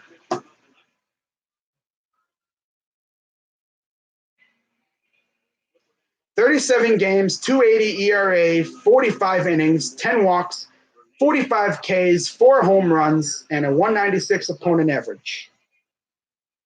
And I have been streaming for almost 3.5 hours.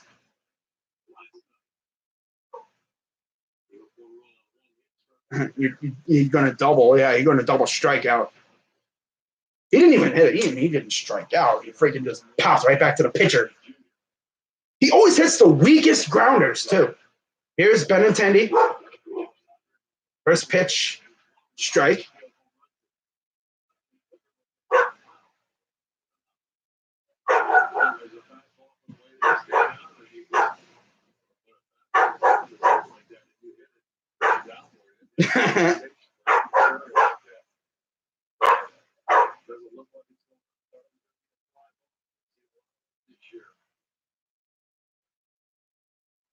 Here's the 0-1. I think what really killed Kipnis is he's trying to kill the ball. All you need is a base hit. You don't need to freaking hit a 7,000-mile home run. Just tie the game. Here's the 1-1 to Benintendi. Ball.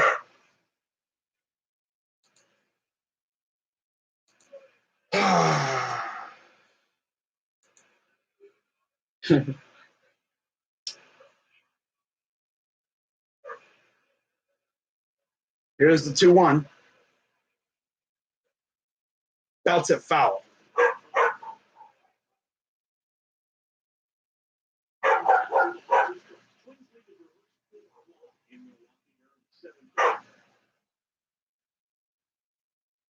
Four to 1 Twins. Top 7. Here comes the 2-2 to Benintendi.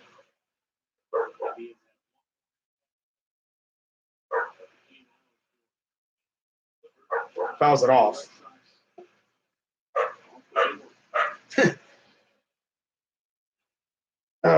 Kipnis, man. If that would have been Puig, oh, God. That's why I wish we had Puig, man. God, Puig would have got a base hit because he's been so clutch for us. Why can't we just give Kipnis the freaking suspension? Because he's a bum.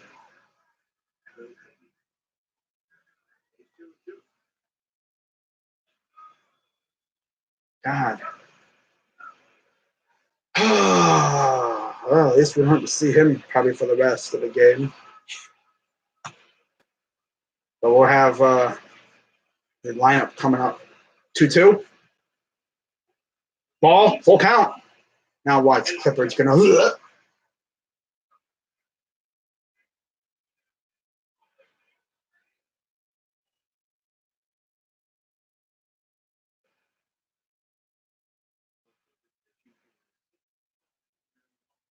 Payoff pitch.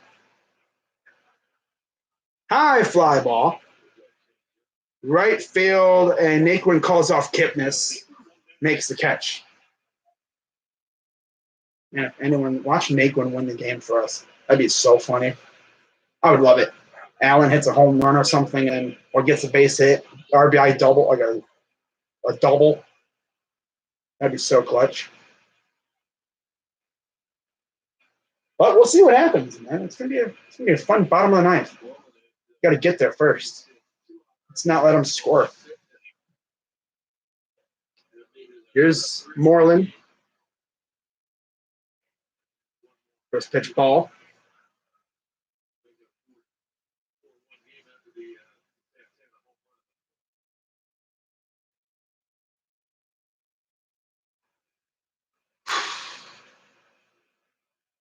Here's the 1-0.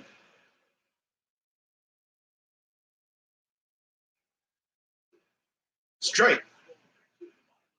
This game was over for a while, but then the Indians' offense woke up. Now, see if we hadn't given up all those runs because infield defense was shoddy and Clevenger could not seal the deal with 2 strikes, we'd probably be winning right now. For real. 1-1. Fouls it off. And let's take a look. Okay, got 5 people watching. I don't really care if we lose, but, I guess, we got 40-some games left. Yeah, we still got a lot of baseball to be played. I like the fight, though. 1-2. Ball. Gets away. And I don't like Perez is chasing that, but okay. Hitting balls off the dirt, ricocheting off the face, and then running away from the catcher. Wow.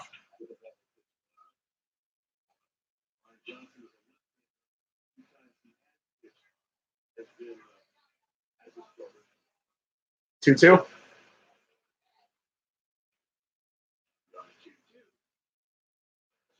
swing and a miss struck him out.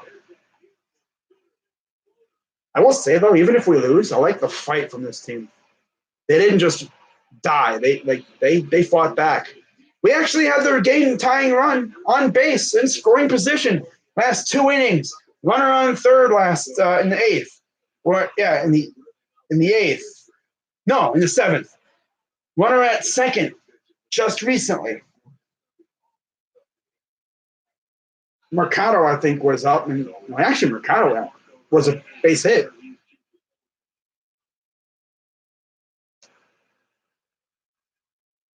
Here's the pitch.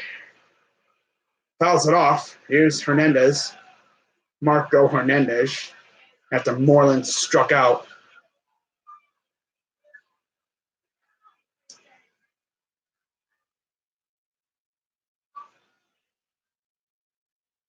Here's the 0-1.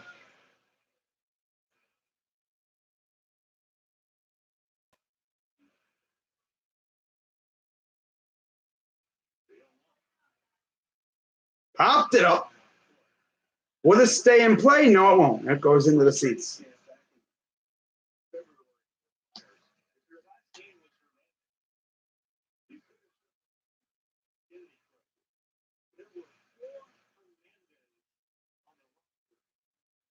Huh.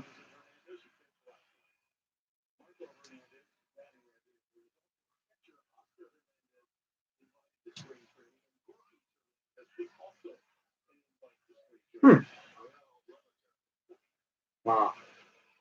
The Red Sox had 4 Hernandez in the spring training last year. 0-2. Fouls it off. Marquez Hernandez. I think that name's been around there. I think Oscar Hernandez, a catcher. Darwinson, and of course Marco. The Indians, on the other hand, have had 2 Ramirez's on their active roster. Yeah, here's the 0-2. Fouls it off. That's probably the biggest highlight right there. 2 freaking Ramirez's. Hanley, who didn't really work out well. I think he actually had an injury.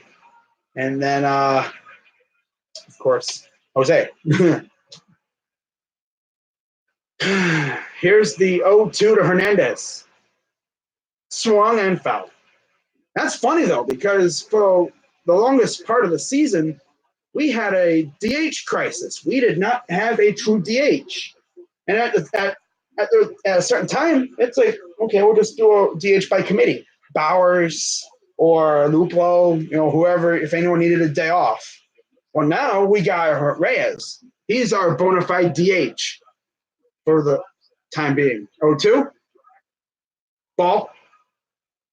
This dude be just hitting balls off the dirt.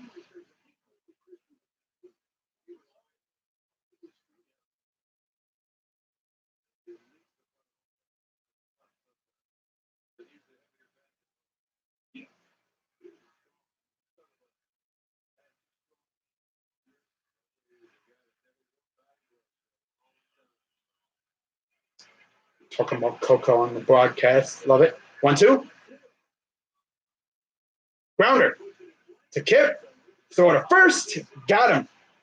And now we head to the bottom of the ninth where we see another game winner. I would love another walk-off. It'll be Allen, Naquin, and Lindor due up. Should be fun. Allen, Naquin, and Lindor due up. Allen's 0 for 3, Naquin's 1 for 3, and Lindor is 2 for 4. Actually scored 2 of the runs that made it a 1-run game. We actually had a runner at third as well with the corners. I believe that was with Mercado running out, bolting and beating a throw to first. I tell you one thing, man. If Allen or Naquin get an RBI, if we get a double or lead off, we're in great shape with Naquin up. Naquin's a very good low ball hitter. I wonder if Baldy's still going to be out there. I think he was scheduled to be their starter tomorrow. Well, it doesn't look like that's going to happen. My guess is they're probably going to roll with another lefty like Brian Johnson or something. I mean, I love a sweep, but if we lose, I'm not going to get mad. I mean, I love the fight. I'm glad we didn't just roll over and die.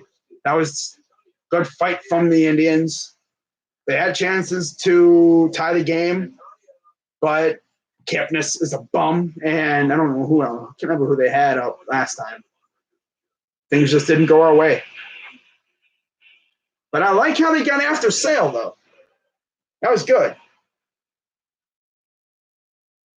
We were out hit 14-6, and we're only down 1 run.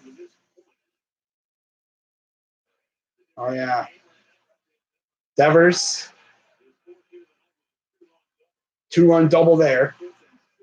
That was what many thought to be the backbreaker. 2 runs scored, and then we scored 4 runs in the 2 innings.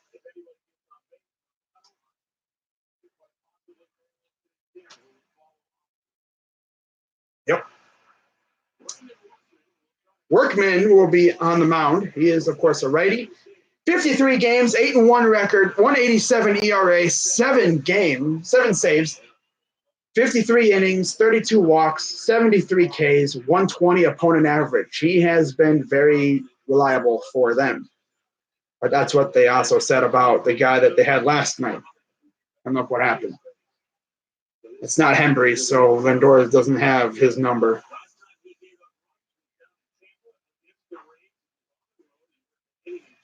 Wow.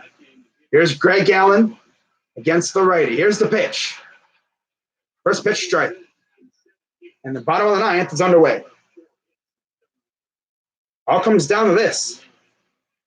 I'm just happy we made it a 1-run game. We fought hard. Love it. 0-1. Ball. Oh, you went too far? Wow. Come on, Greg. We need third leg Greg out here, bro. Yeah, he did. He went too far. Safe on an error and a run scored. He's 0 for 3. Here's the 0-2. Ball. Come on, we need a base runner. Especially with Naquin coming up. If this dude Allen can get a double. Imagine if he gets a triple. Oh my God, that'd be so lit. Here's the 1-2 to Allen.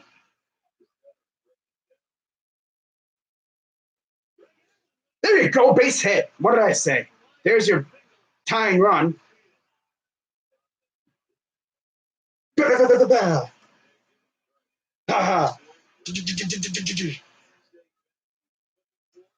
Stayed back, looked for it, and got it. Wish he would have been able to lace that along the right field line into the gap where they weren't. He could have taken it for 2. So, lead off base hit, and here's Naquin. Do we see another walk-off? I hope so. Single in the 3rd. He's 1 for 3. Playing him pretty much straight up. Not much of a shift. Devers is playing really close to the infield cut of the grass. High, ball 1. Not even Naquin swinging at that.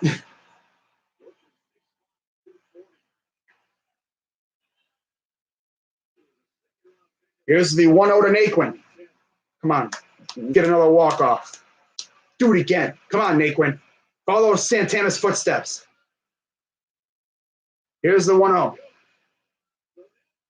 He's safe. And he's still second. Man, Greg. Third leg, Greg getting risky out here. Double play is now not in effect. Base hit could score Allen. Nice steal. He doesn't have the oven mitt, though. He has like a funky-looking stealing device. Interesting. So Naquin, 1-1 in the 1-1 count. Runner on second.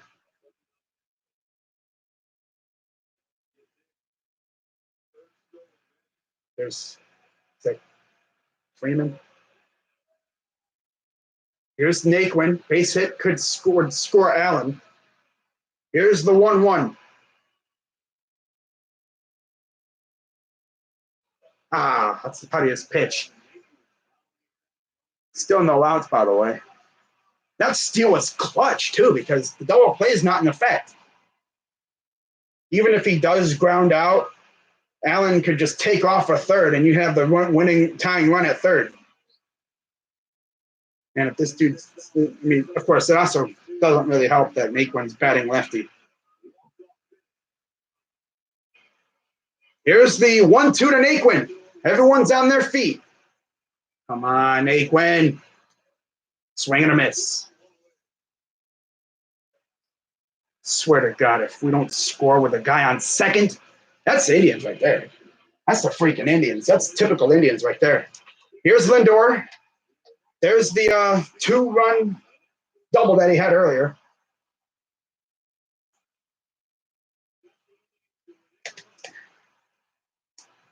Talk about clutch. Infield single and a 2-run double before. Come on, Frankie.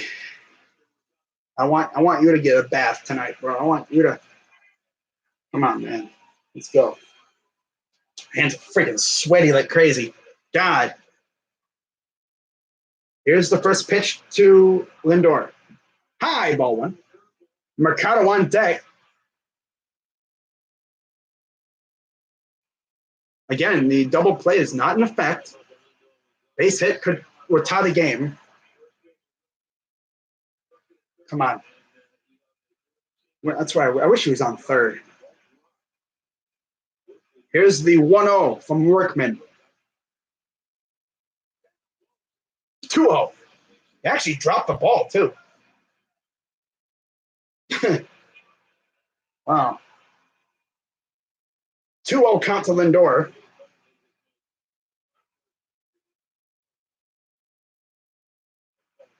Come on, boys. Let's go. Let's go. Come on. We need one. Come on, Frankie. Come on. I want to see the finger guns. Finger guns. Bang, bang, bang, bang, bang, bang, bang, bang, bang, bang, bang. Jazz hands. Jazz hands. Bang, bang, bang, bang, bang, bang, bang. Here's the 2-0 to Lindor. Bang, bang. Come on. Bang, bang. Fouls it off.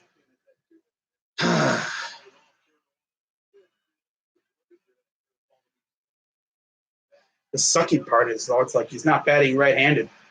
At least if Lindor gets on with 1 out, Mercado's a righty. So, honestly, if Allen wants to try to steal third, he could. Come on, Lindor. We need you to be clutch.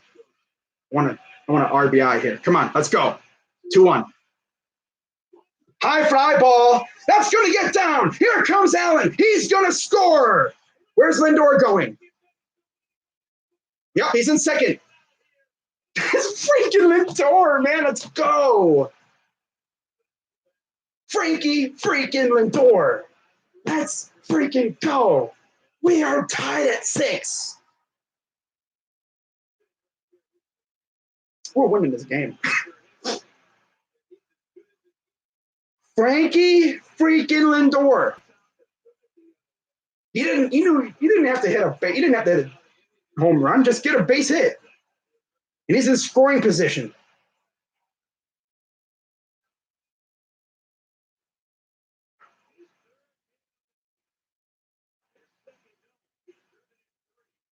And we are tied at 6 here in the bottom of the 9th. And that means Mike Clevenger's night he gets off scot-free. Horrible night for Clevenger.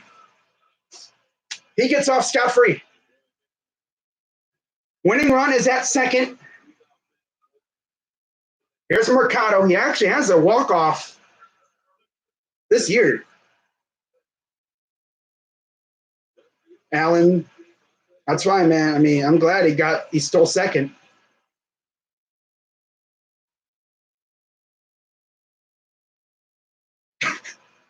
Let's go. Game ain't ending yet. heck's this dude talking about? This dude freaking Ramirez got a big old wad in his mouth. Here's the first pitch to Mercado. Winning run at second. That was the pitch right there. He did that a while back. They actually showed his highlight. I can't remember who that was. Twins? I don't know who it was. He ripped one like that, and he won the game. It was like way earlier in the year. Might have been Toronto. Now the place is gonna come. The place is gonna come unglued if Mercado does this. And the Brewers just went ahead of the Twins too. Thank you, Milwaukee. Here's freaking Lindor, bro. Lindor is so clutch, man. I love you. Let's see what Mercado can do. Down 0-1 in the count. Just a base hit. That's all you need. Base hit. Lindor taking his lead. 0-1. He's going for third. Save! They said he's safe. He was like doing like the they're gonna check it. I'm pretty sure he's probably out.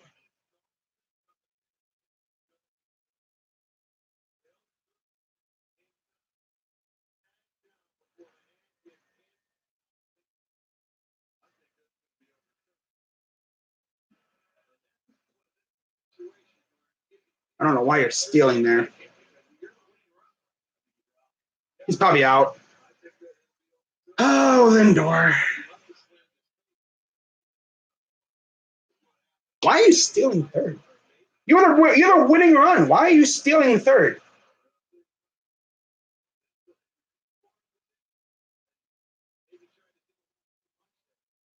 Tried to be the GOAT, bro. You don't need to be the GOAT. You're on second. You're the winning run.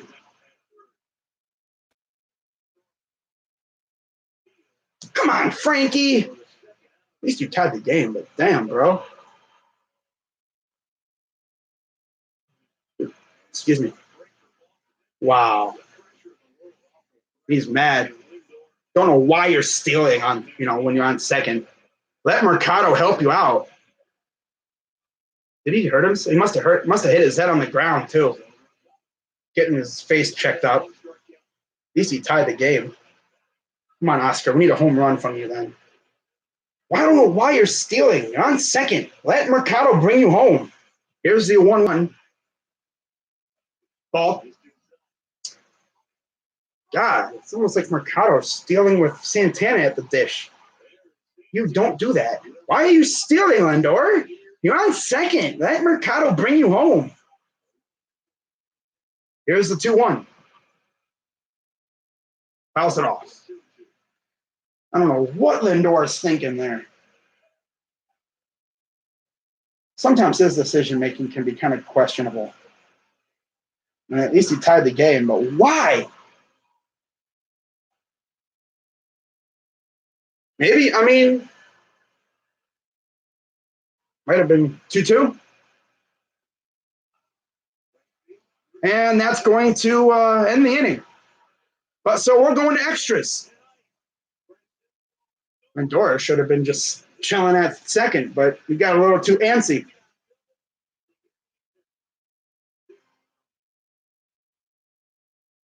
Wow. Oh, well. I don't know why he's trying to steal. So.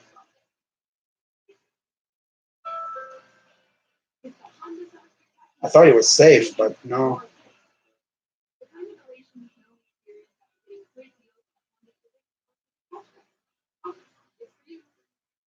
I would have just sat there and maybe tried to get in the head of the pitcher, not try to steal.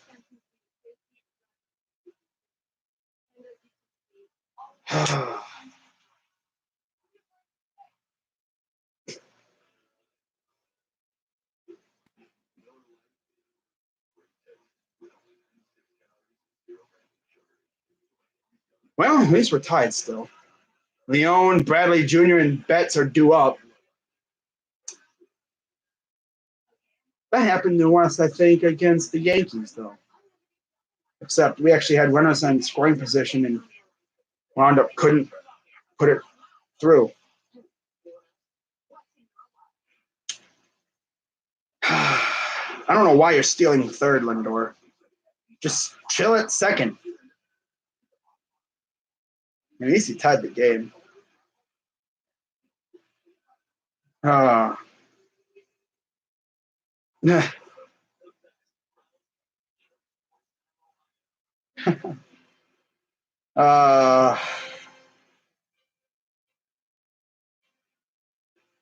I mean, I understand why you're stealing third, though. Mercado's a righty. You know, he's kind of in the way of the catcher. I think he kind of got slowed down by him slamming his face into the dirt.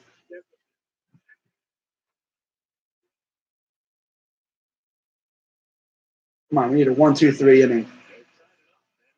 Nick Whitgren is now out there.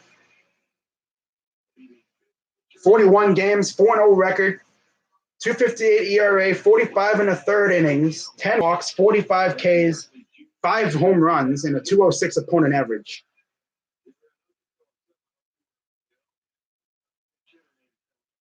I think we got a pinch hitter coming. Yep, Vasquez coming in. Pinch hitter. Now, I'm sure if that was Puig on second, he probably would have stolen the base.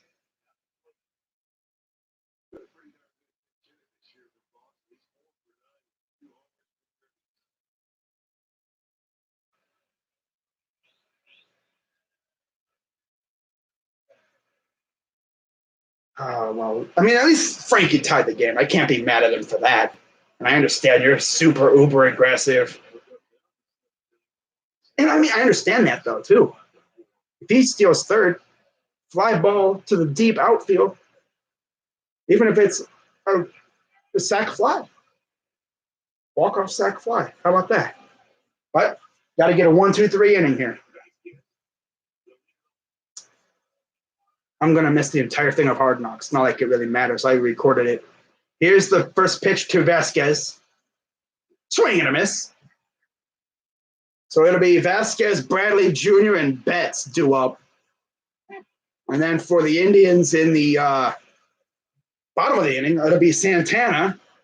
It'll be Freeman. No Ramirez, no Reyes. He was actually pulled after he got on base. They pulled him for Freeman, and then it'll be Ramirez. Here's the 0-1.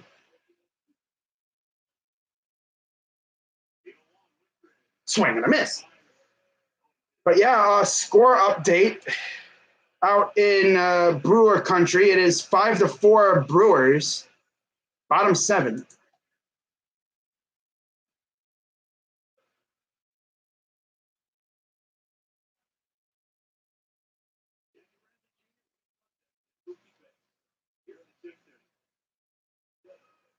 Here's the 0-2 coming to Vasquez.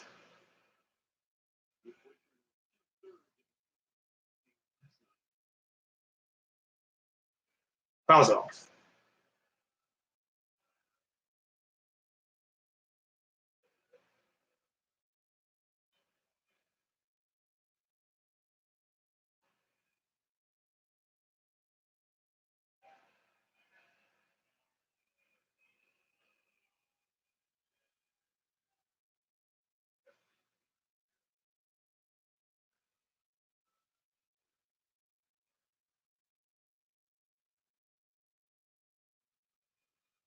And here comes the 0-2 to Vasquez.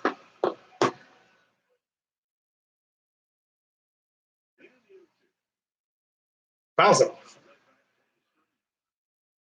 Wow. So, yeah, Clevenger is off the hook, believe it or not, as is Sale. And Lindor obviously was low-key frustrated because he was high-key frustrated. He was visibly frustrated because he got caught stealing. But that was a good throw from – it's always tricky stealing third. It's always tricky, unless you got a pitcher who's a lefty because he can't see you steal. 0-2. Fouls that one off.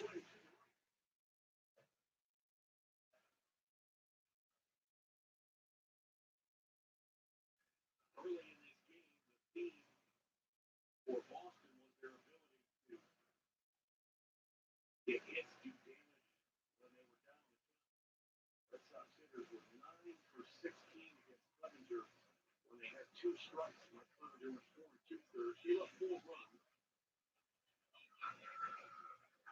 Yeah, he could get it. Here's the 0-2 coming to Vasquez.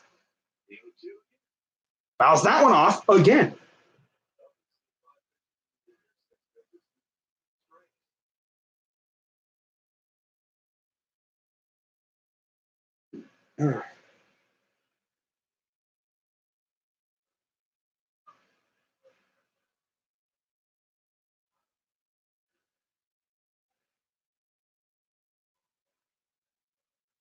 So they'll try this again. Here's the 0-2 again to Vasquez.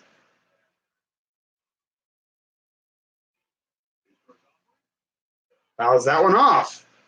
He has fouled off every pitch. Faced 7 pitches. It's fouled off the last 5 of them. 3, 4, 5, 6, 7. Yeah. 2 swing and strikes, and then everything is a fastball except for the slider. And he's fouled that one off.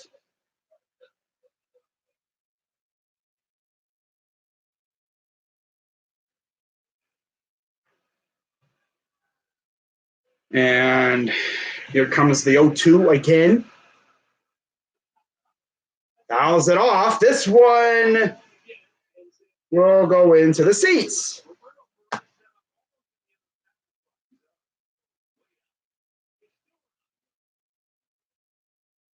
Throw it low. Try to get him on top of one. Or get him like underneath one where it goes boing, straight up.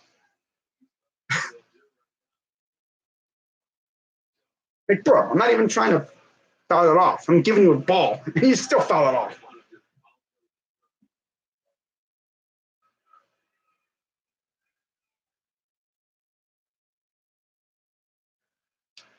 Here's the 0-2.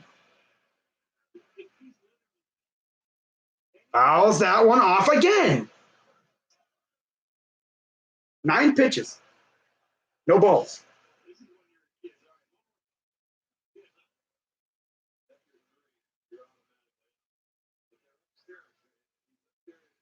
He's throwing everything up top, not throwing anything really low. He's throwing 2 balls, 2 straight balls way outside, pretty much saying, he'll give you a ball. He's still going out and fouling them off. Put one on the kind of inside area. Here's the 0-2 again. Swing and a miss, struck him out. About time. About time. But yeah, at one point in this game, it was like 6-1. And then Reyes scored 2 on a 2-run blast. He's no longer in the game. And then Lindor scored 2 on a double. And now, I believe we'll have Santana, Freeman, and Ramirez duo. If we can get out of here tied. Ball. But yeah, man, Clevenger is now officially off the hook. That's crazy. That dude, he had a horrible game, and he still didn't get him. He's still getting a no decision. Wow. How lucky are you? Here's the 1-0. Ball. Now, Bradley Jr. obviously not like Vasquez. He's going to wait patiently. You have Betts on deck.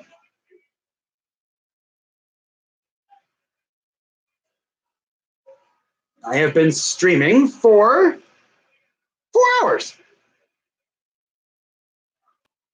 High fly ball. Gone. And Boston takes the lead.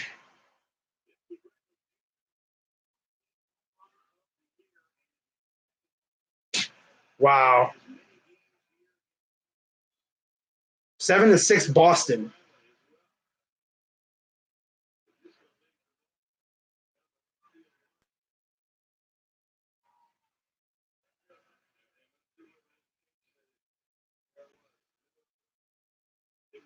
Throwing him a nice juicy one right down the middle of the plate. Wow. I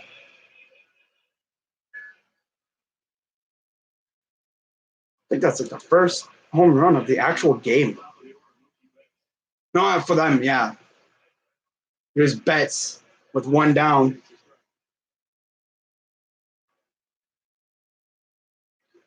That's why I wish Lindor wouldn't, we could have still been going because we could have won the game and we would never had to deal with this.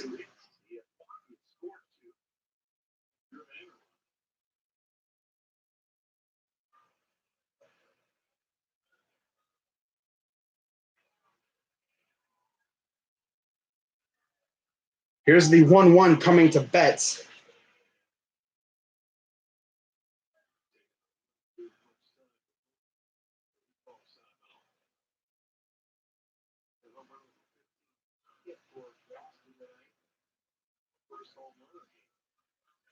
Popped it up. And here's Mercado. He hasn't gotten much action tonight. He really hasn't gotten much action in the series in center field.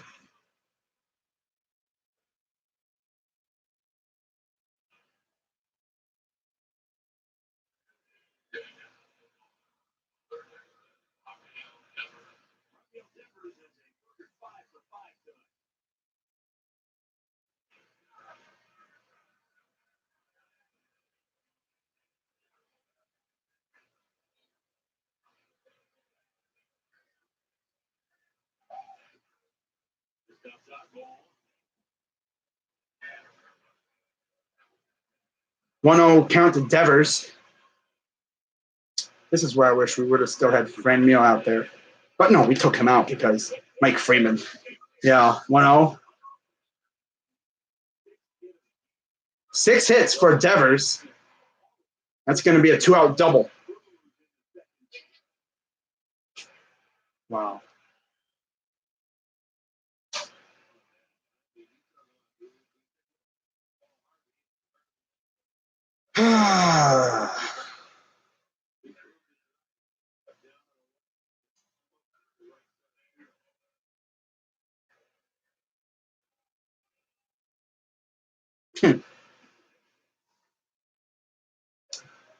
And now, here's Bogaerts. 6 hits tonight, career high.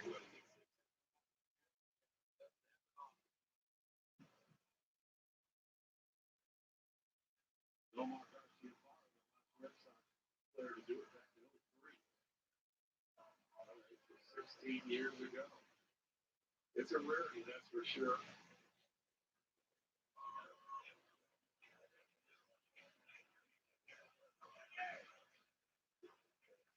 Is Bogaerts.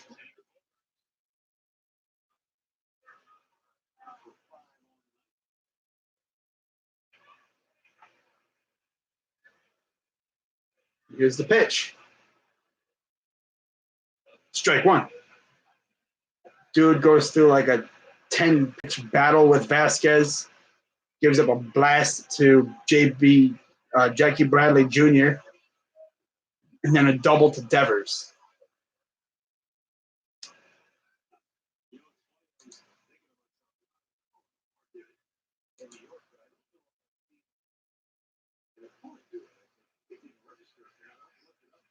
And that's going to, nice stop. And they got him hung up.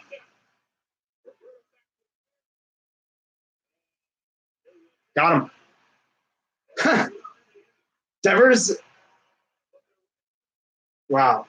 Trying to come home, and smart move going home there. But now it's up to the offense again to try to tie the game up. Yes, it's 7-6 Red Sox. Of course, this dude's going to blame the Steelers, even though you want to see the Steelers right in there now? No. Yeah, blame moderators. Yeah, they're the reason why we're losing. Yeah, has nothing to do with the guys playing in the game.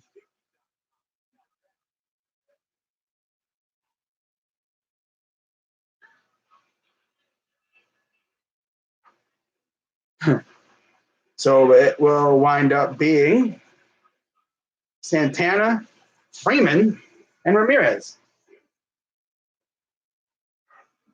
Kind of wish we would have had Franmil Reyes out there, but You know, whatever. Is Cashner coming in? Man, if they put Cashner in there, and he's probably going to go 1, 2, 3. But yeah, Santana, Freeman, and Ramirez.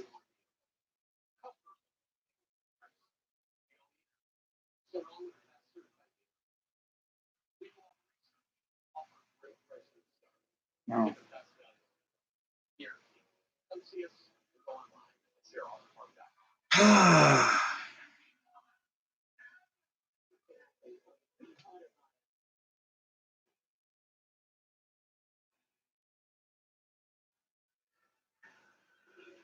So Santana coming up. He's been supremely clutch recently. Game winner last night. Technically had a winning Grand Slam night before. And he'll be facing Andrew Cashner.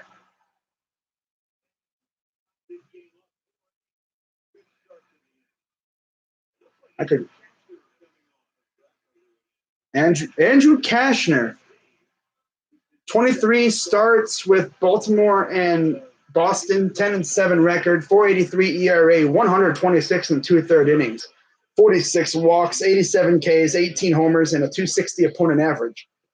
He's actually been relegated to the bullpen because he has just been trash recently.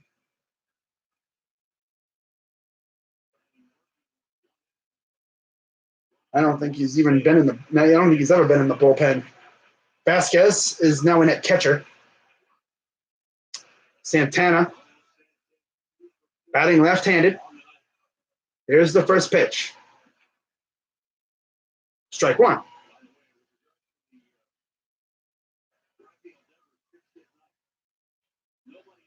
Solo homer earlier in the game, and a walk and 2 runs.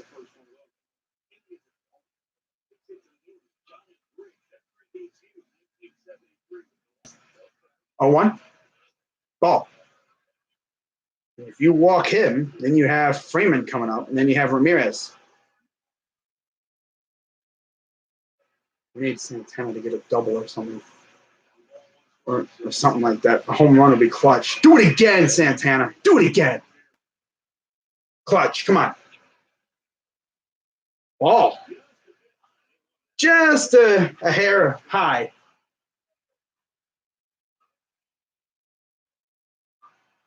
It's Cora.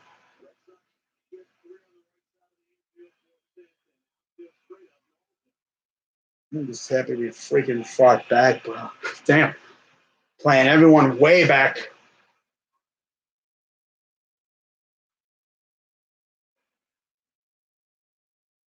Kind of like a prevent defense. Here's the 2-1. Swing and a miss. Oh, Whitgren. Wow.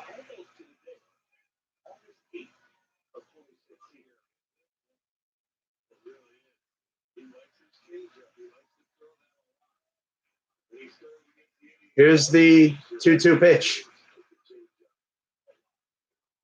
Blooper. That's going to get down. Base hit. Tying run on base again.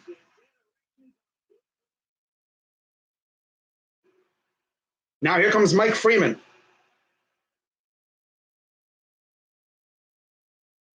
Freeman has played occasionally. Nice. Nice little blooper. Gets her just over the glove of Devers.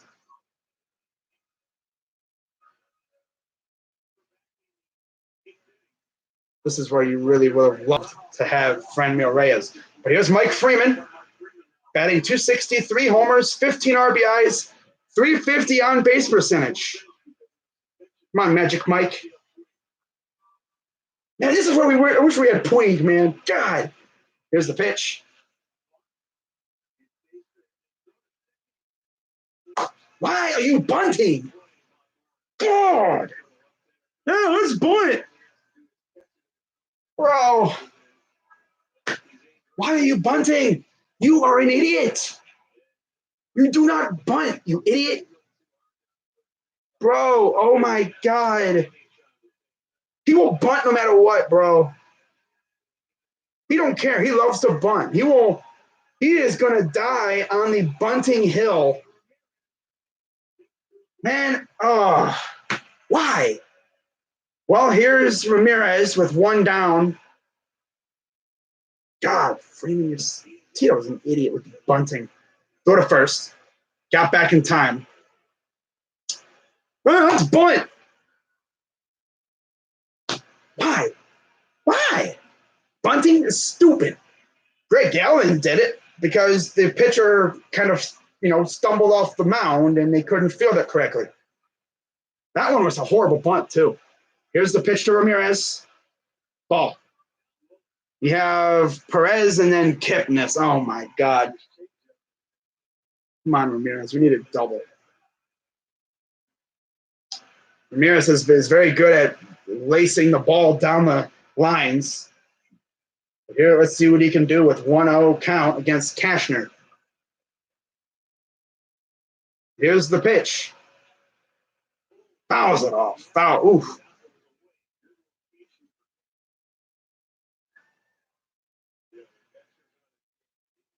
Bunting intensifies. Tito does not care. He is going to bunt at least one time in this game. Imagine still thinking bunting works. It only works if it's a pitcher. Or if you're just fast as heck. Here's the 1-1. Ball. Or if you send the runner. Like if you're doing like a hit and run and you bunt, that could work. Especially if you got a fast guy at the plate. 2-1 count to Ramirez. Tito's so stupid with that. Could have just had Freeman get a base hit. Or bunt the other way. 2-1. Swing and a miss. Now we're not winning now. Because Tito, I like to bunt. I like to bunt. I like to bunt. I like to bunt. Tito is going to be the only guy to die on that bunting hill. He probably still has a thing that says bunt. Let's bunt. Hey, I got an idea.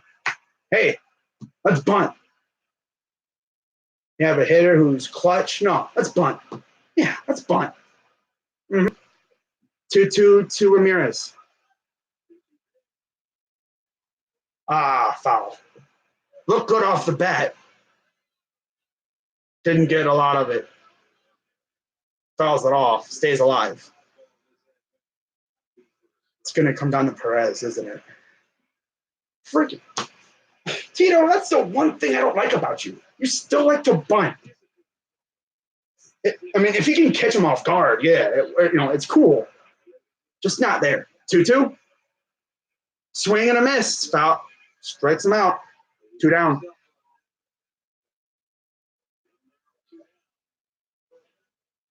Freaking kid. Bunting. I wonder if Tito has the angel and the devil on his shoulder. The angel says, dude, seriously, bunting is stupid. And then the devil says, don't listen to him. Bunting is awesome. You might even catch him off guard. And then Tito's like, he's right. Such an idiotic thing to do. Bunting, that's so stupid. Especially because Santana's not a runner. Ball 1 to Perez. It's going to come down to Kipnis. That would be so funny, though, if it comes down to Kipnis and then he wins the game. Makes me look like an idiot. But Wickgren served a nice juicy meatball to freaking Bradley Jr. So, of course, 1-0. Ball. Did not go. 2-0. Come on, this is freaking Andrew Trashner. He's a bum. But of course, we couldn't touch him when we played the O's. Berto up 2-0 in the count. There's Lindor. He shouldn't have never stole, but whatever. Here's the 2-0 to Perez. Throw to first.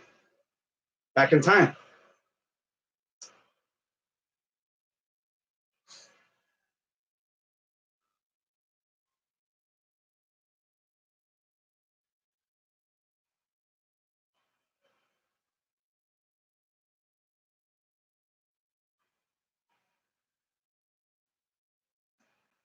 Here's the 2-0 pitch. Come on, Roberto. Slump buster. Swinging it? What the heck are you swinging at, bro? Wow. You must have been thinking about a whole nother pitch. Whew. This bat was up here. The ball was down here. Here's Kipnis on deck. 0 for 4. Whew, yeah. Let's have a guy with a golden sombrero coming up to the plate. Yeah. Come on, Roberto. Here's the 2-1. Swing and a miss. Oh. Lindor stealing third. And then Tito wanting to bunt. Yeah. Oh, well.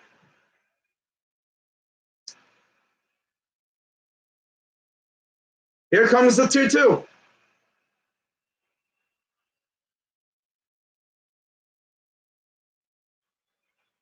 Swing and a miss. He wasn't even close. And that's going to do it for this one. Indians stormed back to tie the game late, had a chance to win multiple times.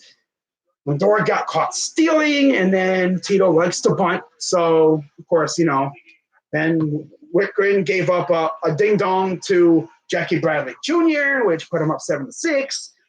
And then Andrew Cashner, of all people, yeah, of course.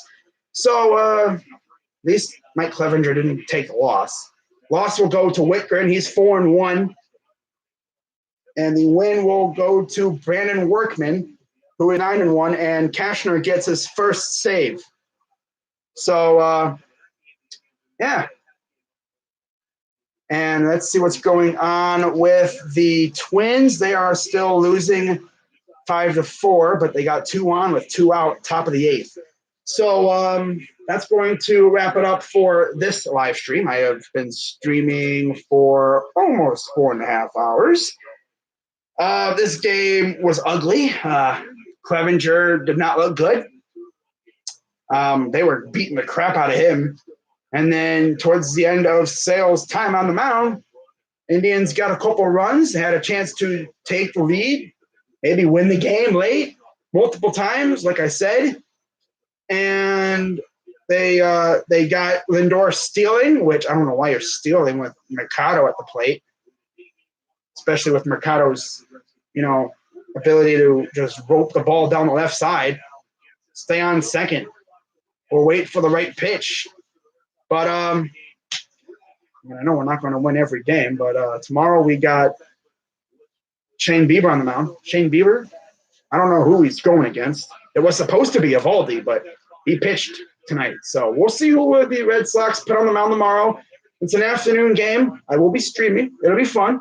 And, yeah, that's going to wrap it up for this live stream. Indians lose 7-6. They fall to 72-48.